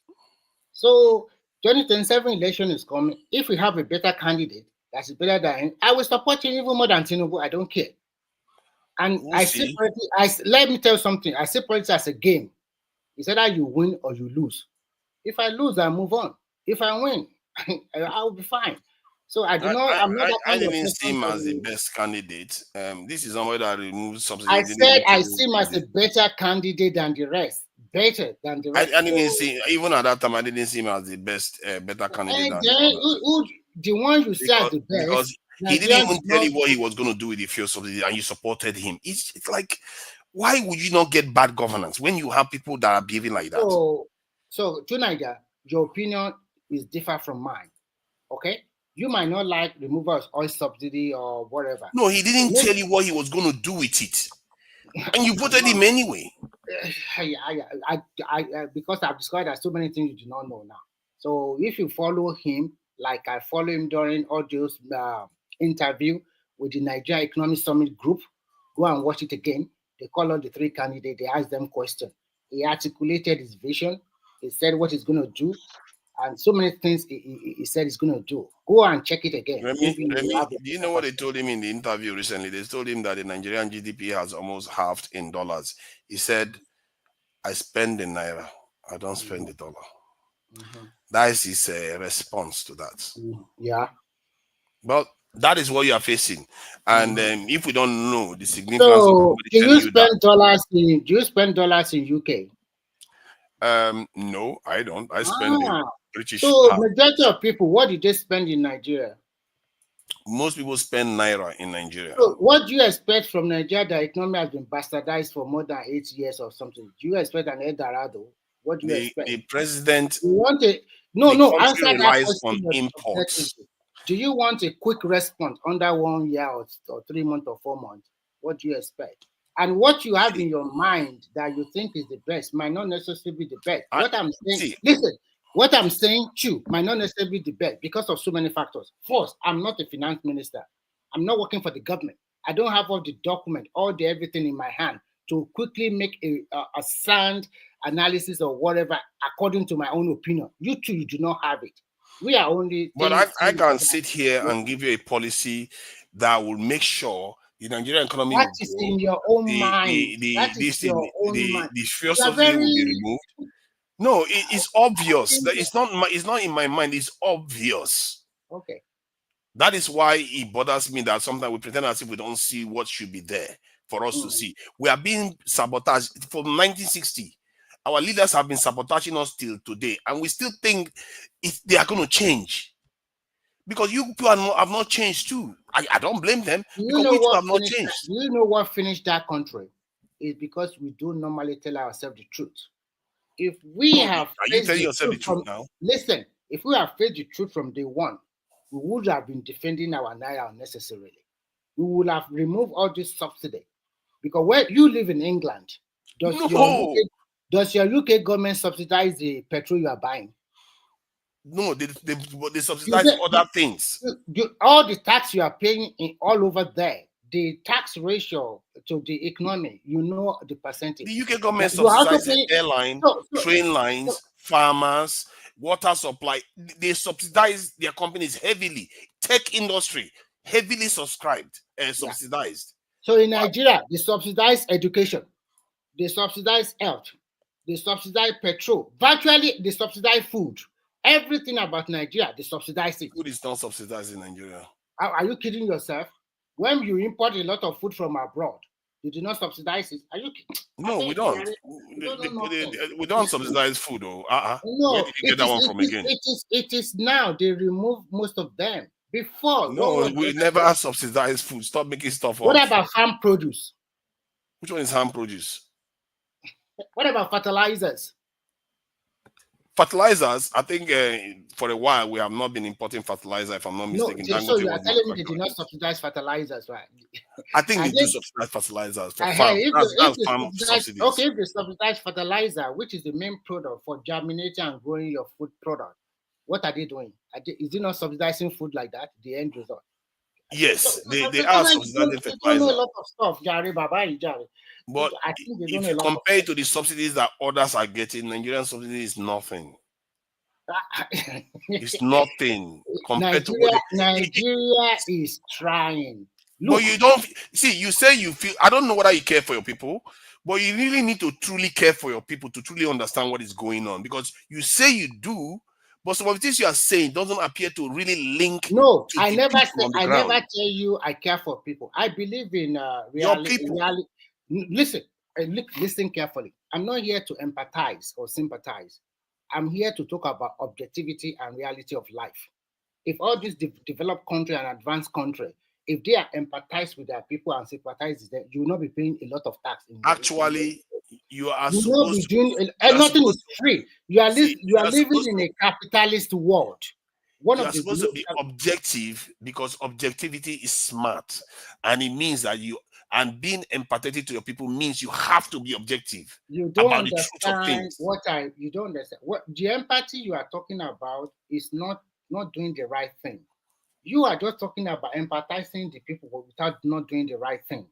The right thing must be done at every time. How many people in Nigeria are paying tax? Everybody, we want our country to be like England, America, Finland, all of these great countries. Are we doing the right thing? Are we paying I agree with you on that. Income? We should be paying tax. So many stuff that we are doing that we are not doing right in the country. But who are the people causing it? Is it not leaders like you that go there and cause the same problems? What are you talking about? Who are the ones causing it? You think they are manufacturing from somewhere else? People that always say that, oh, we are okay, we are fine. This is better. This is not so bad. And our people are living like animals. Niger, you are also a leader in your right. And you are from Nigeria. Believe me, you've never had my kind. You can go to Nigeria and correct it now, Abi. You can go and vie for the position, become a governor or maybe a whatever. So don't just put your hand right now. You've never had my kind as a leader in Nigeria. If you did, that country will not be where it is. And then let us see. And he will be dead, though. He will be dead, but that country would have changed. To Nigeria, if we cannot have you in Nigeria, became a governor in UK now. Let's see your performance. You want me to go and help the people that are helping knock our people down even further? Why would I? You don't like the people you are getting your source of income from them. You don't like. No, I don't hate them. No, you see, you have to be objective about these things. You don't hate them, but they don't need me as much as my people need me. But you are making a living there, right? Yes. And you are not comfortable with them. Pardon?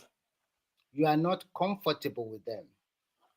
I'm not gonna. I wouldn't say I'm not comfortable with them, but I would say because for most of your analysis, you thought they are the main architect of African problems, your country problem. Yes. So you don't like them.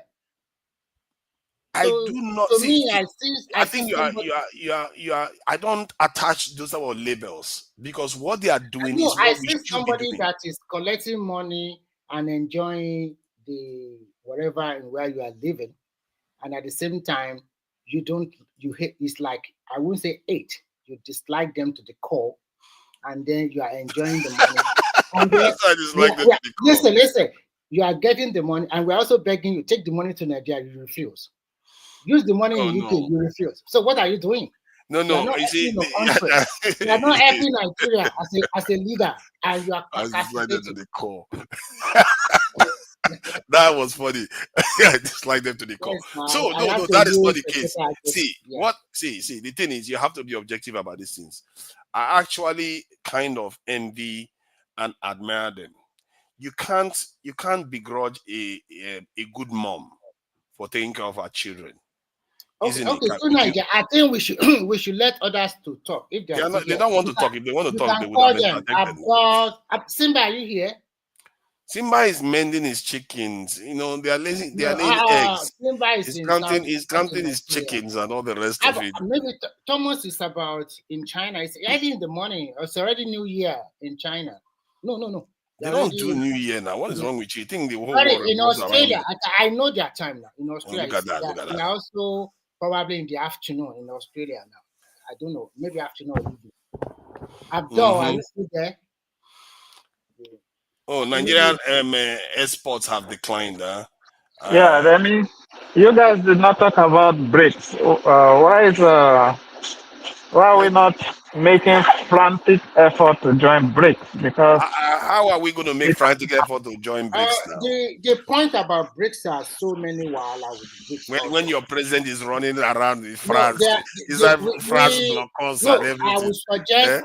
I would suggest Nigeria should be a member of BRICS, but not a core member of BRICS, because at the end of the day, they have been talking about floating their currency for the last 6 or 8 years. They were unable to float a big currency. So they are also having problems. As we are talking today, the Chinese economy is all-time low. It's not good. They are even pushing, they are trying to lower their interest rates so that their country people can borrow money from their bank. Their people are refusing to borrow money from the bank. The economy is not good there. I'm telling you the truth. It's not good today.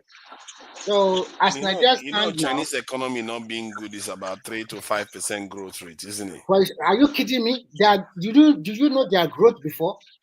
They are having double-digit growth. Yeah, but it's not easy that for 3-4 decades they be growing. That's a miracle economy. No, what caused this wahala is their president, because he wanted to take them back to the old time or wahala like this. So they are having property issue, and then coupled with the problem of a lot of multinational corporations that were used to be in China, they moved their things to Cambodia. Some went back to America. So many wahala. Okay, so now they're in deep economic mess. Most of their BRICS is not all about China. I know. One of the biggest advantage of joining BRICS is that it relieves your country of this dollar pressure we've been talking about. You can do trade in local currencies, bilateral trade with local currencies, totally boycotting the dollar. So it's not about China's economy doing well or not. It's about the strategic advantages.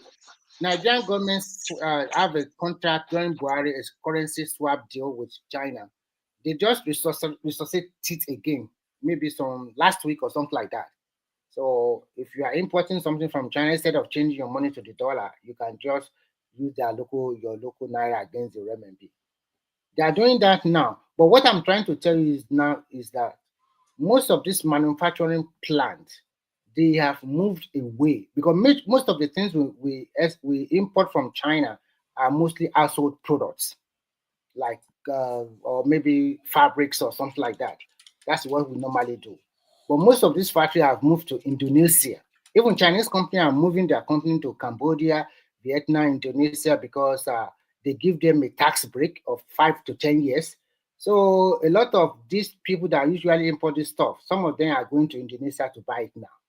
So things have changed because China changed their economic policy toward technology and maybe construction.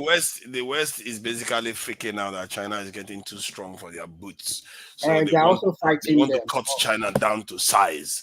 But what they don't know about China is that China is an old man, and an old man is going to be patient until they are ready.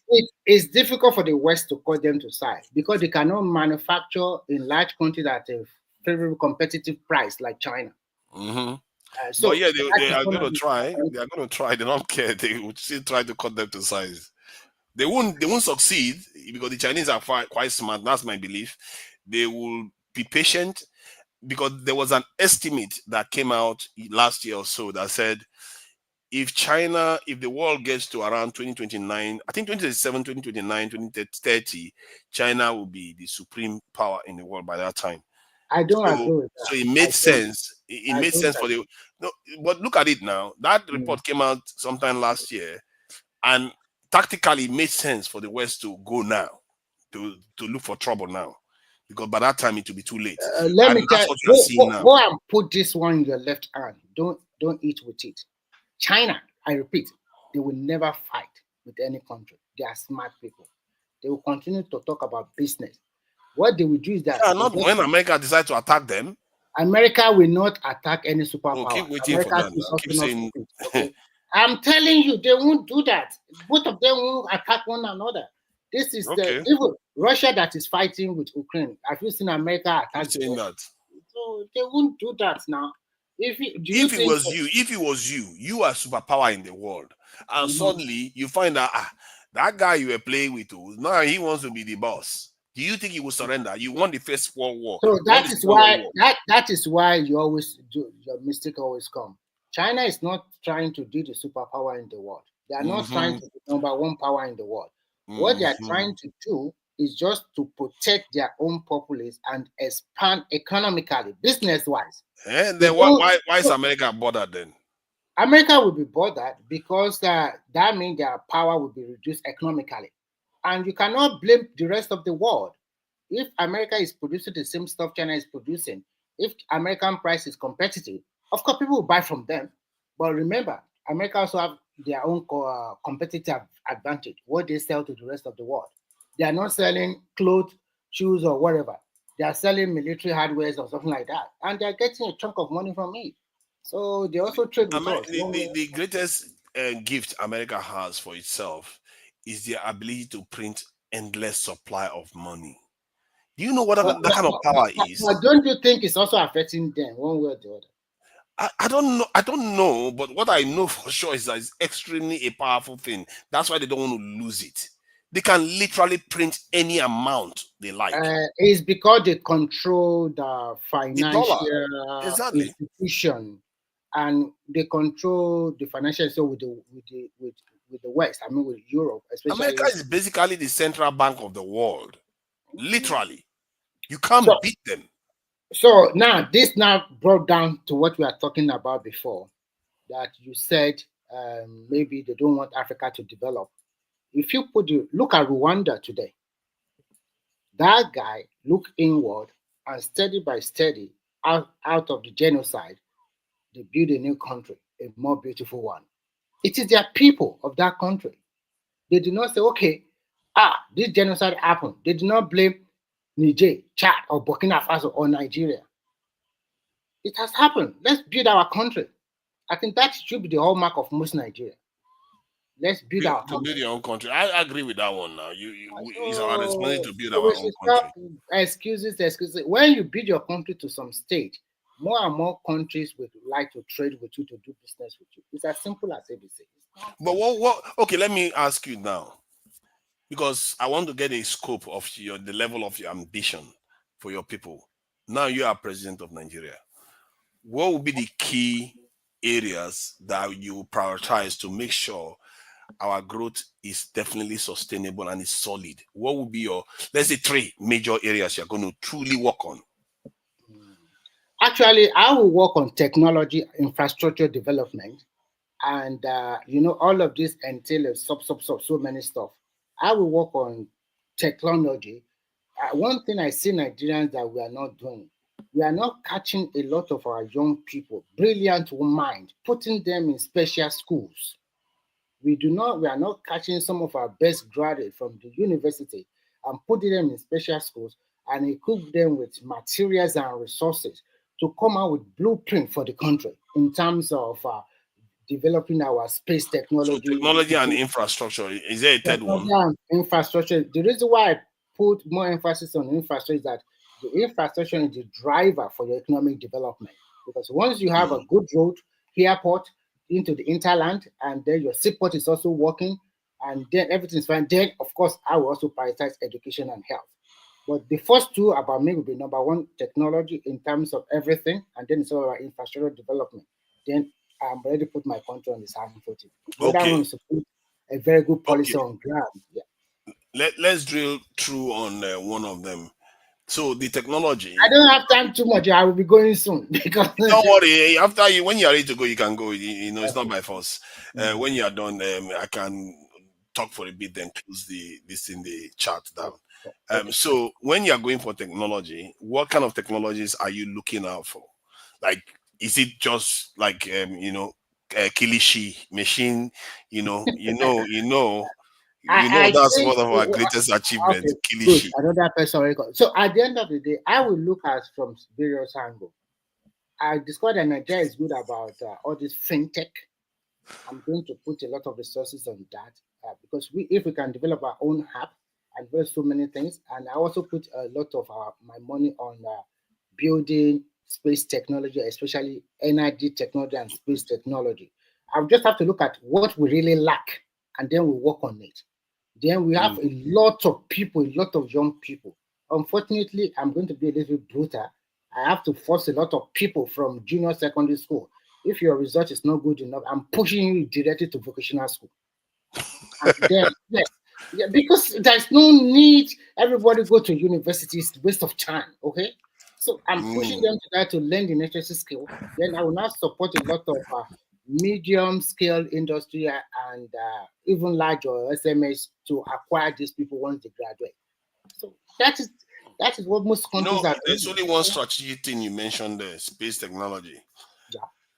That's one strategic thing you mentioned there. If you can pull that one off without them knocking off all your but you know that one I mentioned now is very tough call, because if I can do that, I don't know whether the rest of the world will allow Nigeria to also have our own, because there'll be fight to have that kind of what I'm. Because if you can go to space, you can build ballistic missiles, you can do all kinds of. I'm not talking about ballistic missiles. What concerns me is what I'm doing something to make my country better. Look at this one. Look at this one.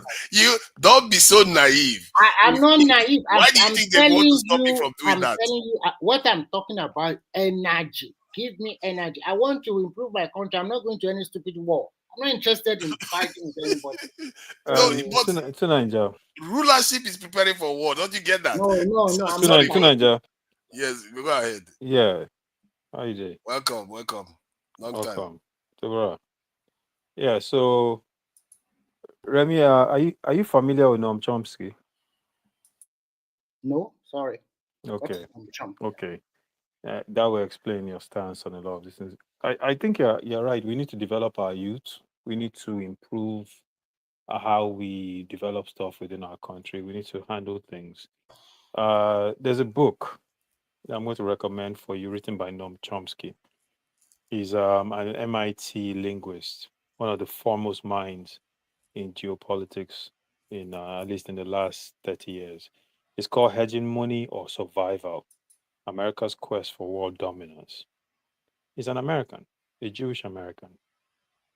I would suggest you go take a look at that book, because you seem to be dismissing the impact of these imperialist nations on developing countries such as ours. For some reason, you seem to think that, we are blaming people, but not taking a look at the larger picture of what's happening and how we are being puppets in a larger game. Also, did you ever, I know to Nigeria you did, listen to the interview that was given with Dele Ogun when he went on Dr. Damages?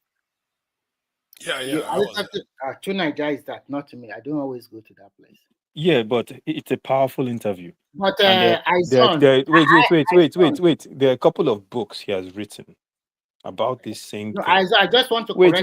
I've been listening to you, and you seem to be very dismissive about these things.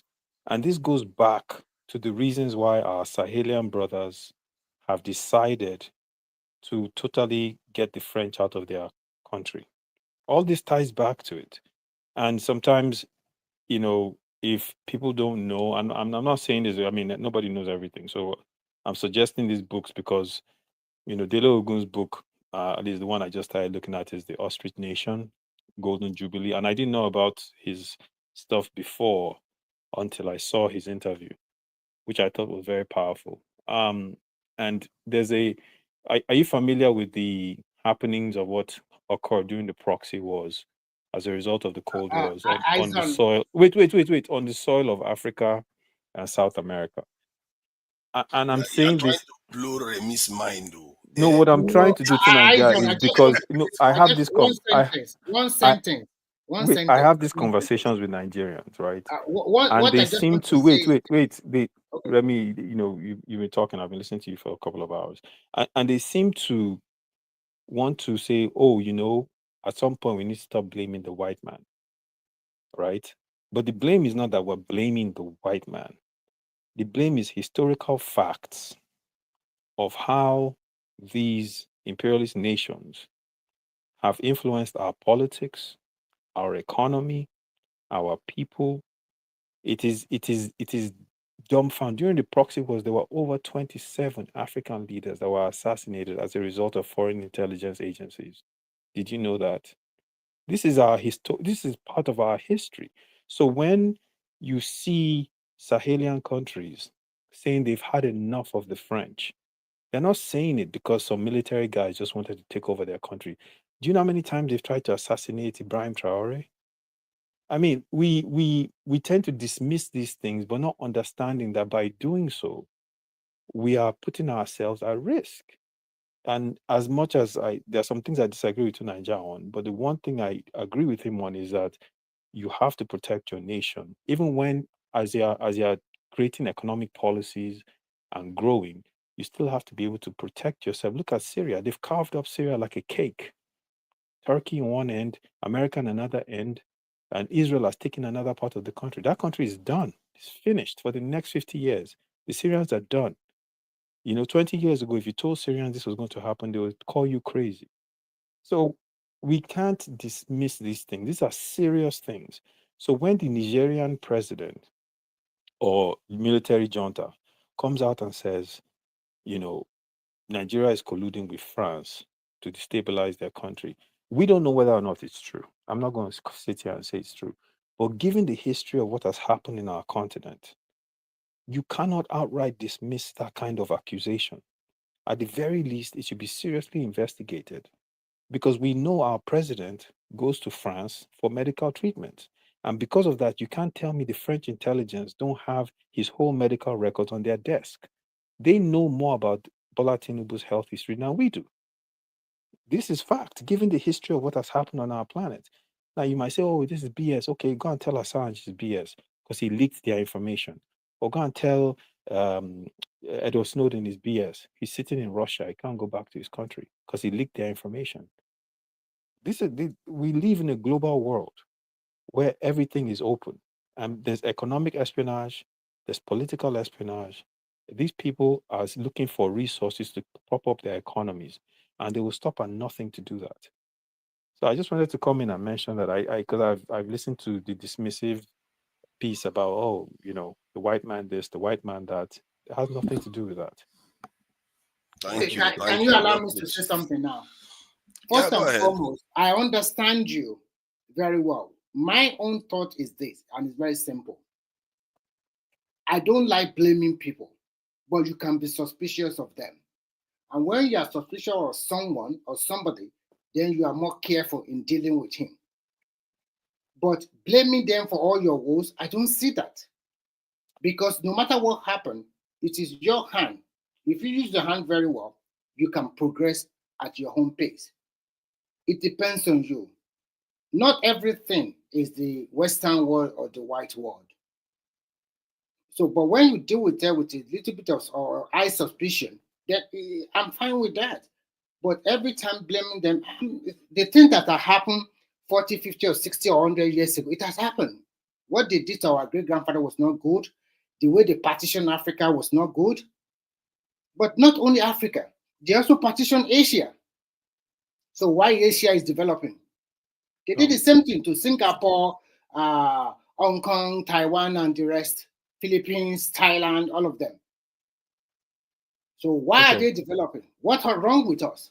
Okay, so let me break down something that is all those countries you named, right? How many of those countries have the resources of a Nigeria, a Congo, a South Africa? Here comes the excuse again. No, it's not an excuse. This is historical fact. Is, because you are talking listen, about resources again. I'm not giving opinions here. I'm stating facts. Right? I'm not giving, okay, let me give you a little fact. This is recent history. You're saying 40, 50 years ago. I'm not talking 40, 50 years ago. I'm talking about recently. Was the invasion of Libya 40, 50 years ago?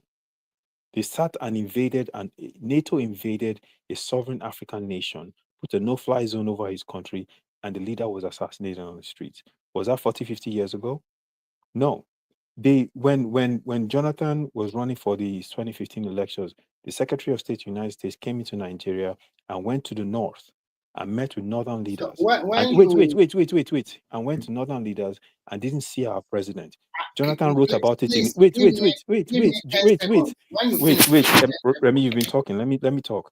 Jonathan wrote about it in his book. That was not 40 or 50 years ago.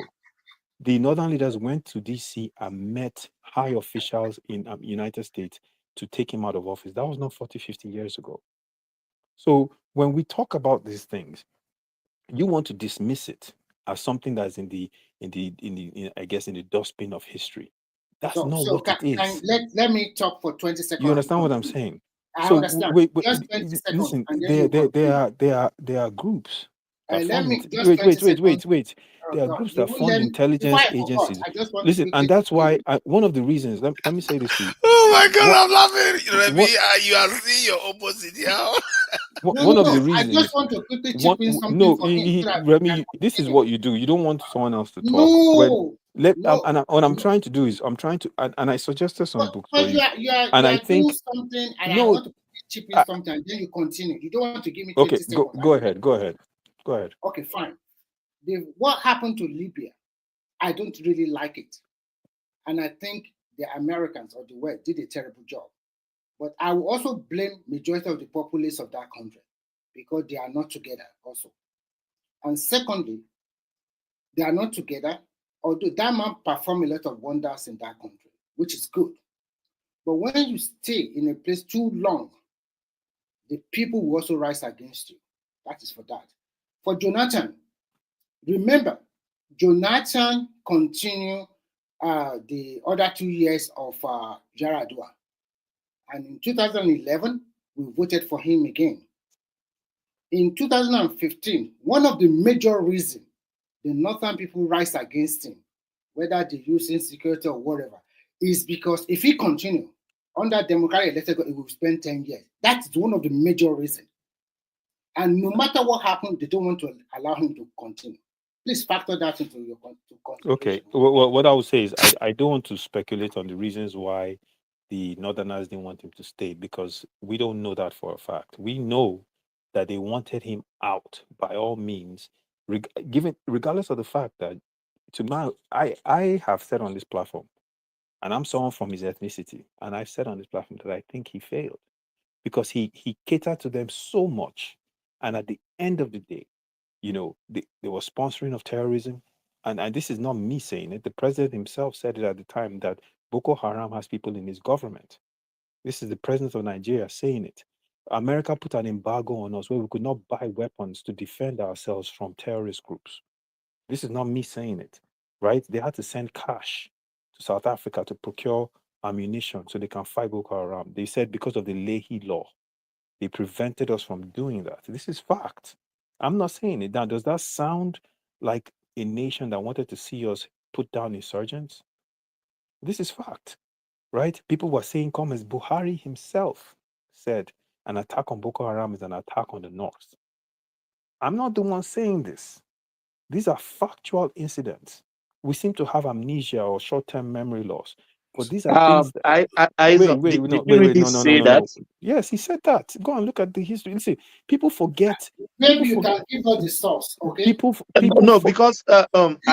sometimes people just cook some words that doesn't come from that person. Yes, I've been hearing that. I'm not disputing. Thomas, let me quote. Just Buhari saying, said, he didn't really say that. He did. Buhari said, if Jonathan won that election, the dog and the baboon will be dipped in blood. Can you give us the source? This is check. I never find. This is fact. Okay? This is fact. This is historical fact. I think that's one of our shortcomings in our country, is that we don't archive things properly. So what happens is, a couple of years down the road, people want to give narratives that have nothing to do with what happened, right? But these things happened. John Kerry coming to Nigeria and going to meet the Northerners and not seeing Jonathan at the time. This is fact. If you don't believe me, go and buy Jonathan's book. You said that Buhari said that an attack on Boko Haram is an attack on the North or something like that. Yes. But that is factual. There doesn't seem to be any credible evidence for Jonathan, listen, ask people that know about Jonathan had to fire Hejirika because they were said he was using overwhelming force against Boko Haram in the north. We could not buy ammunition. He tried to go to the Israelis. I don't know if you recall. Jonathan went to Israel and was praying at that wall with the Israelis and all these things to try to get weapons. They put an embargo on us, anyone selling us weapons. We had to pay cash to get them from South Africa. Yeah, but I agree with you on that. But yes, but I don't think Buhari said that an attack on, because I'm looking at a report where he said July 2015. I don't think he's in office in 2015, where he was saying Boko Haram attack was heinous atrocity. Yes. So they said that he also said the dog and the baboon will be dipped in blood. Yes. Okay. Now, you see, one of the okay. What does that mean? No, what does that mean? He was basically, I don't know what he was saying there. He was threatening. You're a sharp guy. What does dog? Wait. What does dog and baboon will be dipped in blood if they don't win the election? What does that mean? To ask Izon. It means that there'll be anarchy. We never find something like that. But my point is that, like, even El-Rufai was one of the ones saying that if they don't declare the result for them, they are going to said, let me tell you what El-Rufai said. El-Rufai said, all these people bringing foreigners to come and monitor your election, they'll be taken out in body bags. He said it. Yes, but okay. So what you are does missing that the mean? point. You are missing the scenario. No. Let's not talk like we don't have brains here. What does that mean when a guy who has that kind of position says people will be taken out in body bags? What does that mean? He's telling you that they are wits and they are going to attack. They are going to cause trouble. Is that not violence against the state? Exactly. See, if that happened today, that person that said that will be locked up. Didn't they just arrest Mahdi Shehu? Why is it that we don't understand things when we say these things? We always try to see things from only our point of view. Look at what Jonathan did. Nigeria, when they got into the democratic dispensation, that was during that period when I left Nigeria. The idea I left with Nigeria was that there is going to be a kind of rotational system of government. Obasanjo ruled. Yaradua was supposed to come and rule, but he perished. He died in office. So Jonathan took over. So from the point of view of the Northerners, their turn has been aborted. Now, Jonathan finished the first term of Jonathan finished the first term of Yaradua, then went on to run again. After that one, then he went and ran again. At that third time was a mistake. Look, he pushed it too far. He would have been the longest serving president of Nigeria. He would have served 10 years instead of 8 years. Are you excusing this sort of rhetoric? No. I'm not excusing it. I'm telling you that all that is created irrelevant. that environment. He shouldn't have run. He should have been responsible. We are always too selfish. No. Listen. You can say he was selfish. That's a totally separate conversation. You can say he shouldn't have run. That's a totally separate conversation. And he created that tension. I am talking. That has nothing to do with what I'm saying. I am talking about the rhetoric, the influence, the foreign interference with our politics. I am talking about. Wait, my friend, please. I am talking about the things that were said and done at the time to remove a sitting president, internal and external. Okay. That's what I'm talking. I don't. Right now, you think Yoruba and Igbo is not going to be losing their brain? As far as the law was concerned in that country, it was not against the law for Jonathan to run again. He decided to do it. Even if he offended them, people should not threaten to burn the country down just because he offended them. And if that happened today, all these guys here that support Tinubu will be up in arms. If that happened today, if people made those same comments today, if a Secretary of State came into our country and went to see Northerners today and didn't stop in Abuja, okay, put it in perspective. So before you start saying, wait, before you start saying, I don't listen. The reasons you are giving don't factor into the conversation at all. No. You can't see what you are doing. So the reasons you are giving, are those reasons justifiable for them not to sell him weapons to fight Boko Haram? No, I'm not justifying that. Okay, so what are you talking about? That's irrelevant. That's what I'm saying. What I'm saying is that you have to try to imagine now. Let's say Atiku went on to win the last election. To Nigeria, it's an irrelevant point you are bringing in. It has nothing to do with the conversation. Hold on. Let me make my point. If Atiku had gone on to win the last election, it's another Fulani after Buhari Fulani 8 years. As a matter of fact, the entire South will be boiling. Already the Igboho movement was already very upset. You can be upset, but you don't have to threaten the nation. Oh, they will threaten the nation. They were already doing it. Yeah, and part of the leverage Tinubu had against them was that he is going to start supporting those movements if they don't allow him. So that is his leverage. I don't. You have this has no point whatsoever. What you just said, 0 point. It has a point. It means that people want power to come to their side. Even and if people, Jonathan started it. Again, you don't seem to understand anything about the context here. It has no point. The central point here is people were threatening to burn the country down if they didn't get what they wanted. That is it. Mm-hmm. The reason behind it is irrelevant.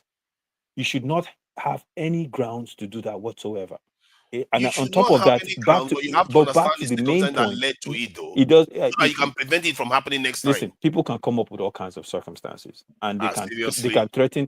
No, we are talking about objective Anybody can be slighted, and that person can use that slight as an excuse to say, "I'm going to do X, Y, and Z." It doesn't justify that. That is true, but this one is not anybody can be slighted. About? This is somebody bending the rules. When this is a rotational system of against government. The law? Was it against the law? See, technically, it wasn't against the law. Was it illegal? It's not everything that the law can account for. Okay, was it illegal? Was it violating the constitutional rights? No, you see, this is the pretense we do. I don't like when we pretend. It's not fair. My point is, you can't. Because we're not helping ourselves when we pretend that we say, "Oh yeah," because the law doesn't violate it. But you know, it's morally not the right. To Nigeria, you think Jonathan didn't violate the handshake? God bless you. My point is, people were threatening to burn the country. Whatever you think about what Jonathan did is irrelevant to the main point, which is people were threatening to burn the country. Whatever you think about what Jonathan did is irrelevant to the main point, which is a foreign nation was coming in here to interfere with our internal politics. And if you are with that, no, I'm not okay with you. Okay. So that's what I'm saying. Forever. It has nothing to do with the central point. All right, that has nothing to do with it whatsoever. Right? People, listen. Let me paint a picture for you right now. People can say right now that Tinubu is filling his government up with his Lagos bodies. Therefore, they're going to overthrow him. And if they don't win, they're going to burn the country down. That is not a justification for that action. If it's not objective, but if you're okay, let me ask you. If objective is not the word. Objective is not the word. You're using the wrong word there. It's not objective. What is the word then? Objective is not the word you should be saying. What is the word you want to use? All right. It is a crime to threaten your country because you don't get. Oh, you look at that. Now let me ask you now. Objectivity has nothing to do with it. You don't want me to. What if you are part of a club and you are being treated unfairly? What is the way to handle it? Unfairly. Yes. If the person is not violating the law, listen. Let me explain something to you. If the person is not violating the law, and I have no recourse in court, unfairly is not a justification for anything. Unfairly you getting dicked over is you getting dicked over. If you're not violating the law and you have no recourse, that's why they always ask, is this person violating the law? If the answer is no, you can't do shit. Yeah, but you have to understand, this is not about law. This is about morality. It's about a political agreement. Yeah, no, so therefore, exactly. You know that's what you're saying. And this is why I think that the Nigerian politicians just tell Nigeria not to be the enemy of the state. Look at this one. That's all. Calm down, Adewale. See, our people, they should have encoded it into the constitution so that things will be stable. That this is how it's supposed to be. So Nigeria, you're going on a tangent here that has nothing to do with the central conversation. No, actually, I want to bring you back home. You are trying to excuse. You are trying to say that it's always going on a tangent. Always. Look at this one. Let me give you this. Okay, look. Let me explain something to you. We have a federal, what they call that thing, federal character or whatever in our country, right? At the federal level. Tinubu is president today. Whether you agree with it or not, whether you agree with how he got there or not, it's irrelevant, right? He's president today. He has chosen that he wants to appoint people that he trusts. If he chooses to appoint all Southwesterners, I don't like it but it's not illegal. I don't have to agree with it, but it doesn't mean I should go on a podium and threaten the nation because of what he has done that I don't like. You understand that? Aizen. Yes, sir. Tinubu hasn't gone far in anything. I think Tinubu is what Jonathan did went way beyond that. Hold on, to Niger. You've been speaking out this way. Aizen, I think Tinubu is kind of paranoid in terms of surrounding himself with like minds. So what he's doing is to have Yorubas in some important position that could easily, profile or their mindset or where their head's at, than going into a remote village in Bonkona and go get somebody, an outside man who will be doing the bidding of somebody else against his interests. But I think it is wrong, but it's necessary for his administration, considering how he got to power. So maybe he's doing that for him to stabilize. And then maybe when he comes back for second time, and if he doesn't make second time, maybe a second half of this first time, he will now decided to maybe sample some people from other region and then bring them to the mainstream. Maybe that's what he's doing. But politically, it's not working well for him because it's so apparent that he surrounded himself with the Southwesterner, a lot of them. Listen, Adewale, my thing is, I don't agree with it, right? But the one thing I agree, I think Barack Obama said it. Elections have consequences, right? Tinubu won the election, or people for 8 million, I think, whatever the number was, voted for him. There are consequences when you pick a leader, right? A certain type of leader. He comes in, he's going to do his thing, and he has an attorney general, he has a minister of justice. He's going to confer with them to make sure he's not violating any constitutional law, and he does it. And at the end of the day, if it's against the constitution, the Nigerians can take him to court. If it's not, then tough luck. You deal with it and move on and hope that he does the best for your nation. I don't like it. I don't like that you pick, because my fear is whomever comes after him, right? Whether it's a northerner, whomever, that person will reference this particular period. If the person is not someone of high moral character, will reference this period and say, you know what? After all, he did it, so I'm going to do it too. The last two administrations did it though. I mean, Jonathan didn't. I can count. I can count the amount of. Wait. This is the nature of Adewale, I can count the amount of. Wait. To Nigeria, I've heard this argument before. I can count the amount of Ijaw people that were in Jonathan's government. Jonathan is an Ijaw man. He's not an Igbo man. It's not really about the Ijaw. It's about the South. Jonathan is South. Yeah, how many South people? If anything, there were more Southeasterners. He's not a Southeasterner. The thing about a minority president is this. A minority president has to pick people from majority groups. A minority president cannot say, I'm going to pick my minority group to overrun the government. He can't do that. But Aizen, during that time of Jonathan, there were a lot of presidents of people from South and Southeast. And during this particular presidency, more people from South. No, there were more people from Southeast than South. But you know what? Let me tell you, I'm a Yoruba man. Sometimes Southeasterners, I know sometimes people in Southwest think everyone east of Ondo State is Igbo. But Southeasterners are not Southerners, just so you know. And by the way, Southerners, South is a geopolitical region. It's not ethnicity. It's not ethnicity. It is geopolitical. It's true now. They keep talking about South, like, well, one people. No, it's geopolitical. It's not ethnicity. You are really troubling Remy today. No, it's not preparing me. I just want to tell him something. This particular Tinubu presidency, when you look at the way he structured that cabinet, defense, security is in the hands of the northern people, especially from the northwest. Even the Minister of National Planning is also a person from the northwest. He just put his own people that he likes, that he trusted on the economy, like CBN, Minister of Finance, and the rest. Most of these people are those that have worked with him before.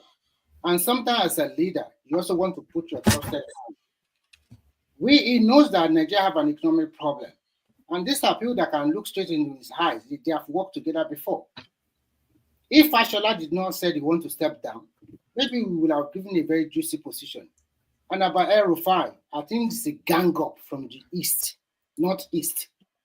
That is not wanting to be. You see what you are saying there. I don't have any serious issue with it, but my issue is that if, say, an Igbo man becomes president now, wants to he will do the same thing now. No. Let's say he wants to do the same thing. You will be here saying no, and no, that is I'm what not I don't that like. kind of person. Did you see me talking about when Buhari was there? Did you see me talking about?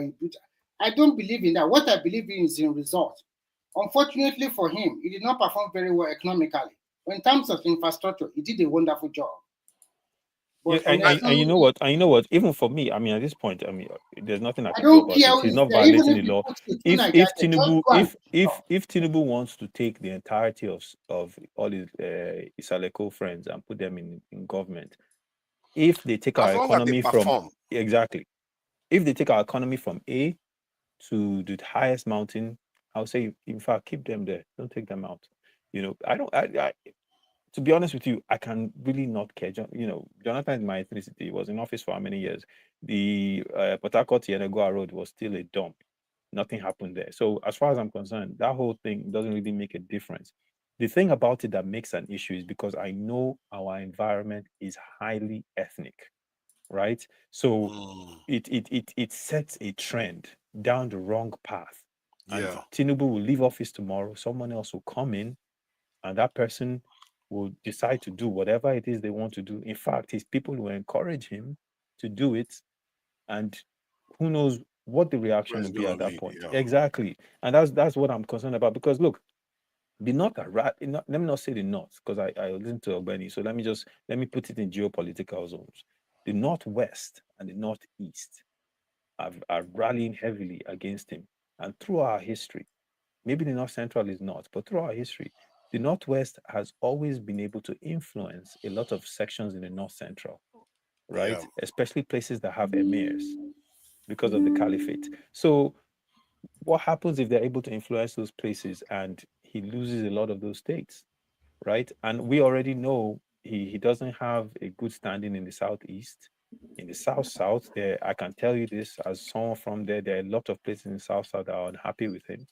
If he doesn't unite those areas, we might see Tinubu be a one-term president, and it's not a big deal. Yeah, but I'm saying, right? Yeah, but I don't see.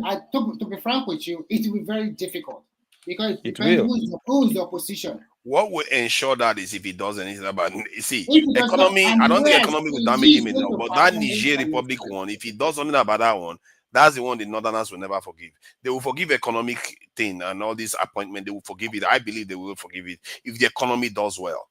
Just like we said just now, if the economy is doing well, Nigerians will forgive him. Niger, with every scheming, everything going on, I would not say the Northeast, North Central, or what do you call them, supporting any other candidate other than the Tinubu candidates in 2027. You know why? Because majorly because APC has considered that presidency to the South. And I don't see APC in the northern part of the country going for any other candidate other than a southerner.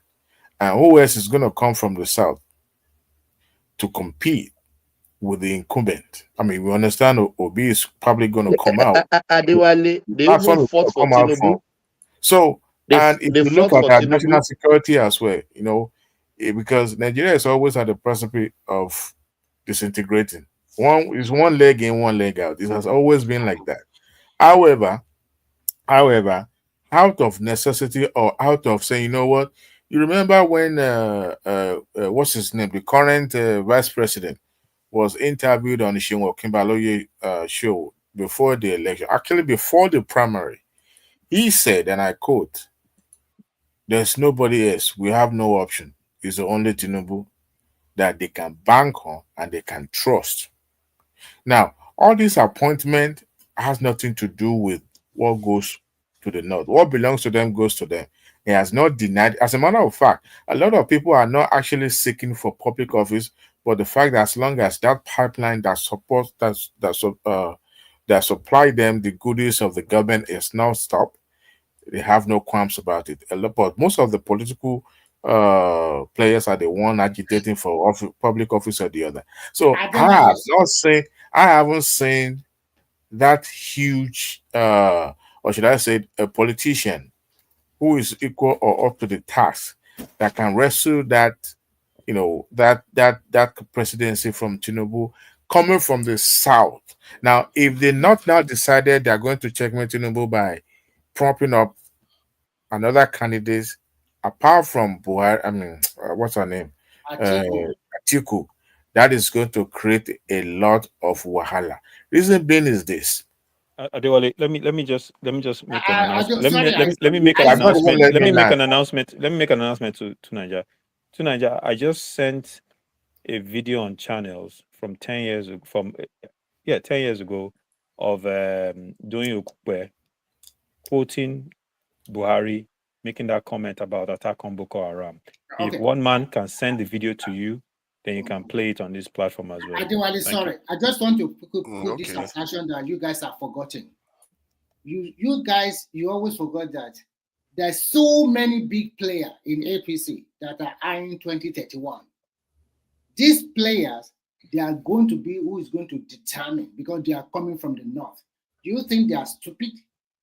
They will lose their own thing they want to plan for in the next 8 years and give it to Atiku on platter of gold. You will see a different Nigeria. You will see you will see so many things that you won't believe your eyes. Even Atiku cannot even get PDP ticket. Talk less of putting him on that. He won't get it because so, okay, I don't want to talk too much now. The only option PDP has is to feature somebody that is other than Atiku and is younger than Tinubu and is also progressive. That is the only option PDP has. If they decided they will need more than that. No, I'm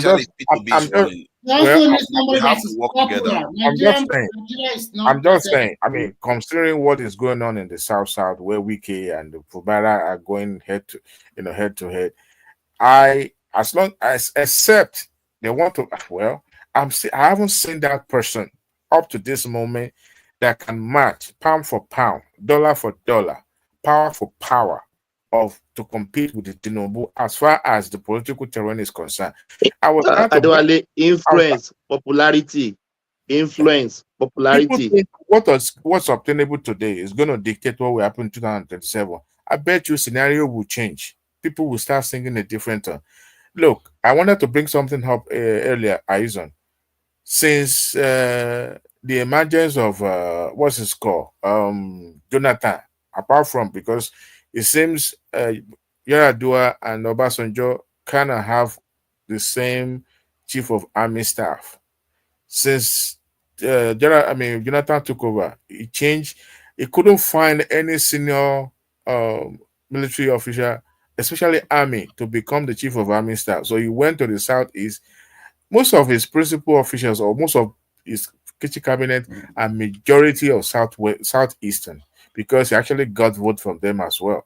So what I'm trying to say in essence is this: every single administration has been trying to bring people from their own region to be the chief of army staff, because chief of army staff have a lot of power in their hand. That was the reason why Tinubu chose the Yoruba man. And the replacement of the deceased person, he chose another Yoruba man that he could confide and trust. This man would not, even though he chose a Kanuri man Fulani man to be his chief national security advisor. He purposely remember, people were saying, well, he's a policeman. How could a policeman now command, security apparatus in Nigeria and all those chiefs, service chiefs and all that? But he purposely kept him there because where else would he find? He still has to defer to the north, and that was the reason he purposely went for what is it called? Former Ribadu. So if you look at the way things are set up, he surrounded himself with the people that he could trust, because as at the time, if not because of Nigeria, honestly, we've gone really, really, really long. Because if you look at what has happened in the past, honestly, by now maybe military would have taken over. The way people were agitating for that, when he became a president-elect. But considering that, if not because he has a Yoruba man at the helm of affair, as somebody who has in command, because if coup is going to take place, is the army, because they have all the weapon in the arsenal. So having a Yoruba man in charge of command is a guarantee for him to go to bed and wake up. So if you look at the way things are set up, where did you get that as a guarantee? It's a guarantee, my brother, because he's the one in charge of command of army. If you look at the history of Nigeria, most of the chief of army, you should have asked him one question. Most of the coup has been perpetrated by the army chief of staff. All the coup, they have always been perpetrated by the army chief of staff. Even the last coup, which was Bama Ye, the one of failed coup of the year, it was the chief of army staff. And if you look at Abacha was one the chief of army staff, Babangida was one chief of army staff, and they were the one. And Buhari was chief of army staff. Buhari was They choose the leader, but majorly supported by the chief of army staff. They are in command, not the other military apparatus like Navy and Air. For those people that have no say. But army is always in command, and chief of army staff has always been in command. So you have to get those things set up so that at least you can go to bed with your eyes shut, and then you can face politics. That has nothing to do with it. I think to just say that would mean that Sankara, the person that killed him. I'm talking about Nigeria history. I'm not talking about Africa in general. Yeah. But Nigeria history, because we don't have too many cases. Every coup in Nigeria has always been perpetrated by the chief of army staff. You mean the Agui Rosie one was chief of army staff too? Agui Rosie was chief of army. Actually, it was the most senior official. It wasn't even the chief of army staff. Not even senior. Then even but at that time, it was the most senior. So they are creating a narrative that is not. What I'm trying to say is that most of the coup are usually largely supported by chief of army staff. If there's anyone that is not supported by, that coup will fail. Generally, it depends. It's just a digression, but I'm just I'm speaking broadly about how Tinubu is trying to have the stage set up for him. He's facing politics while the security is taking care of his own. He's not bothered about the military or anything or any intervention from that quarter. So for now, I haven't seen anything that the North is bringing that he cannot face squarely. Forget about what is prevalent now. When we get to that D-Day of 2027, we will find a way around it. All this is a problem, isn't it? All this conversation now is about presidency. Why don't we just go to a presidential council system where all the 6 regions just produce their own leaders? They all form a presidential council and rule. Because this whole thing, we need to get past this conversation. We have bigger fishes to fry, as they say. If we can, when people want to update the constitution, this is the areas we want to be updating, so that it takes care of all these tensions, all these suspicions goes away. Now, everybody knows at least their region is represented in the center to an extent. That takes care of that. Then we can move on to actually talking about developing the country and holding the buggers accountable. He has to fulfill what the Constitution prescribed. The Constitution said he has to pick from each state for ministerial position. He did that. So every other openness, every other directorate or government parastatals is at his own discretion, and he's doing that. There's a lot of position that is yet to fill up. So what he's doing now, the consequence of that is if some other person comes into office that is not from that region, it will be a wholesale firing of people, and it's not always very good for the nation. So the funniest thing, actually, this argument is baseless. You know why? Because when you appoint an Hausa man to a position, what is the importance of appointing an Hausa man to a position that is going to serve the entire country? You see my argument? I don't understand. Repeat okay. that again. For him to have appointed or surrendered himself with the Southwestern as a shadow cabinet, sort of say, CBN, all those positions. Now, what is the importance of appointing a Yoruba man or Hausa man when the main purpose is to serve the entire country? He didn't appoint a Yoruba man. He didn't appoint a Southern person. He didn't appoint a Hausa man. Why all this noise about, oh, he appointed Yoruba alone? Why? No, but it seems to. I don't see personally. Democracies, people select who they are comfortable with. Trump is doing it right now. Starmer is doing it in the UK. It's how democracies work. But in the context of Nigeria, where people tend to be very sensitive to these things, which we all know, and also the downside also is that when the next person comes into office, the people that needs to be moved or sacked is a lot, especially if they too want to put their own kind of people into office. They will sack too many people, and that is not always good for a nation. You need a level of continuity, people that have gained experience in that area. But now we'll have to be firing quite a lot of people anytime anybody comes into office. So it's neither here or there. Democracies go through the process. The important thing is that we are able to transfer power peacefully, and eventually, things will iron itself out.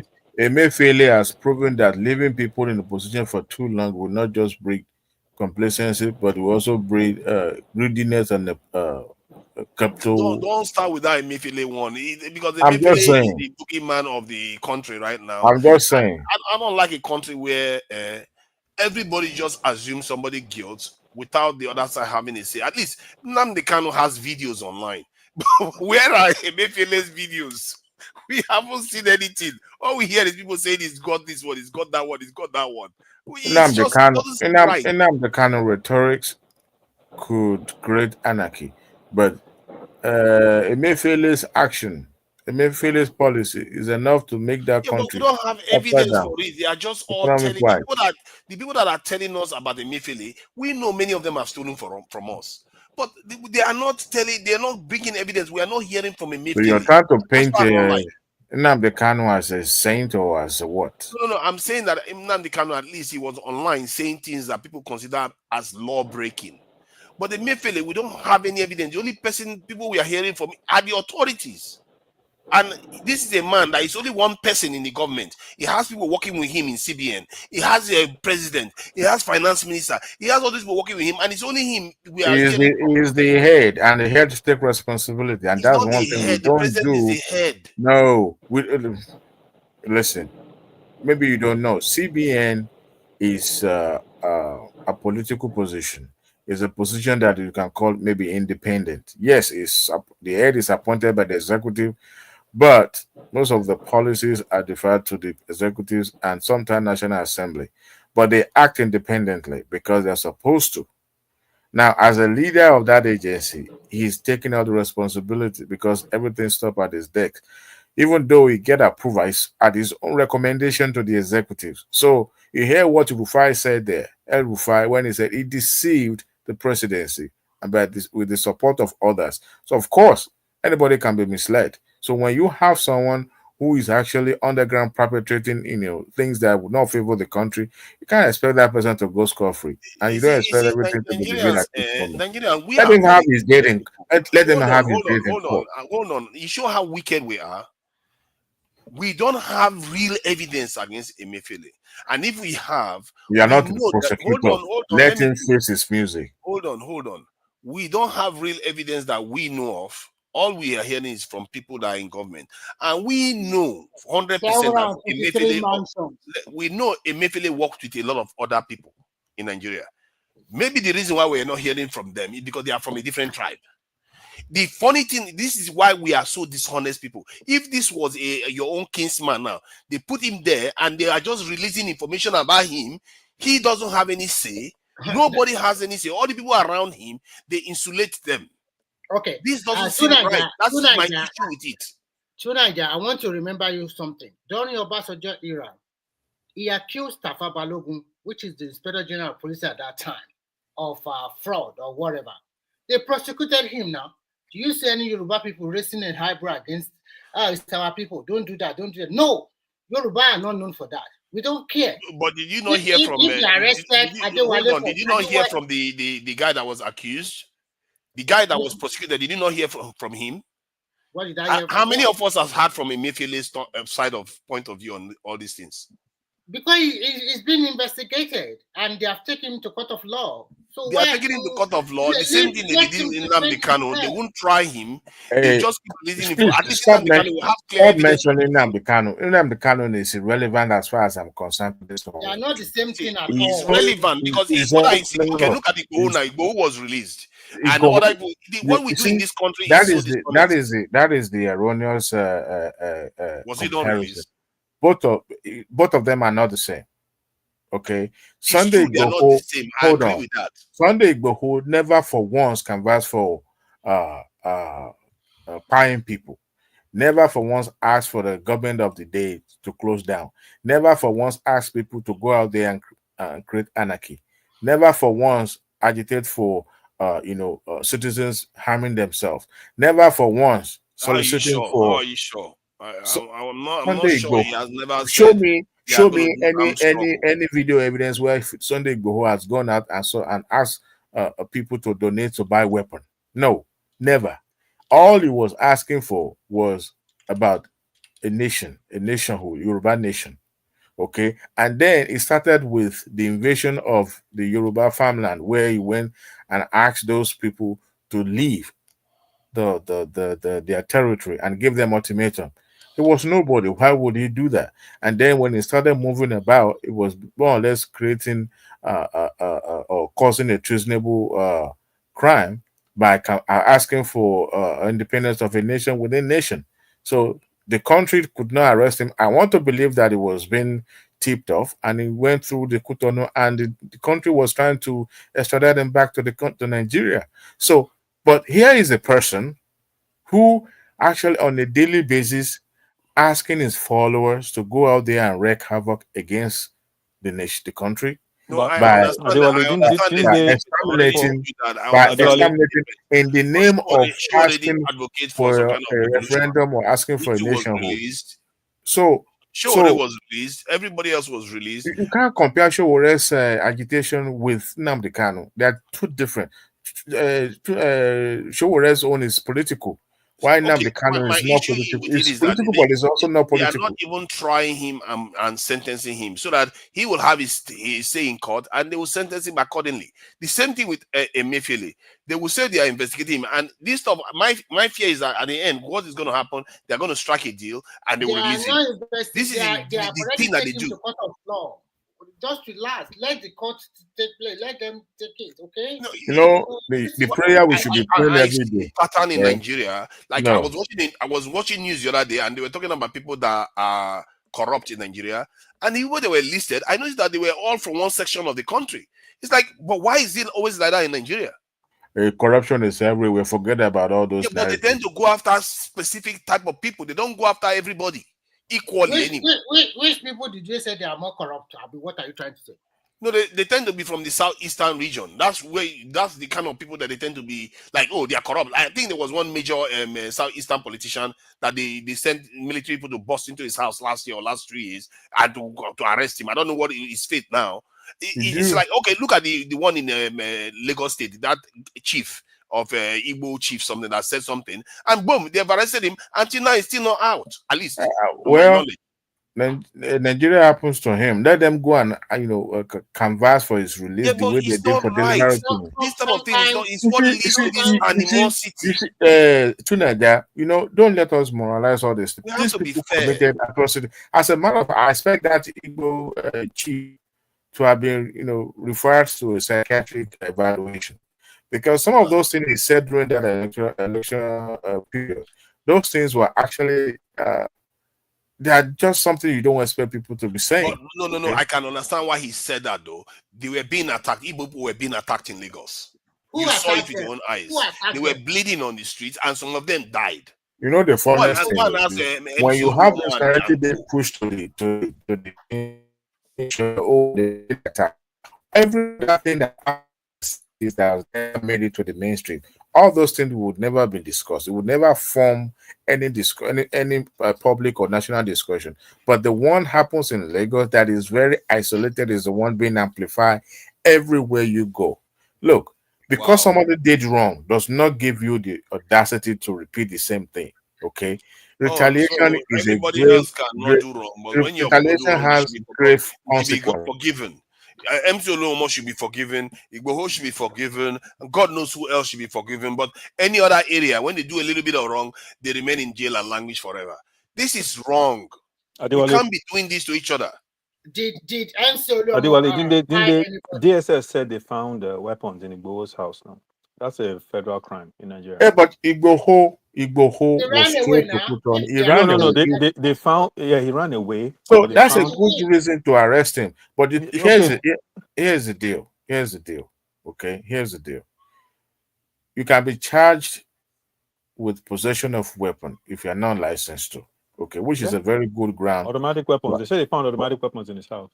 You see, and I can tell you this. When they went to his house, they invaded his house just the way they invaded Nnamdi Kanu's house. Yes. And when they got to both of the houses, people lost their lives in their place, right? But he could have also said, or claim that, well, they planted those weapons there, because that was his argument, actually. Okay, but you see, that do you believe that? I'm just coming that they planted those weapons. Remember, he was never for once asked for people to take weapons against the country. All right, they went to his house, they busted out, they killed people, they pied people, and he ran off. Now the government of the self-defense actually that he would defend it, just like but there was never a shootout.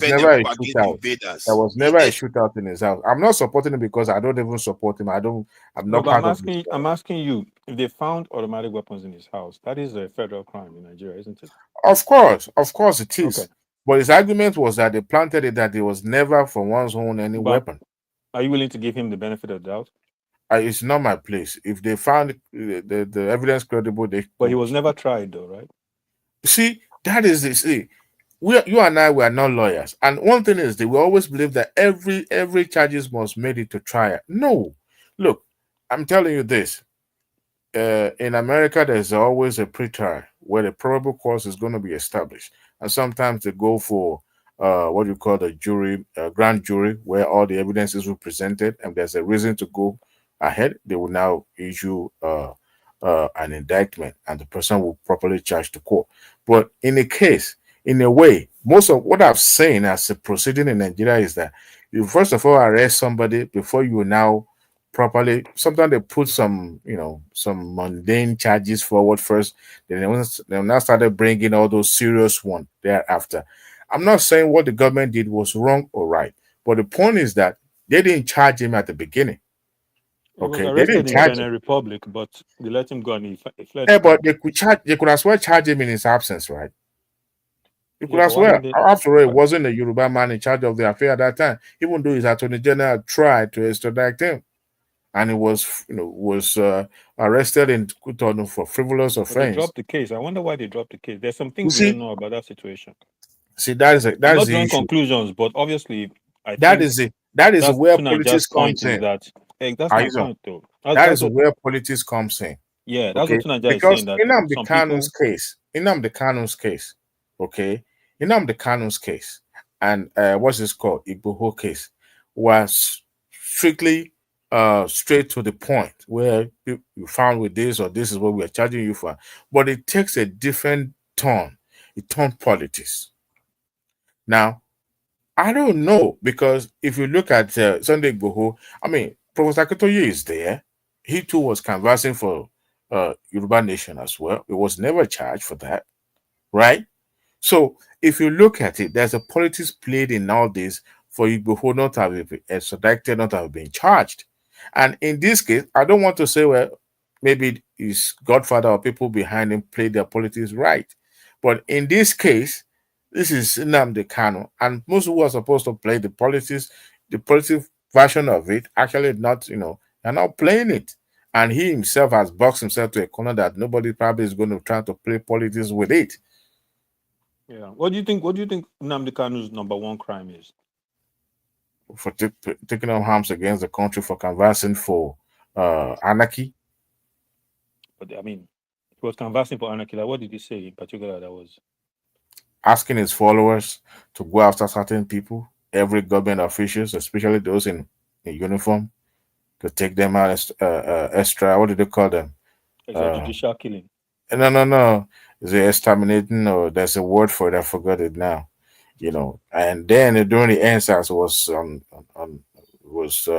monitored on social media by telling people to go after certain individuals and establishments and all that. He openly, though not in America, but not in Nigeria, but he openly asked people to donate money to buy weapons against his country.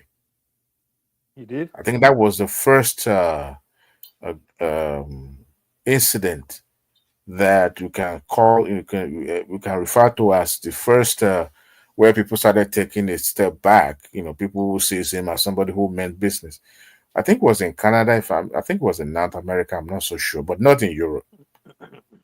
When he was asking the guardian of diaspora and Igbo people to donate money, and you could see the resistance, or should I say, some uncomfortable behavior from those people then. So his sins are enormous. I'm not gonna lie to you, very, very huge. And I don't know how the political player from that geopolitical zone is gonna try to help him out, because I don't think they really want to help him out.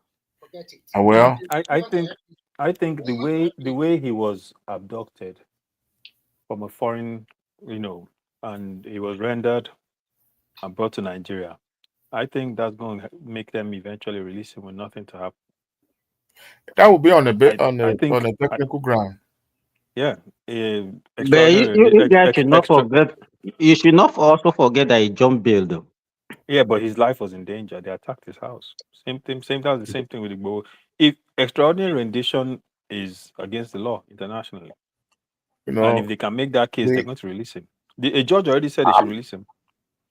I'm not a lawyer, but anybody can obtain all this sectional judgment here and there. You see, that's why people don't really take judiciary serious, because what do you call it? Extraordinary rendition. No, those injunctions or judgments that you can shop around, and look, I tell you this: his case has gone beyond the four walls of court. Is going to be settled one way or the other politically. Yeah. And I foresee him not being pio, but being offered for as a sacrificial lamb in a way. But not like taking him out or buying him, or by people, okay, this is what we're going to do, let him go, we'll forgo this, we'll forgo that. I don't think the problem is that the condition they will put in front of, can he take it? Yeah, that's another thing. Or is he ready to take it? Maybe they would have released him, but he won't want to take it. Yeah, the Nnamdi Kanu case, I don't like talking about it because there's a lot I don't know about it. There's a lot I don't know in terms of what's going on, behind the scenes. There's so much stuff. Yeah, so it's difficult to talk about, because the one thing we do know is he was in Kenya, he was rendered, and he was brought here. They didn't, and that according to, and the reason why I say I know it's illegal is because of what was done by the US during their war on terror, where they were extraordinarily rendering people, taking them to Guantanamo, taking them to black sites around the world, and they eventually had to release a lot of these people. So, based on that, and Nigeria doing what they did to bring him to Nigeria, that was the case they made. That's why that judge said they should release it. One against Nigeria, to be frank. Why not? All the superpower also do something like that. Okay.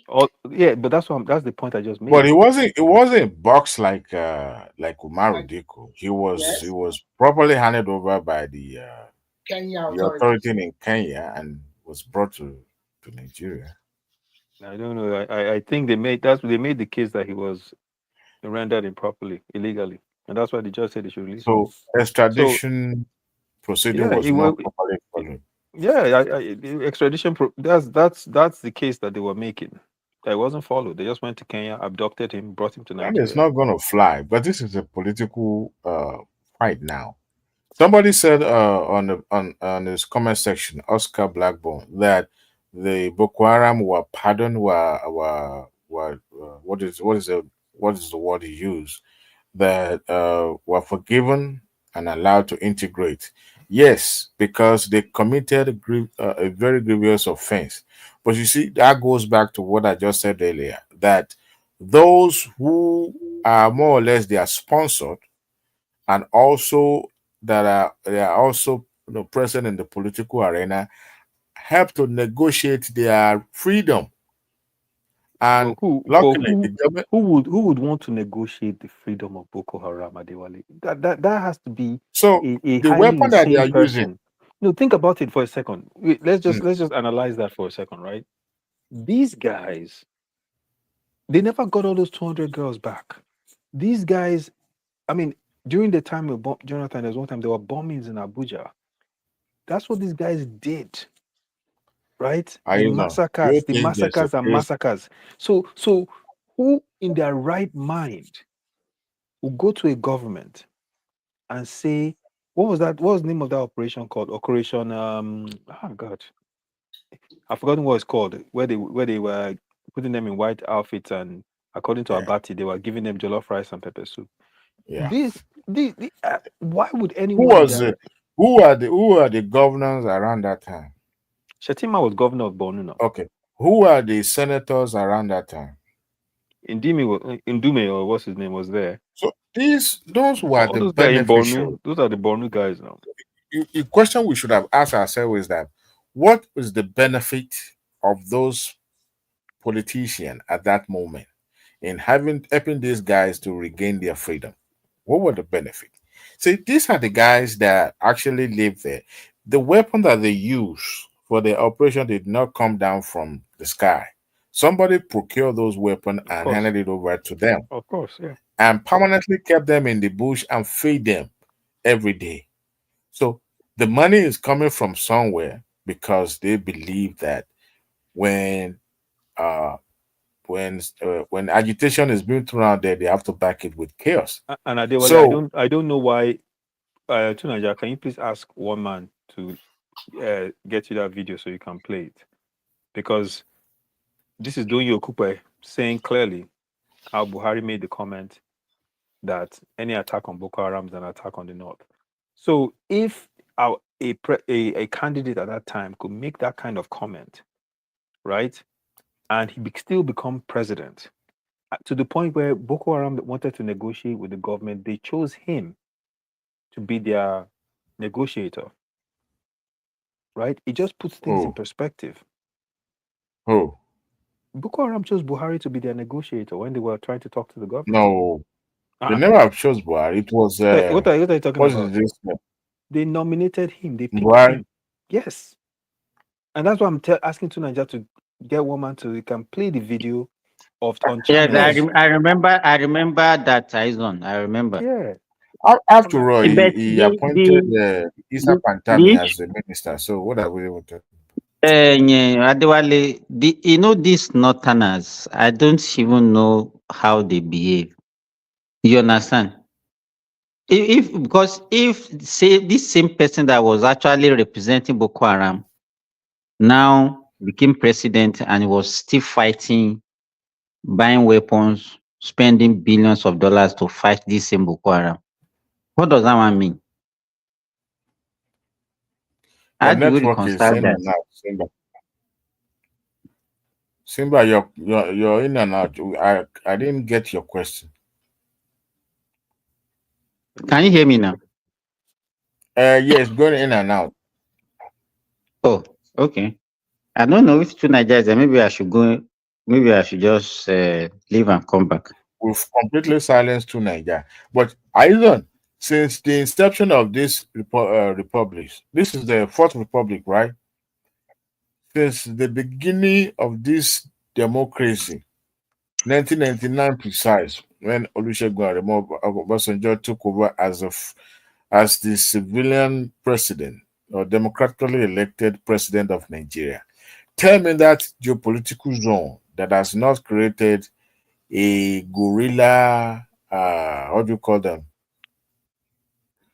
or a disturbance, a peace disturbance, or agitator, or something like that, since the beginning of this democracy. Obasanjo took over. Guess what?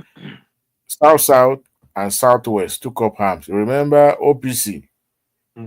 Obasanjo made sure that he stamped them out. First and foremost, he raised what do you call him? A parallel officer. What do you call him? What's his name now? The one that called himself Ariel Nakakanko. Gani Adams. Gani Adams. He made him, against Fashion, the one that actually established that group.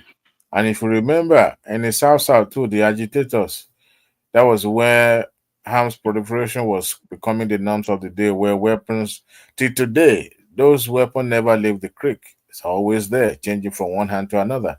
But that agitation continued. In fact, to a point that Obasanjo was trying to exterminate, what I wanted to use earlier, exterminate by sending troops to ODs and the places. And it becomes a big dent on his presidency. Now, the Yaradua, all the way to this moment, were able to silence those agitators that were kidnapping the expatriate, that's what they call them, for ransom. You guys remember that? So, but Yaradua was able to tame them by dangle money and make sure that they give money to their lords, those, the likes of this Tinubu's friend. I've almost forgotten them. Asari Dokubo. So yes. So the moment we experienced a brief peace when Yaradua was there, the moment power changed hands to Jonathan, boom, Boko Haram started again. They intensify by increasing the number of the abducting victims. We've never known peace in that country. It has all, and they're using these tactics, these terror tactics, to their advantage politically. Look, as I said earlier, I don't have my fact, but if we put the two dots together, you can connect the dot and and look at what is obtainable. Since the Boko Haram started, we've not known peace. Now we have southeast with the regional, what do you call them now? Those ones that are is it IPOP. No, IPOP is I think the military aspect of IPOP is the one raising havoc in the region. IPOP itself is more like a agitative group. There's a one. Okay, is it autopilot or what do they call them? There are so many in this. See, the thing is, the thing is, and what's happening now? Huh? No, I think somebody was correcting me. It's autopilot. No, what's happening now with the Northeast and Northwest against Tinubu, and they just arrested Mahdi Shehu today. Which is for me, it's a dangerous thing because he made the comments about the French military and stuff like that. It's a dangerous thing when you arrest someone like that because these people won't see it as, he made a comment and justifiably he was arrested. They will say, especially since the Nigerian president came out and made that interview, and part of the interview he gave was in Hausa. So they are going to say, what is this fear that we have about the Northerners? No, it's not a fear. It's not a fear. It's a fear. No. Why are we making them to look as if they are untouchable? Yeah, you're misinterpreting what I'm saying. It's not a fear. It's anticipation of what may come. Just wait. Is it fair now? Because yes, that's what you're expressing. No, because Expressing now. if you can anticipate what will come, you can prepare for it, right? Because the way they behave, if this guy is let's say this guy that is arrested now maybe he's a southwesterner or south person or southeast person, will you be saying what you are saying and be saying Depends on where he's from. Yeah, I could, but the thing is this, Simba, you have to look at the historical context now. Right now, we're talking about the question Boko that I want to Haram, ask you is that has he done anything wrong to warrant that arrest? Yes or no? I mean, he said that the French military were coming into Nigeria.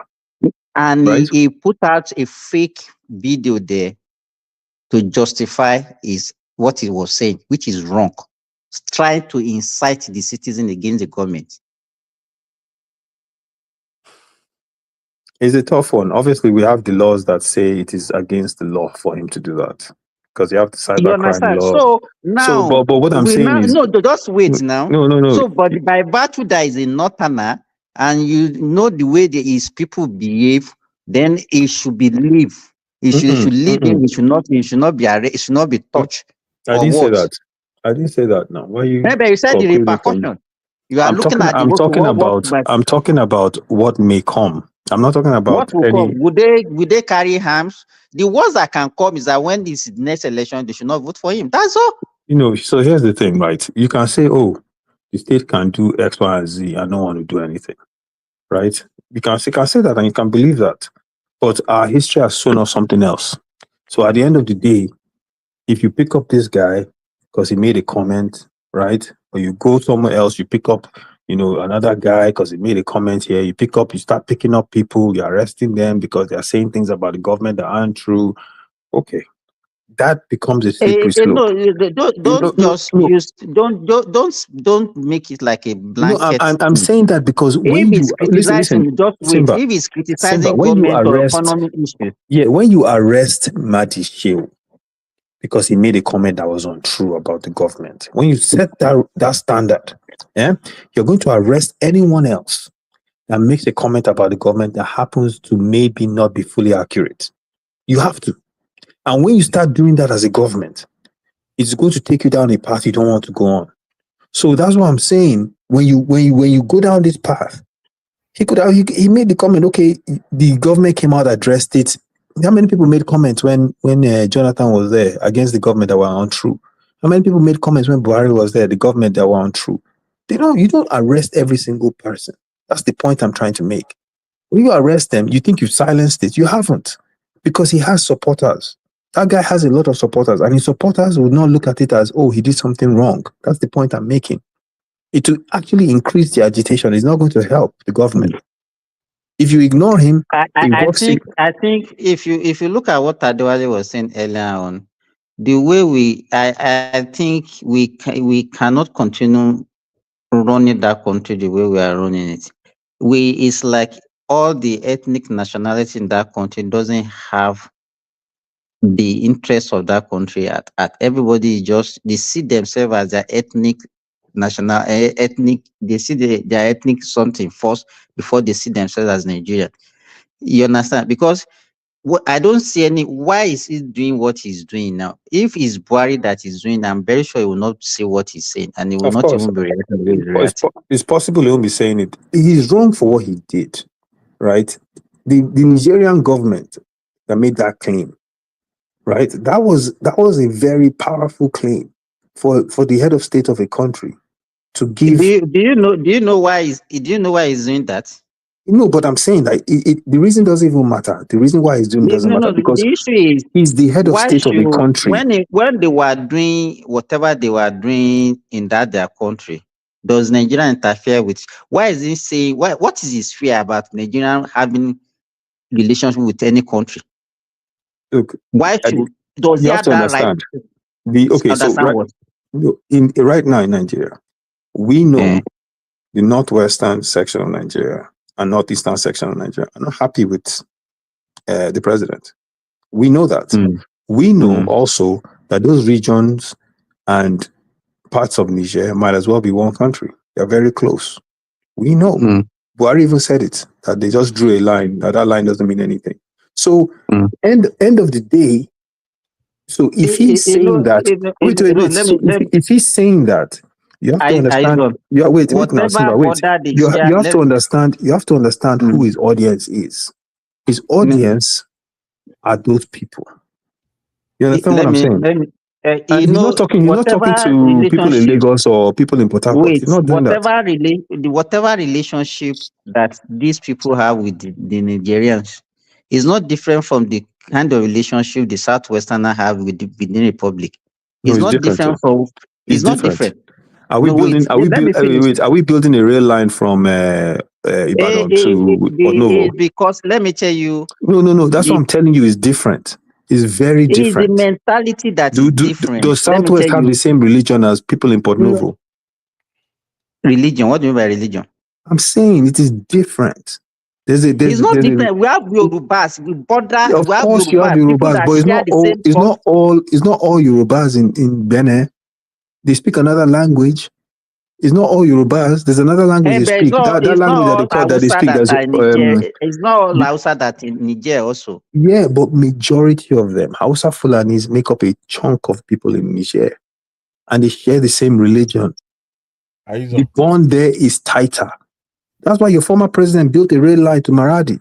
Okay, so if they have more relation with Niger, let them go with Niger and leave us alone. All these chaos that they are causing. That one is a whole other conversation.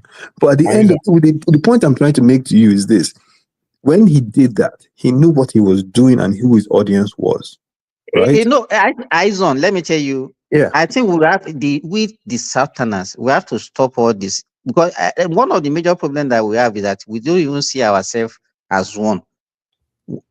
You understand? So that is one. Two, we have this fear for the Northerners when it comes to politics. We see them as if they are more powerful than us, and that is why they are behaving the way they are behaving. What actually? Let me tell you, I don't care. Let Tinubu continue whatever he's doing. If they lie, they should remove him by 2020. Because if we do, we are not looking for good governance, and we just want to be pacifying them and continue all this rubbish that we are doing. Yeah, but you see, but is it not the same Tinubu that partnered with the North to remove Jonathan? That's politics. That's politics. Exactly. Wait. You just said it. That's politics, right? So guess what? The North, they want him out, right? We don't know yet. 2027. They will now go to people. Wait. They will now go to people in the Southeast, make a deal.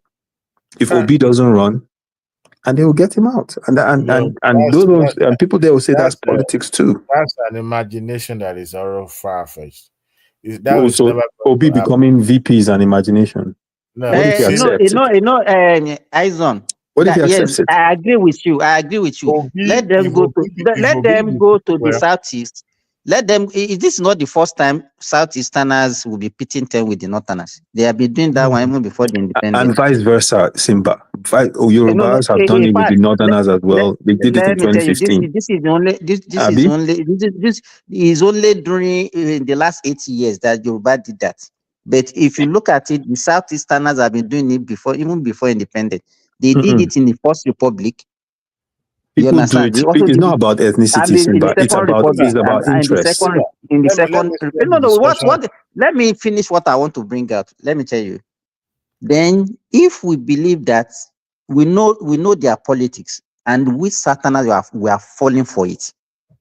Do you understand what I'm saying? Then why are we shouting?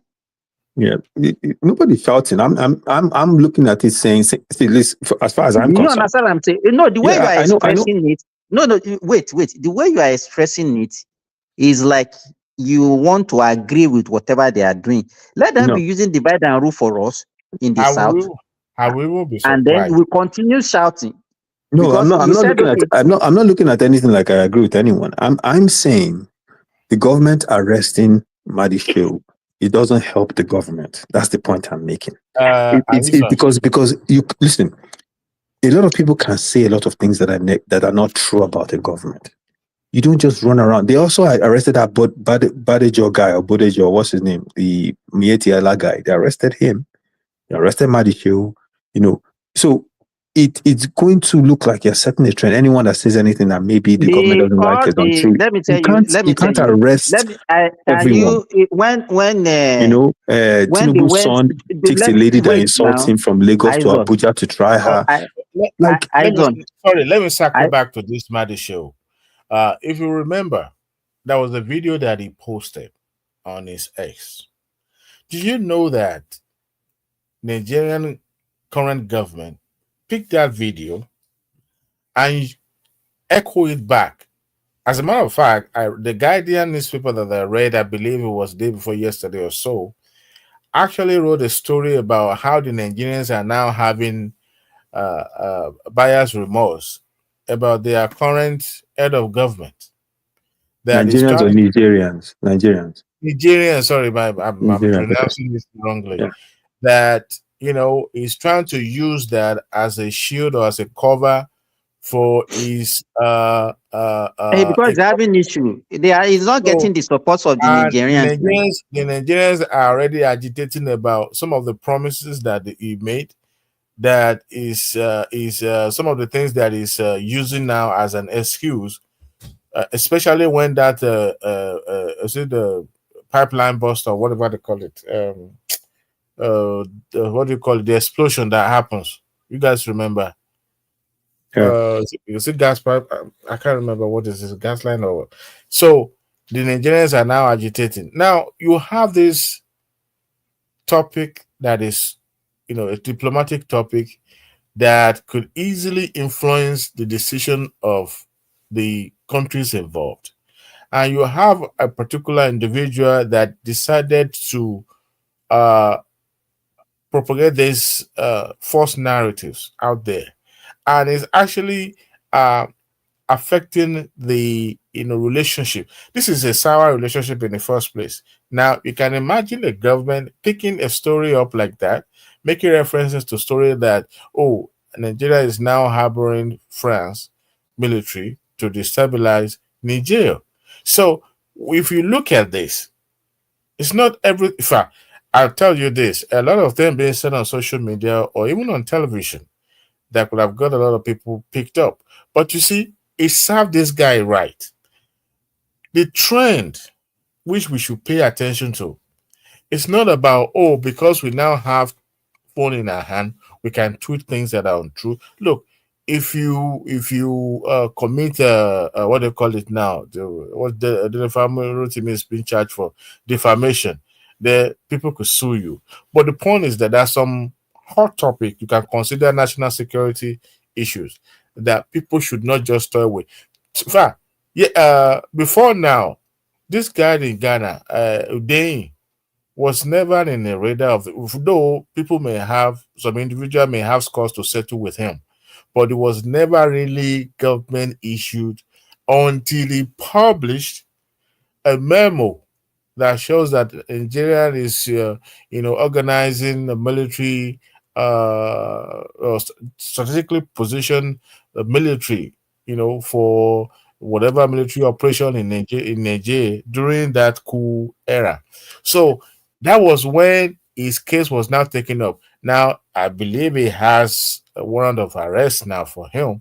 But when you have what Shehu was propagating, look, even if it is true, I mean, we've seen it in a Senate client where there's some story that has to be confidential. But when you are now a whistleblower, that a topic that should have been not known to the public, but you are now, heckling it simply because you want the public to know.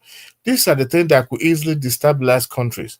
So, to me, it serves him right, but it's not everybody being picked up. All this talk about people being, because you criticize the government, you get picked up. No, Aizon and you and I and Simba, as old as we are, even as on this panel.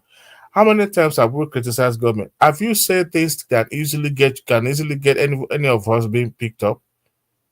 We criticize when we needed to criticize civilly, but when you're not having people trying to train in a very dangerous path, that is where I disagree. A lot of people have said things, even posting things that easily can get people out. Look at it during the election. Somebody said, posted on the social media that Fashola is the one writing the judgment in his house. Come to think of it, these are the things that at that moment was the hot topic. Okay, and Nigeria was going through that moment, and you expect government to just fold their hands. The person involved had to take up the case and charge this individual. They track him down and they picked him up.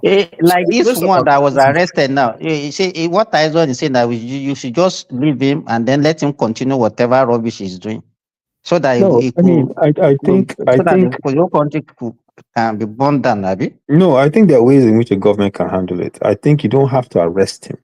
So they have to be canceling whatever. I think no. I mean, we've seen cases in the United States. There are a lot of cases in the US where the FBI sent letters to people, cease and desist letters. I think if they are sent a strong warning to Mahdi Shehu to cease and desist spreading false information, especially about sensitive topics, he would have stopped. I think when you start picking up people, right, you're setting a dangerous precedent. I think you have to be careful when you start having DSS. Okay, you mean that they should have warned him, maybe? They should have warned him. Yes, they could have warned him, and he would have stopped. Because now, here's the thing. That's an assumption that he will have. But at least, are you sure he has not been warned? If it is SSS, I don't know. We don't know. For warning. It can't be for arrest. SSS doesn't arrest and prosecute. Usually they pick you up and they shake you, and just to ask you questions, probably they will let him go. But Adewale, how long, as far as I know, as far back as I can remember, especially during the military time, that's when you see this sort of behavior of SSS just going randomly picking people up. You know, you even know where they are, all these things. These are the things that have been happening. Let me as a civilian government now. Let me tell you. The attorney general in Nigeria could have charged him to court. You know, they just had an election in Ghana now. You understand? Yeah. And because you know the elected president was actually their president before. Yeah. It was just like what happened to Jonathan that happened to him. You understand? And came again and he won. Yeah. What I want to say is now, you know, in Ghana now, if you see what is breaking up, Simba. He's using they will go to season without prosecution, without any. Okay. We can't hear you. It's doing. That might explain it. His solar power is failing. Can you hear me? I can hear you now. Yeah, you broke off for a second. Power supply. Yeah. Go ahead. Yeah, when you are using Boko Haram network, what I'm saying is that they are now Look at him, he's fading in and out. It's not Boko Haram network. This is more like. And you claim to be living abroad. Which kind of abroad are you living? Are you fan? Is he living abroad? Adewale, you from your mouth. Who has a very bad network? You understand? Adewale, you that every time we will not even hear you on the platform. You will be even sometimes you will disappear. It's because he's driving now. That's why he's driving. Is on. I'm not so sympathetic to the idea that people that break the law should not be held accountable in Nigeria. Did you just call me Izon? Is it Izon? I thought you were from River State. It doesn't mean I know everything. People don't know where. Nigeria doesn't have a nationality. Don't look at him. He doesn't know anything. He doesn't know somebody. They don't know where he identifies with. Nigeria doesn't know anything. He's a mole. Wow, that just went. I won't be surprised if it's an outside guy. No, Simba, I know where Nigeria is from. He doesn't want to tell anybody because he wants to.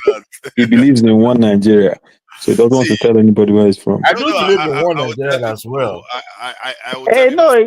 One thing is to know to come from somebody and something, and then another thing is to know about the people that you are even claiming to be part of. He doesn't know anything about Nigeria. That's what we are telling you. You know what's funny is that the day you go to Nigeria, you will be invited by the SSS. I've been to Nigeria. What are you going on? I was in Nigeria. And they will not call you to the second room to come and tell them what you know. No, I was in Nigeria for a month, actually. I did go to the DSS office even. Are you sure anybody is trailing you? Why would they trail me? Did I commit an offense? I'm not a criminal. Of all everything you've said against Tinubu, and yet you are not yet picked up. I know if I said something against Tinubu, they will carry me over. You said a lot against him now. No, I'm No. Niger did not say anything bad about Tinubu. He's just criticizing his government, and he's allowed. He didn't say anything bad. He's not saying anything against the country. He's not. Those kind of criticism they are welcome now. No. Most of those that are actually picked up, they deserve to be picked up because some of these people they don't know how to apply brake to their tongue. People just post. Hold on, I wanted to say something before you guys started calling me fake Nigerian and Nigerian. But the point I wanted to make, the point I wanted to make was that arresting people for saying dangerous things is one thing, but selective arrest is what I don't like. MC Oluomo created chaos. There are a lot of people that created chaos in Nigeria, but they don't do anything about them. But the ones that they don't like are the ones they pick up. And that is the problem in Nigeria. No. Wait, to Nigeria. You want to compare what MC Oluomo did to what this Badashi or whatever Mahdi Shehu. I don't support the Mahdi Shehu arrest. I don't support it because do you want to? Are they the same offense? I think no, they're not the same offense, but both of them cause public. As a matter of fact, MC Oluomo actually caused public disorder. This one is just potential to cause public disorder. So I'm not saying I would not support the arrest because if somebody. Why should somebody? Let me tell you, you call yourself a citizen of Nigeria. You are now more concerned about the sovereignty of another country more than the sovereignty of your country. No. Who does that? No. I'm saying both of them deserve arrest.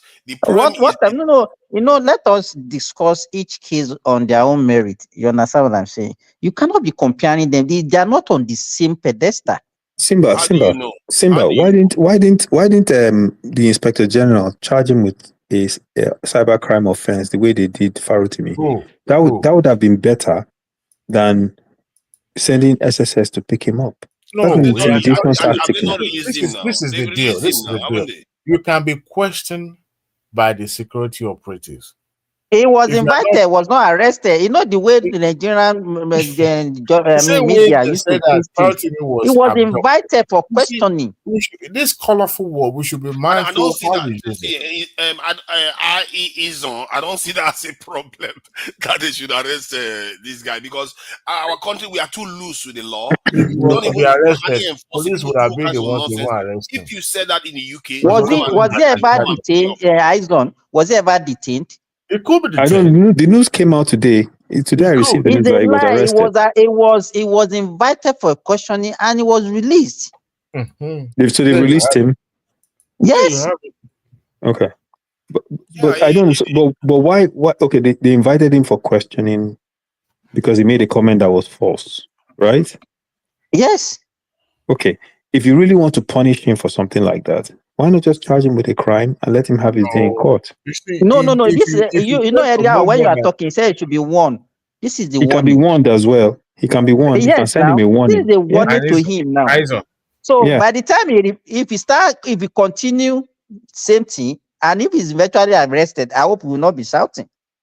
If SSS or any security operative invite you for discussion or for interrogations, let me put it that way, they want to shake you down to know what you know, because like I said, some of the things that he put out there is still an hot topic. It's still something that is causing diplomatic row between two neighboring countries, and you don't want one loud mouth to be the Sansan in your gari. See, he was invited just to ask him questions. But you know, the way things are done in Nigeria, if SSS across you anywhere, you have been arrested. That's what the media is going to say. But I still strongly believe that he deserved to be picked up. I believe that too. You don't throw a Molotov on a hot topic like that, and you think the government is going to sit down and be watching. No. Just like I know, I see what you're saying, but here's the thing, the dangerous thing in this. You can end up creating a Gestapo state, right? Where, you know, if someone violates a like cybercrime act or whatever, right? There's a certain procedure. But when, you know, security operatives, intelligence agencies are picking people up, right, for comment, you start going down this dangerous path where anybody can get picked up by DSS or SSS. You understand what I'm saying? Has been said on social media. How many people get picked up? Behavior, though, like there are no. Let me finish what I'm saying. You see so many comments online. How many of those comments? You keep interrupting me constantly. See, there are people like YouTubers, because they said something about the Israeli-Palestinian conflict, they get visits by Secret Service officials. There are many of them that have gotten visits. Some of them have been detained. Some of them, their channel have been completely wiped out. Doesn't make it all right, though. Okay, it doesn't make it. It's not right in that situation either. Yeah. Especially when, but the truth is that some of them, if it is false, what you are saying is false. That's where it's bad. If what you are saying is true, that's what it makes it not all right. But what if somebody says there's something called slander, and there's something called libel. If someone says something that is false, that is hurting your reputation, is slander, and you have every right to charge them. I think when the state starts to use its intelligence agencies to shake down people for comments that are not like openly trying to national security, right?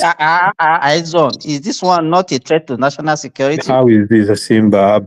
How is this a threat to national security? It's potentially a threat. It's a threat. It's a threat to national security. Let's say some Northerners are against it. Then he made this comment like it is a fact that there are French troops in Nigeria, and they go out and they go to a place where Nigerian soldiers are. Nigerian soldiers freak out. They start shooting each other.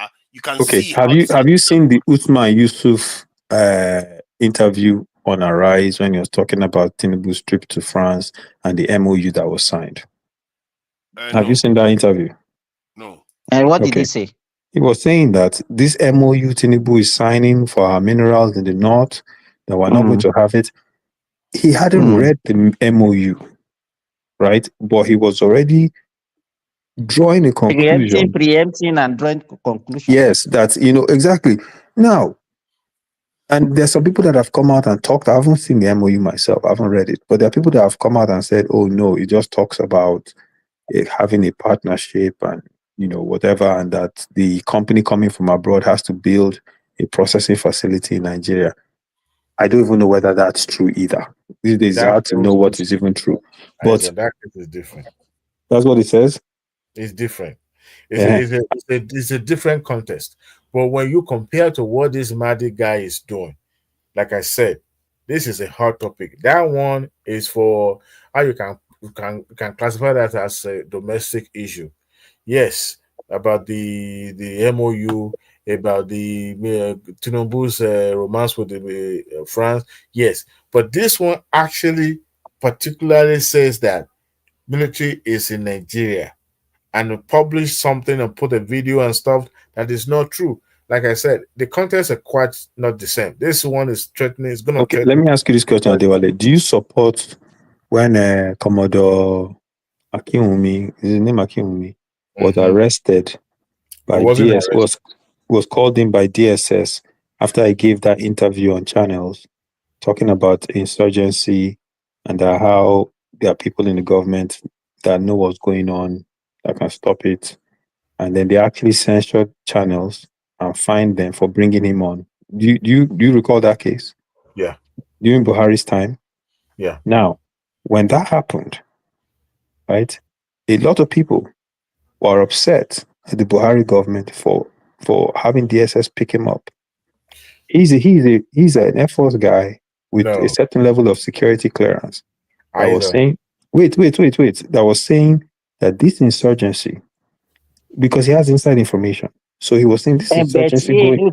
If he has that information, why can't he just go to the government and give them the information? Why is he making No, he was on channels. Yeah, Simba, you see that man?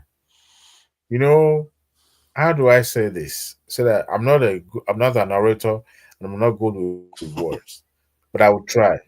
You see that man, that Akinwumi, that man talked too much on that day. I watched that video clip. I stumbled on it even before it became viral. And I could tell you this, for somebody who know one or two things about security and all that, he said beyond what he was clear to say. And I tell you this, even to a point, the anchors, the interviewers were a little bit uncomfortable with most of the things that he said, to the point that they didn't have no option. I think at the point they wanted to like stop him in the middle. What did he say that was so out of the norm? I can't believe you haven't seen that interview. It exposes the inner working of our security in a way by revealing some things that are not privy to the public. But he was doing that because he has the privilege. Even if it is not true, even if it is what they all those things that the privileged information is a privileged information. No. When he was saying those things, he actually said something that I found very fascinating. He said, "There's never a time in Nigeria when a head of government was selected that CIA was never part involved. Yes, because they always get a clearance from them." And yes, which Akinwumi is yes. Thank you for saying that, Adewale. Thank you for saying that. And I wish Remy was here when you just said that, because that's the point I was making to him earlier. Okay, I'm going to turn my volume up. Nobody seems to be hearing me. We can hear you. We can hear you. Because you're not supposed to be talking. Not Akinwumi for laugh. You can't ignore me. So I'm asking a simple question. Is he Akinwumi Adesina? So I can look No. I may be wrong with the name, actually. It's not. This one was a former military officer. Air Force guy. Military officer. You don't know his name? Commodore. Let me try and find it. You know what you wanted to do? You wanted to Google it now. You wanted to go on YouTube and look I for want to find out. Why does Simba always begrudge people trying to learn? It's good to learn. You too, you look at it. If an ordinary person said what that man said on that day, and you think government is going to fold their hand, they won't invite him to shake him down to know what he knows or what he said. Adewale, Commodore Akinwumi. That man. In fact, you know, when I know you don't know how to spell Commodore Akinwumi. When the Channels News crew, I found it.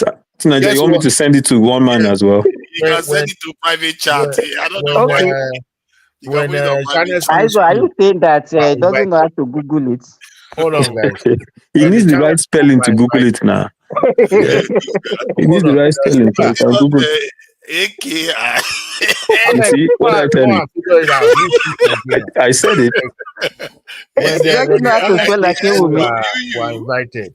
You know what was reported in the newspaper, in the media? Oh, Channels News crew were arrested. Even though it was mere invitation. They just wanted to know what they know that is not in the public domain, and they questioned them, long enough just to get I think the way we are being reckless with information in Nigeria. It's the social media. It's the social media that is giving people a lot of. Hold on? Is it Commodore Kunle Olawumi? You know these people? No, Akinwumi. Tunaja, it was on Channels. I'm looking at the video right now. Aizon, earlier I said that Tunaja doesn't know anything about Nigeria. He cannot spell Akinwumi now. He cannot spell Akinwumi. He doesn't know. He's misleading me now. They all misled me now. What's the name of your governor in Nigeria? It's former naval chief.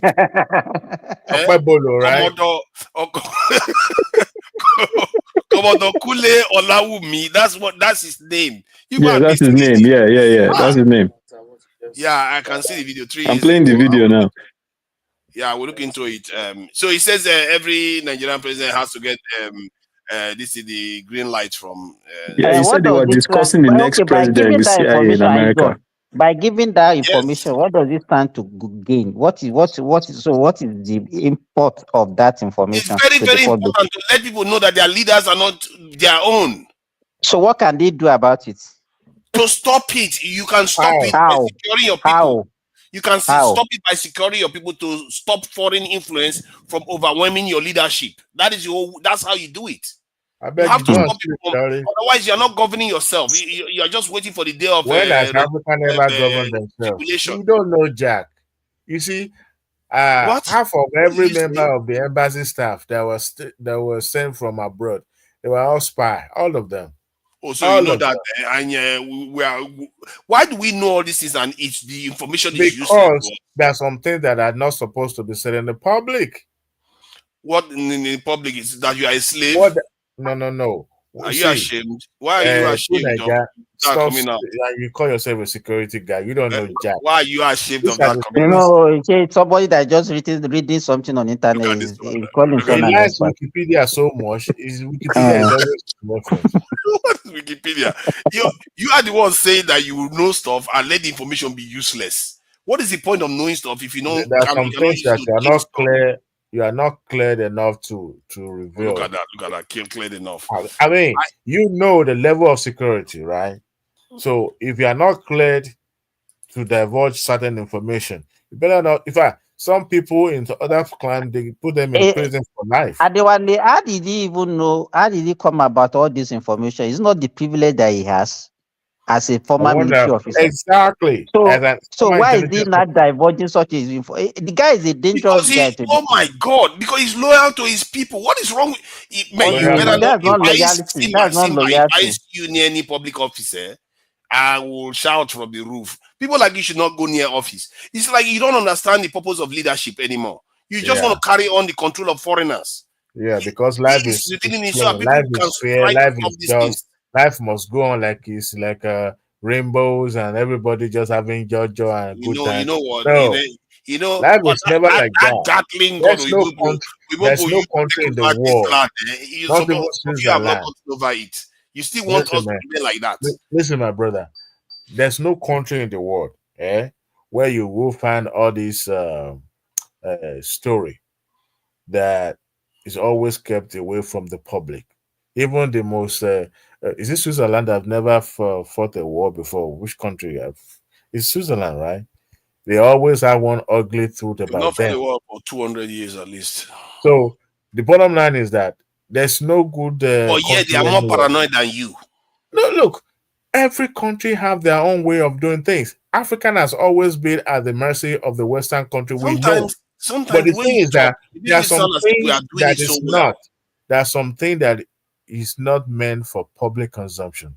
You know it, but we have to discuss it. You discuss it in a way that you don't have to go into details. My problem with that is that watching it. No. I don't subscribe to that. My problem with that is that because things are so bad now, everything needs to be questioned. Everything. Your leadership, if they are a traitor to your people, you want to know before you elect them into office. Why should you not ask? Personally, I think that he did a public service to the Nigerian space, and I'm shocked more people are not doing it. What purpose? The purpose is awareness, to let our people know that their leadership is in cahoots with foreigners. They are not governing for you. Wait. Even the other people that we are talking, who are among them does not even have the support of foreign influence or the other. Even all these so-called activists that we have, even the likes of Shehu, we know how much NGO money is getting from abroad and all those things. Let me tell you, at the present stage of Africa now, I don't think we can do without all these things that you're talking about. We are not yet matured, sophisticated to get rid of all these things. That's why I say this guy, don't go near public office, please. Because our children, you will sell their future. If you go near public office, people like you should not go near there. Because you believe in our subservience. And you don't seem to understand that. You have been saying this. Let me ask you now. I'm saying that because I agree with you. I agree with you. You'll be saying this thing for hours now. Now let me ask you. Okay, we want to get rid of all these people. Tell us how we can do it. Good question. How you can do it is simple. You start ramping up your personal and this in the local security in your country. You ramp it up because that is the immune system of the country. It helps a nation be able to repel this foreign influence. From there, you start building your technology and building your economy. And when you do those things, then it is sustainable because those people are not in the head of your leaders, putting gun to their head that they are going to kill them if they don't do their bit. What stops you from building the technology now? Because they will tell them not to do it. They will advise them to float the currency, to throw the country upside down. They will tell them this one is not good for you. Get this loan. And they will tell them don't increase the size of your state because you have to pay your loan back. All kinds of stuff. That's how we are here now. That is why they can't do it. Wrap up the security, do this, do that. Ramping up. How would they be able to round up when you are still depending on the Western world to even build the technology for you? Let another person answer this question. I will just play 2 videos for you guys. This one is a reference to Wikipedia. No. Why? Okay, fine. Let me just not get cross. Why do people just hate Wikipedia? Because in academic environment, Wikipedia is not a good source for reference. Yeah, okay. Maybe you do have a point. In some cases, there's some truth there. Not let me play this guy. A lot of cases, it's not a good point of reference. Okay, you win. Only God knows where Nigeria is moving to. We blame the bandits every day. Why do we blame them? They risk their lives. The what of these people in government houses well protected, but looting treasury every day. And when we see them, we almost worship them, we praise them, we sing about them, we dance for them, we create drama for them. This was not the culture of Sokoto Caliphate. This was not the culture of Sokoto Caliphate. Somebody came here and met Muhammad Bello during his own time. He couldn't believe that was the Caliph. He said, I'm looking for the Caliph. He says, he's the Caliph. He said, you can't be the Caliph. He said, I'm the Caliph. What we were told is during the government work, they use the government light. Then during their private work, they use their private things. How do we expect Nigeria to move forward? And we don't blame ourselves, including myself, university lecturer, doesn't attend the lectures, is always busy following politicians, becoming the scribe of politicians, waiting for? No, hand out. Something is really wrong. We have to think. I can't believe this. How can somebody justify to me and tell me that 500 cows being moved, nobody will trace their steps, no dust, and they disappear? And you tell me former director, NSO, another, former director, NSA, another, former NSA, another, director of military intelligence, former, another. Yeah, something is wrong. So that is one. Is that our next president after Tinubu? No, that is one. As you can see, Northerners are not immune from the problems of the country, what the leadership of the country is doing to them. And they are fighting, they are looking to fight against it. And I feel like sometimes the way we talk reinforces the control of these powerful people, because we are not working with each other to. Sorry, is it me that I don't understand what this guy? He's not saying anything against foreign influence. He's talking about our local problem. I want to get the one for the foreign influence. I don't understand why you play all this video. No. I played that one. So I don't have to play it again. We are going to discuss about that one later. The one about the foreign one, I'm just pulling it up now. Let me see. I think it's not very far from where it's regarding some of the moves that we needed to do. I think I was having a conversation just now about. Okay, let's see what this guy said. Let me get the video now. Let's see. Okay, just hold on. Let me get out now. All right. That should be it. You know what we are saying before you get it. Can we continue talking? No, it's here now. Are you seeing it? Or you can't see it? Let me play it. Okay. Oh, this guy went on for a bit longer than I thought. Okay, let me just play from here.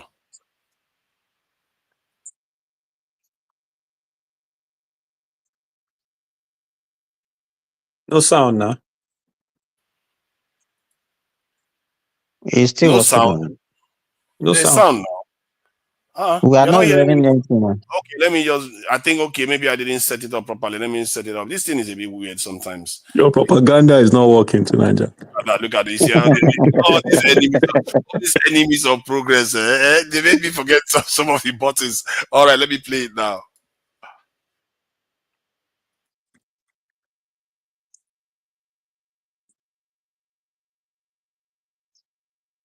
Teenager, forget about this. It's not working.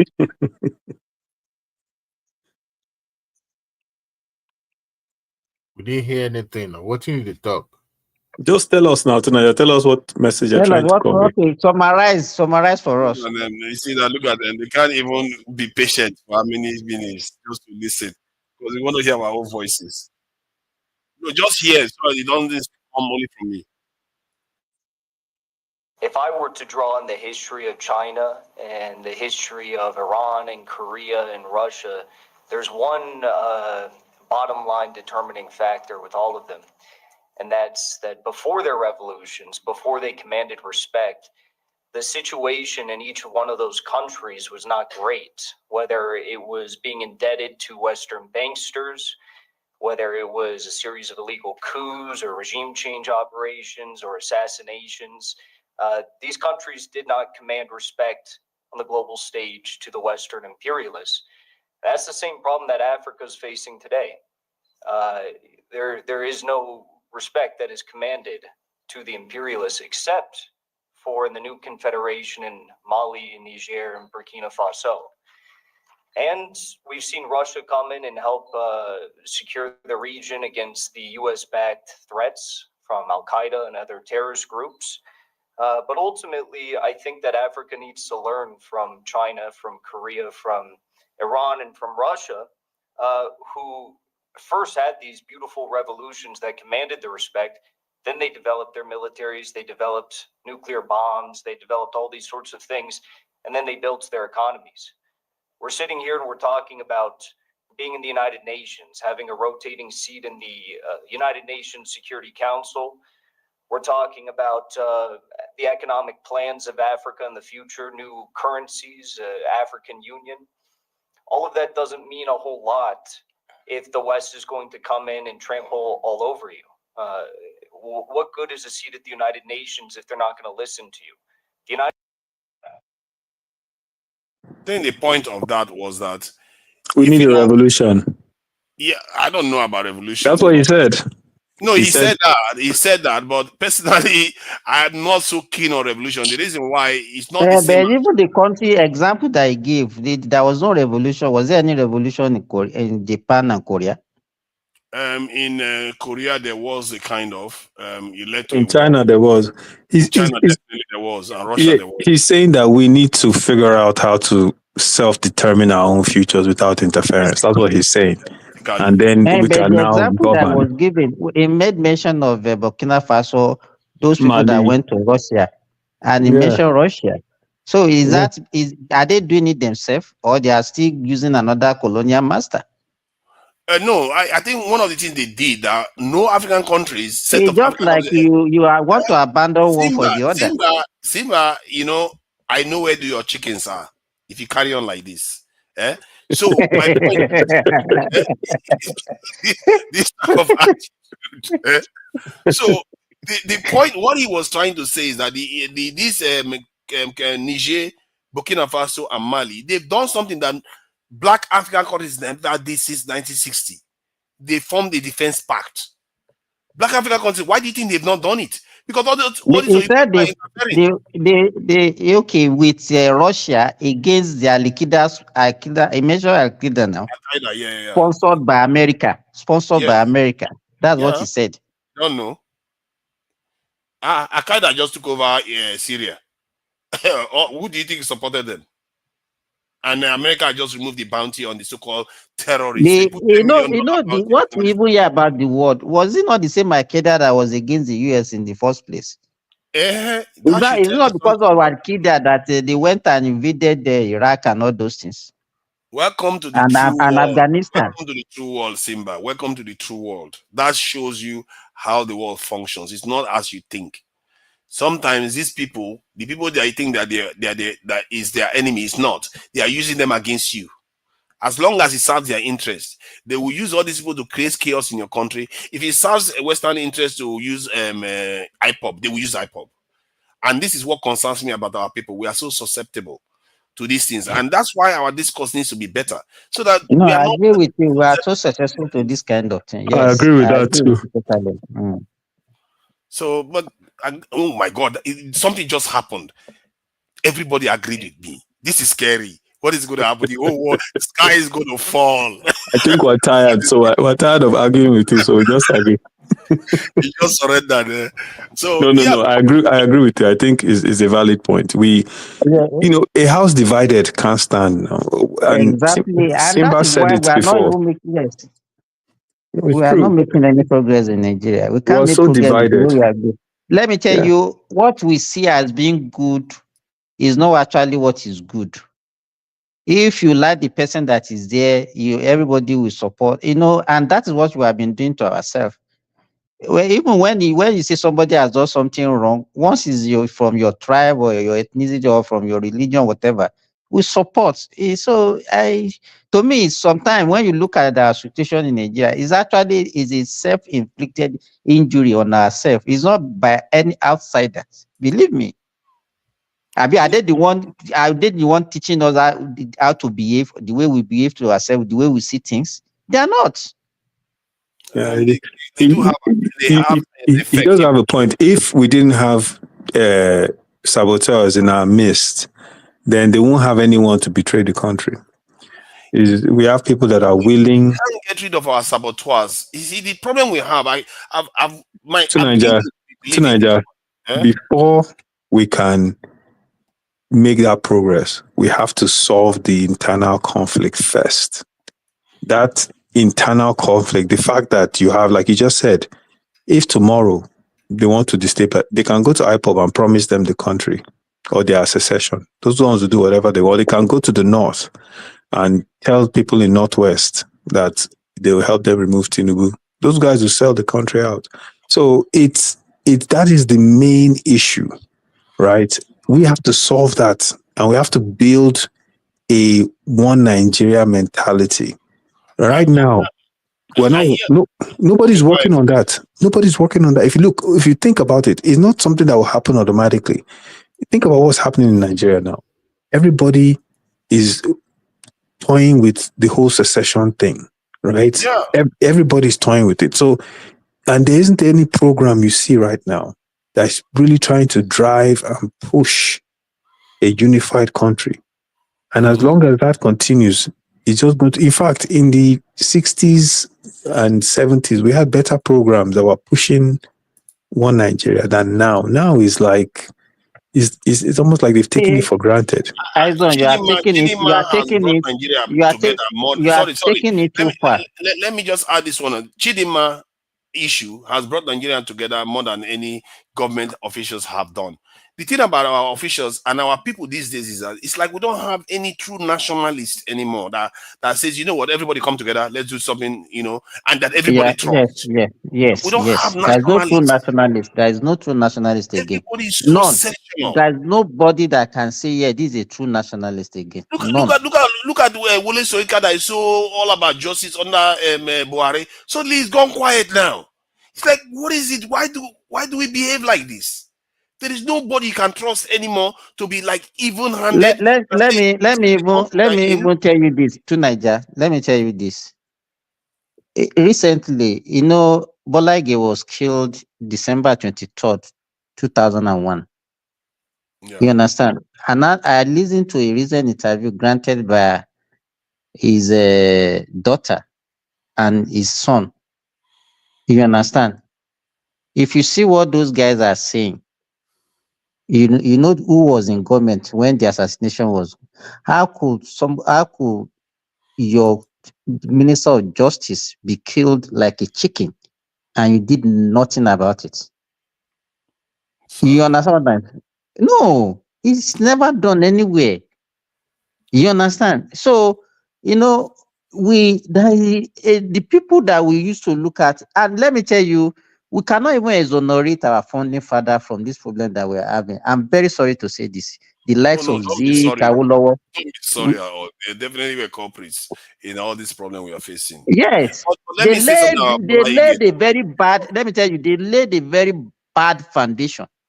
Yeah, before you get past Bola Ige, you see, when I was in Nigeria under Abacha, and you know, Jagaban was somewhere in London, or I don't know where he was. He wasn't on the ground, that's for sure. Okay, during the Nadeko Palaba. Yes, during that period, yes. And Bola Ige okay, you I was in Lagos then. well, yeah, I was in Lagos then. maybe Yes. you are still drinking bottle that time. Oh, look at that. He doesn't have a clue. You see, Bola Ige is such an inspirational character. He was one of my favorite politicians at that time. And it's a shame what happened to him. And when I was living in Nigeria, I think I read that he was supposed to be like some kind of power minister. I had hope that Nigeria was going to get power with this guy in there. But somehow it never happened.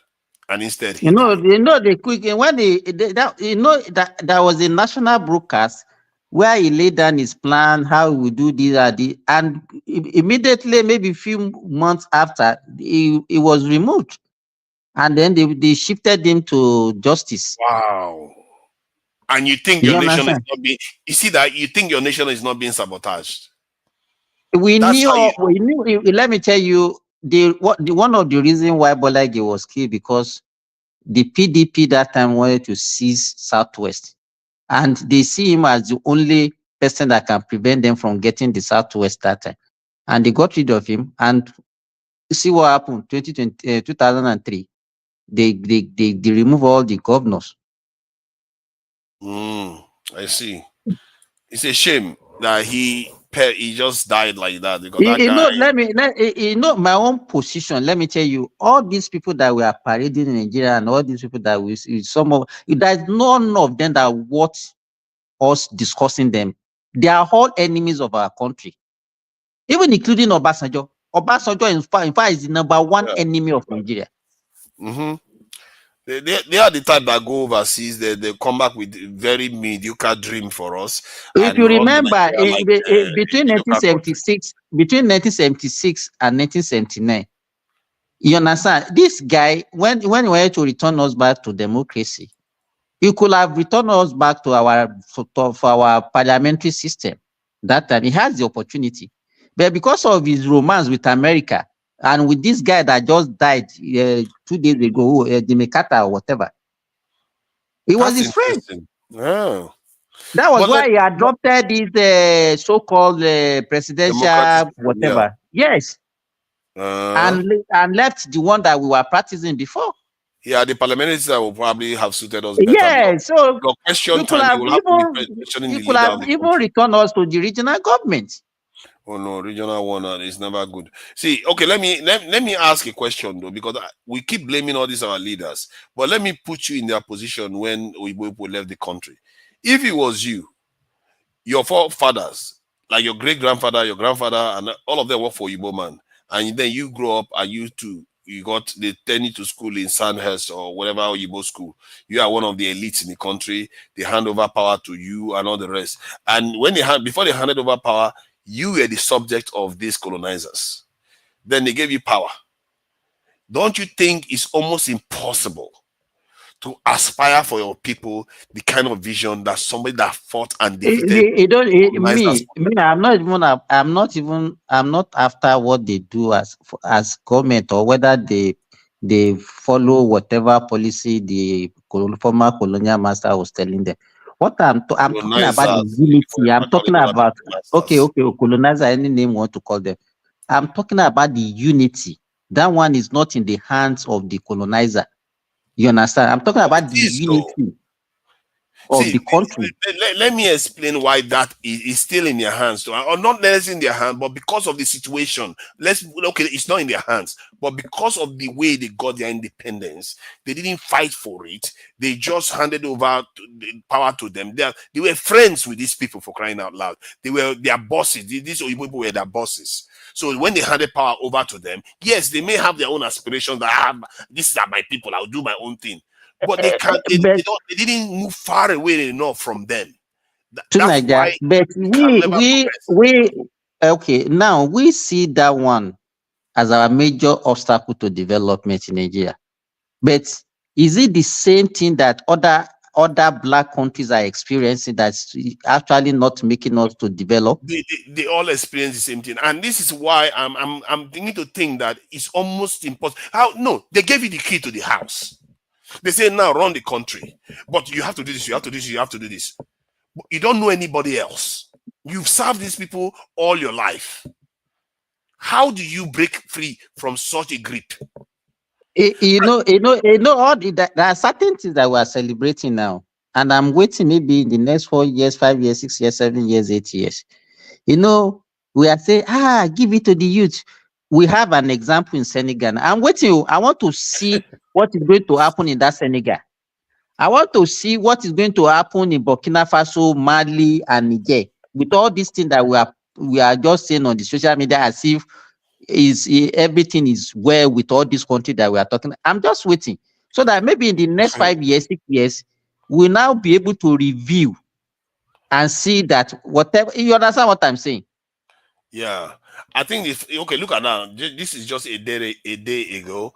Senegal's foreign minister on sovereignty. You see, I think this word sovereignty, Nigerians have forgotten the true meaning, and we don't know how important it is. Sovereignty is basically saying freedom. You are truly free. We don't have it as a nation. But are you sure? Are you sure that they are truly free? Are they? That's what I'm saying. That we review this thing. It's not now. We give them benefit of the doubt. No, I'm not saying they are truly free, but at least they are searching for it. They are fighting hard for it openly. Okay, we will see. In the 80s when we used to have coup all over Africa now and there, that is the same thing that we did that time. That you always say, oh no, because of this, you understand what happened? Yeah. No, I remember in Guinea that time, Guinea Conakry, there was the president there that time, very popular secretary. It was the military that really tried. He tried. Then they used military to remove him and all those things. And it's the same story. Well, I remember when Buhari and Diagma came in 1983, it was also the same thing that we don't want Western influence and all those things. What happened? They removed them. That's the thing. Our own people are the biggest weakness. Our own people are so that was what Tyson was saying earlier now. They use Babangida to remove them. Okay, but think about it from this point of view. Like when China was invaded by Japan. Let me tell you, do you know what is happening in Niger Republic now? Niger is in chaos. But nobody is talking about it on the social media. I'm not sure. And that was why the guy was raising a false alarm. It was diverse. You know what that guy was doing? He just going on. You are saying Niger is in chaos. Let's check the news on Niger then. Okay, Nigeria rejects allegation of working. I have to check that before this one start making statements like that. Well, I don't know where he got his own information. After military took power, terrorist attacks only got worse. That's what they are saying in New York Times. Nigeria denies colluding with France to destabilize. It's what I'm saying. Let me tell you. The terror. Let me tell you. The terrorist attack in Niger now. Niger was more stable before the coup than now. That's what I'm telling you. Actually, no. Guys, it's 2 a.m. I'm going to sleep. I think we should be rolling up. Actually, it's almost 7 hours. Simba Odabo. We will shut up. Okay, good night. Yeah, thank you for joining us. Nice one. And I'm looking at Niger here, and you can argue that Niger now they are focusing their effort on trying to remove the Nigerian government, so they will fund these destabilizing agents to cause that problem in the country. You can argue that, but I don't think, in terms of the economy, Nigerian economy is growing. That's the fact. Let me Niger GDP. Let's see what it is saying now. Since I think they took over last year now, almost 2 years now, because it just went. Oh my God, it's just rocketing. Where is that? No, that's 2020. So I need to check the GDP. No, it was last year now. A year. They came in. Was it last year? 2013? It was last year now. JB Tinubu was there when people were accusing Tinubu. Right. It was even it was maybe barely is up to a year itself. It's not up to a year now. Wow. Their real GDP growth, they are saying is 9.9%. That is stupid high. That's well higher than that. Is there any country in Africa that has a 9% GDP growth? Where are you getting that? I'm from World Bank now. International Monetary Fund. I can share it with you. You know, I like to show evidence. But we are not seeing the effect when a lot of people have been displaced in Niger Republic. Most of them are. Is that not what it says there? The real GDP growth, 9.9% for Niger. Even I am surprised. I'm thinking I will be expecting 5-6% at most. I'm surprised to see 9.9. And that's 2014. Man, I don't know what to tell you. I told you. 2014, I got 2024. 2024 actually. That's what it's showing, 9.9%. If we go for Nigeria, I think, let me tell you, it will be good if the economy is improving, because it will be less stress. It will be less stress on Nigeria. Let's check Jagaba's GDP. Where is it? Where is the Jagaba's one? Hey, it's not there. I can't see it yet. I need to go back out so that I'll see which one Nigeria stands. Nigerian GDP, just add it there. Nigeria is growing fast, you know. So where's the World Bank? Is that trading IMF? Okay, that's IMF page there. So like for like, we don't want to cheat.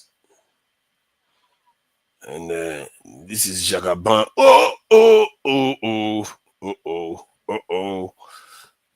Simba, I hope you are not in shock. Are you seeing the numbers? Simba, are you still alive? This is scary. So this crazy junta that we are talking about has got 9.9% growth, and Jagaban is making do with 2.9. This is hard though. This is hard to take, I have to say. It's a problem. But this is the true result of things. So I've shared it now. There's no dispute about that anymore.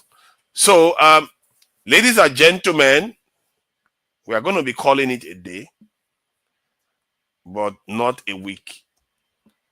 This is the last day of the year, 2024, 31st December 2024.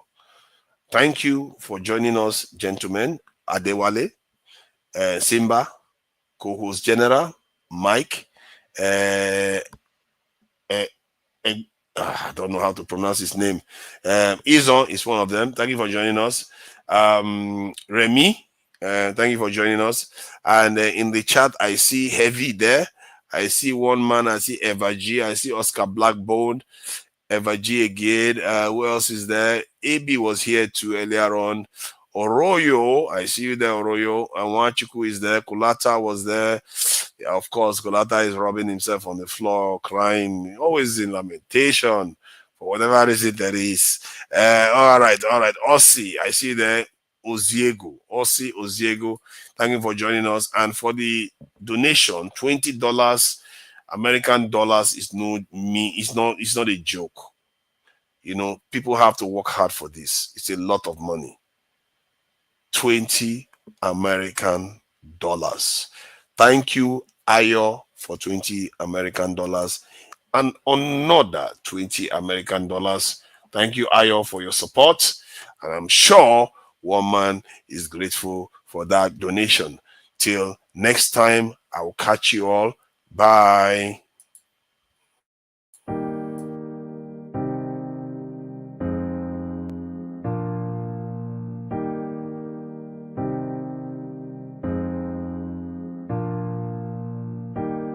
Obunu gini kama chozunu imana chukwa kosi womo onyele miu nyelu yumi. What am I looking for? See my God, he don't bless me, oh. He give me you. Obunu kife la chasha so, obunu kife me chasha me. My baby, you know, say you gon' love for me. Hey, yeah. I do go, I do go. I could go. When I call your name, Shakara for me. Oh, Roma. I will be your Romeo. You go be my Julie. Roma. I will be your Romeo. You go be my Julia. Oh, give me your love and I'll go run away. Show me your love and I'll go use you play. Carry me, go me, I go follow you away. Follow you, they go. Maka Munagi, me and you. Okwa Munagi, my baby, and me and you. Me and you. Okwa Munagi, my baby, oh. Obuzi kife la chasha so, obune kife la chasha me yo. My baby, you know say you go love me. I do go, I do go. I could go. When I call your name, Shakara for me. Oh,